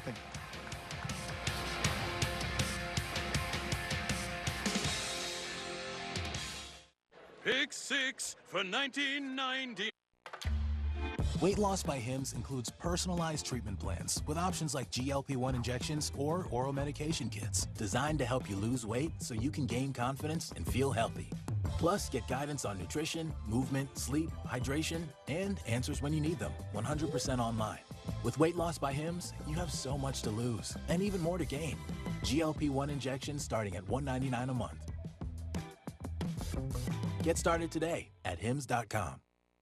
I'll give you this brand new electric vehicle if you can prove to me you know your finances. How many subscriptions are you paying for? Just 3. You sure? Let's download the Rocket Money app right now and see if you're right. It's actually 21 subscriptions, which is costing you around $370 a month. The app is telling you all this? Rocket Money shows you all your expenses in one place and even helps you suggest a budget based on your past spending. Don't worry about the 21 subscriptions. You can cancel them right within the app. It'll even try and get you some of your money back.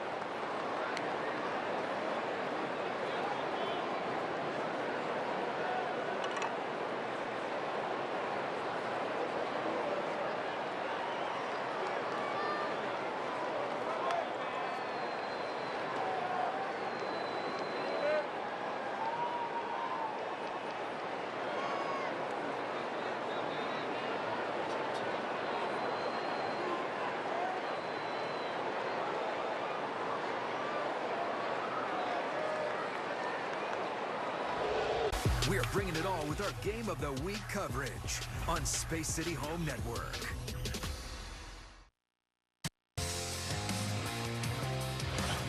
Astros postgame on Space City Home Network is brought to you by Briggs & Stratton Generators by Brotherly Love Electric, a connection you can count on for all your power and electrical needs. And by your best in Texas Ford dealers. Lance McCullers appearing out of the bullpen, his first non-starting appearance, relief appearance since 2018, his 4th regular season relief appearance. What did you see from him today? Well, I think first and foremost, he looked ready to pitch. For a guy who's been in the starting rotation most of his career, you always wonder how they're going to take to getting ready in a hurry for a relief appearance. He looked like he went out there and had a good feel for his pitches from the very beginning. His sinker, he threw in the zone a lot. Almost 75% of the time that he threw that pitch, it was in the strike zone. It had good shape to it, got himself some swings and misses on that pitch, and it allowed him to pitch off of it and get some effective sliders thrown in there as well. He gave up a double to Mike Trout on a pitch that was pretty well located down and in, but Mike Trout, he can go down there and get him with the best of him. And then he ran into a little bit of trouble that was kind of unnecessary trouble. A couple of walks, you get the misplay on a swinging bunt and a hit by pitch. So some traffic on the bases that wasn't necessarily guys hitting the ball hard off of Lance, but all in all, for a first time coming out, I thought the stuff looked pretty good. Just maybe a little bit tighter control on it to make the innings a little bit more efficient. Yeah, and efficient's the key word, or the efficiency, that's where it needs to improve. You know, the 51 pitches to get 6 outs, that's around 50 pitches the last 2 times to get 6 outs, and it's just hard to pitch that way. Lance McCullers would be the first person to tell you that, and that was the case again today here out of the bullpen. Well, it's hard to pitch that way because, first of all, you're supposed to provide some length, and if you're in a situation where you need to throw 3 or 4 innings, you've got to be more efficient. But also, when your pitch count is getting run up that high, it often means that there's traffic on the bases, and when there's traffic on the bases, you can get into a situation where even if you make your pitch, if a ball finds a hole, it bloops over the infield, you give up a couple of runs. So you got to limit those base runners as well. Yeah, solid start today for Hunter Brown. Lowers his ERA once again. Goes 6 innings, gives up just 1 run on 3 hits. The 1 run he did give up was on a solo home run. Let's head to the Astros clubhouse. Jump to that part of the park. Yeah, I mean, I just thought it was a really good pitch, you know. I thought it was really, really well located. Yeah, I mean, once he hit it, I wasn't as surprised that it went out. But, you know, I just kind of wasn't expecting him to do that. Like, if I left it middle, maybe, but I thought it was just really, really good pitch. So, you know, that happens sometimes. You just gotta move on. Pitch count was up through 3 innings, and then at fourth, you really efficient. Like, what did you maybe do to get more efficient, to get some maybe earlier count outs? Nothing different. Just try to pitch my game. Sometimes you get guys out faster than others. You know, that's just the way it goes. Just got a month to go now. Pretty tight pennant race. How do you think this team will respond here this last month with so much on the line? Yeah, you know, like you said, a lot to play for right now. So, you know, I just believe in this group of guys. So I like where we're at. You know, 30-ish games left. So got to put your best foot forward and try and come out on top. Today, game number 137. What a play by Ramon Urias. 3-0. Angels win it. I'm Jason. And I'm Kelly. And we built our TimberTech deck. There's a question if we were able to do this ourselves. We just decided to go for it. Yeah, I mean, I'd say the hardest part of the whole project was just getting the materials out of the truck. We wanted a product that looked like real wood, but maybe didn't have the same wear and tear as real wood. This is our forever home, so it's great to have TimberTech and have the longevity of the product. It looks amazing, and now the family can enjoy it for years to come. That's one of the things that we're so excited about. Meet Jack, an ordinary guy with an extraordinary pair of pants. Introducing the Jet Setter Tech Pants by Jack Archer. Crafted for comfort, stain and water resistant. The Jet Setter Tech Pants by Jack Archer. Shop now at jackarcher.com/TV. Catch up on all the baseball action with a triple play. Kevin Millar, Ryan Dempster, and Sierra Santos. 3 hosts joined by baseball's biggest stars for the best interview in baseball. Intentional Talk. Weekdays only on MLB Network.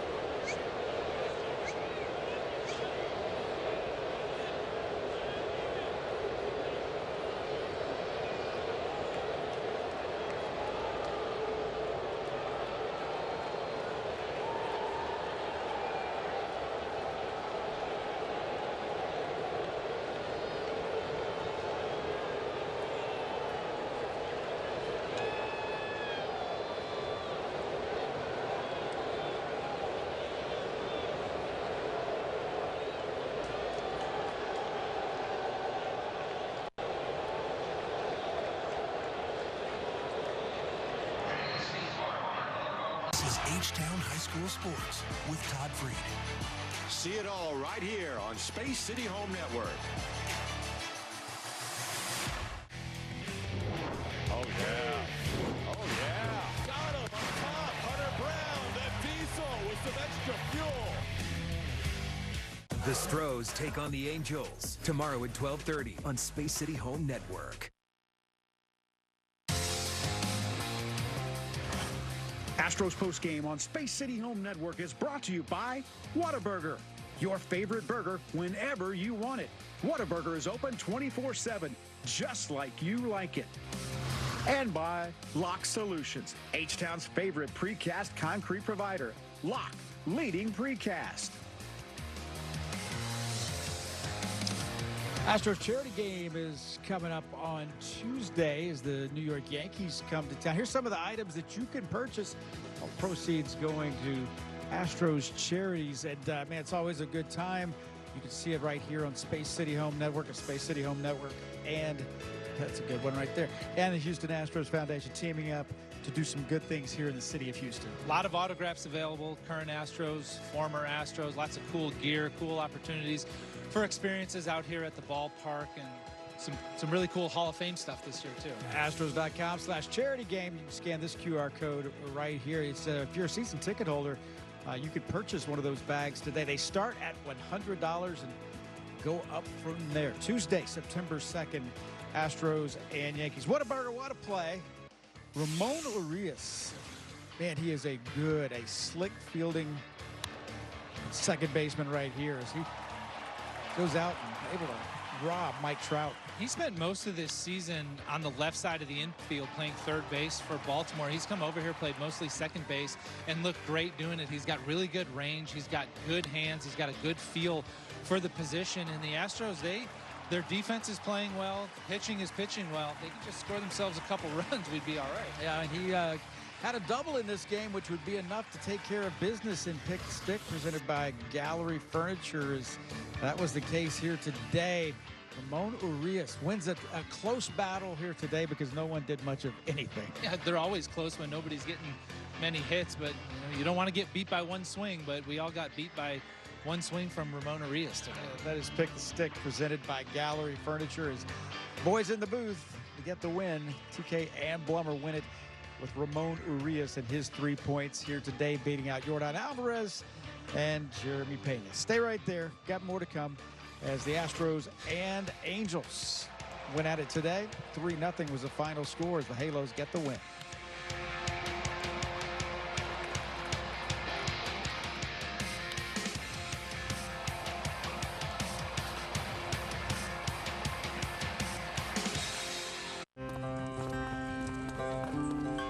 Since its inception, the Boys and Girls Clubs have been more than a fun place for kids to go after school. For some, it's been a second home where they can learn, play, and grow. Thanks to the partnership between Major League Baseball and Boys and Girls Clubs, children of all backgrounds have access to safe spaces. All right, let's go take a selfie. MLB Together and the Boys and Girls Clubs of America, empowering children and building futures. Bring it in. Introducing baseball's all-new national pregame show, MLB Tonight, live at 5. Join Greg, Harold, and Dan and a star-studded roster for a preview of all the night's matchups. Get a first look at the lineups. Everything looks good right now for the Yankees. First take from the players. I'm just excited to put any pair of cleats on. And the first of many breakdowns every game night. A full night of baseball starts at 5. MLB Tonight's national pregame show, live at 5 Eastern on MLB Network.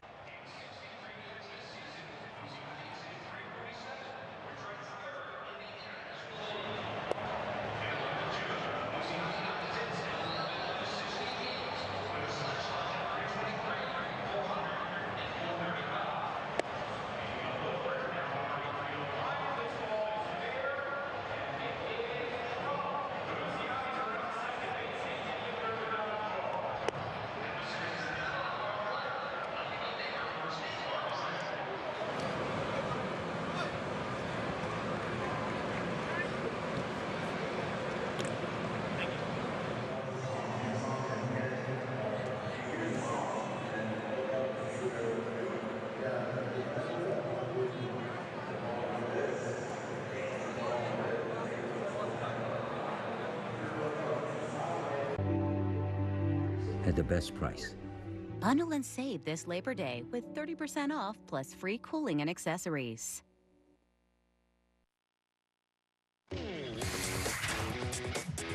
My, what a difference a month, or in this case 2 months, makes, as the Astros had that season best, or that Major League best 19-7 record in the month of June, but they're 3 games under 500 in those games ever since. So it's one of those situations where you just go figure.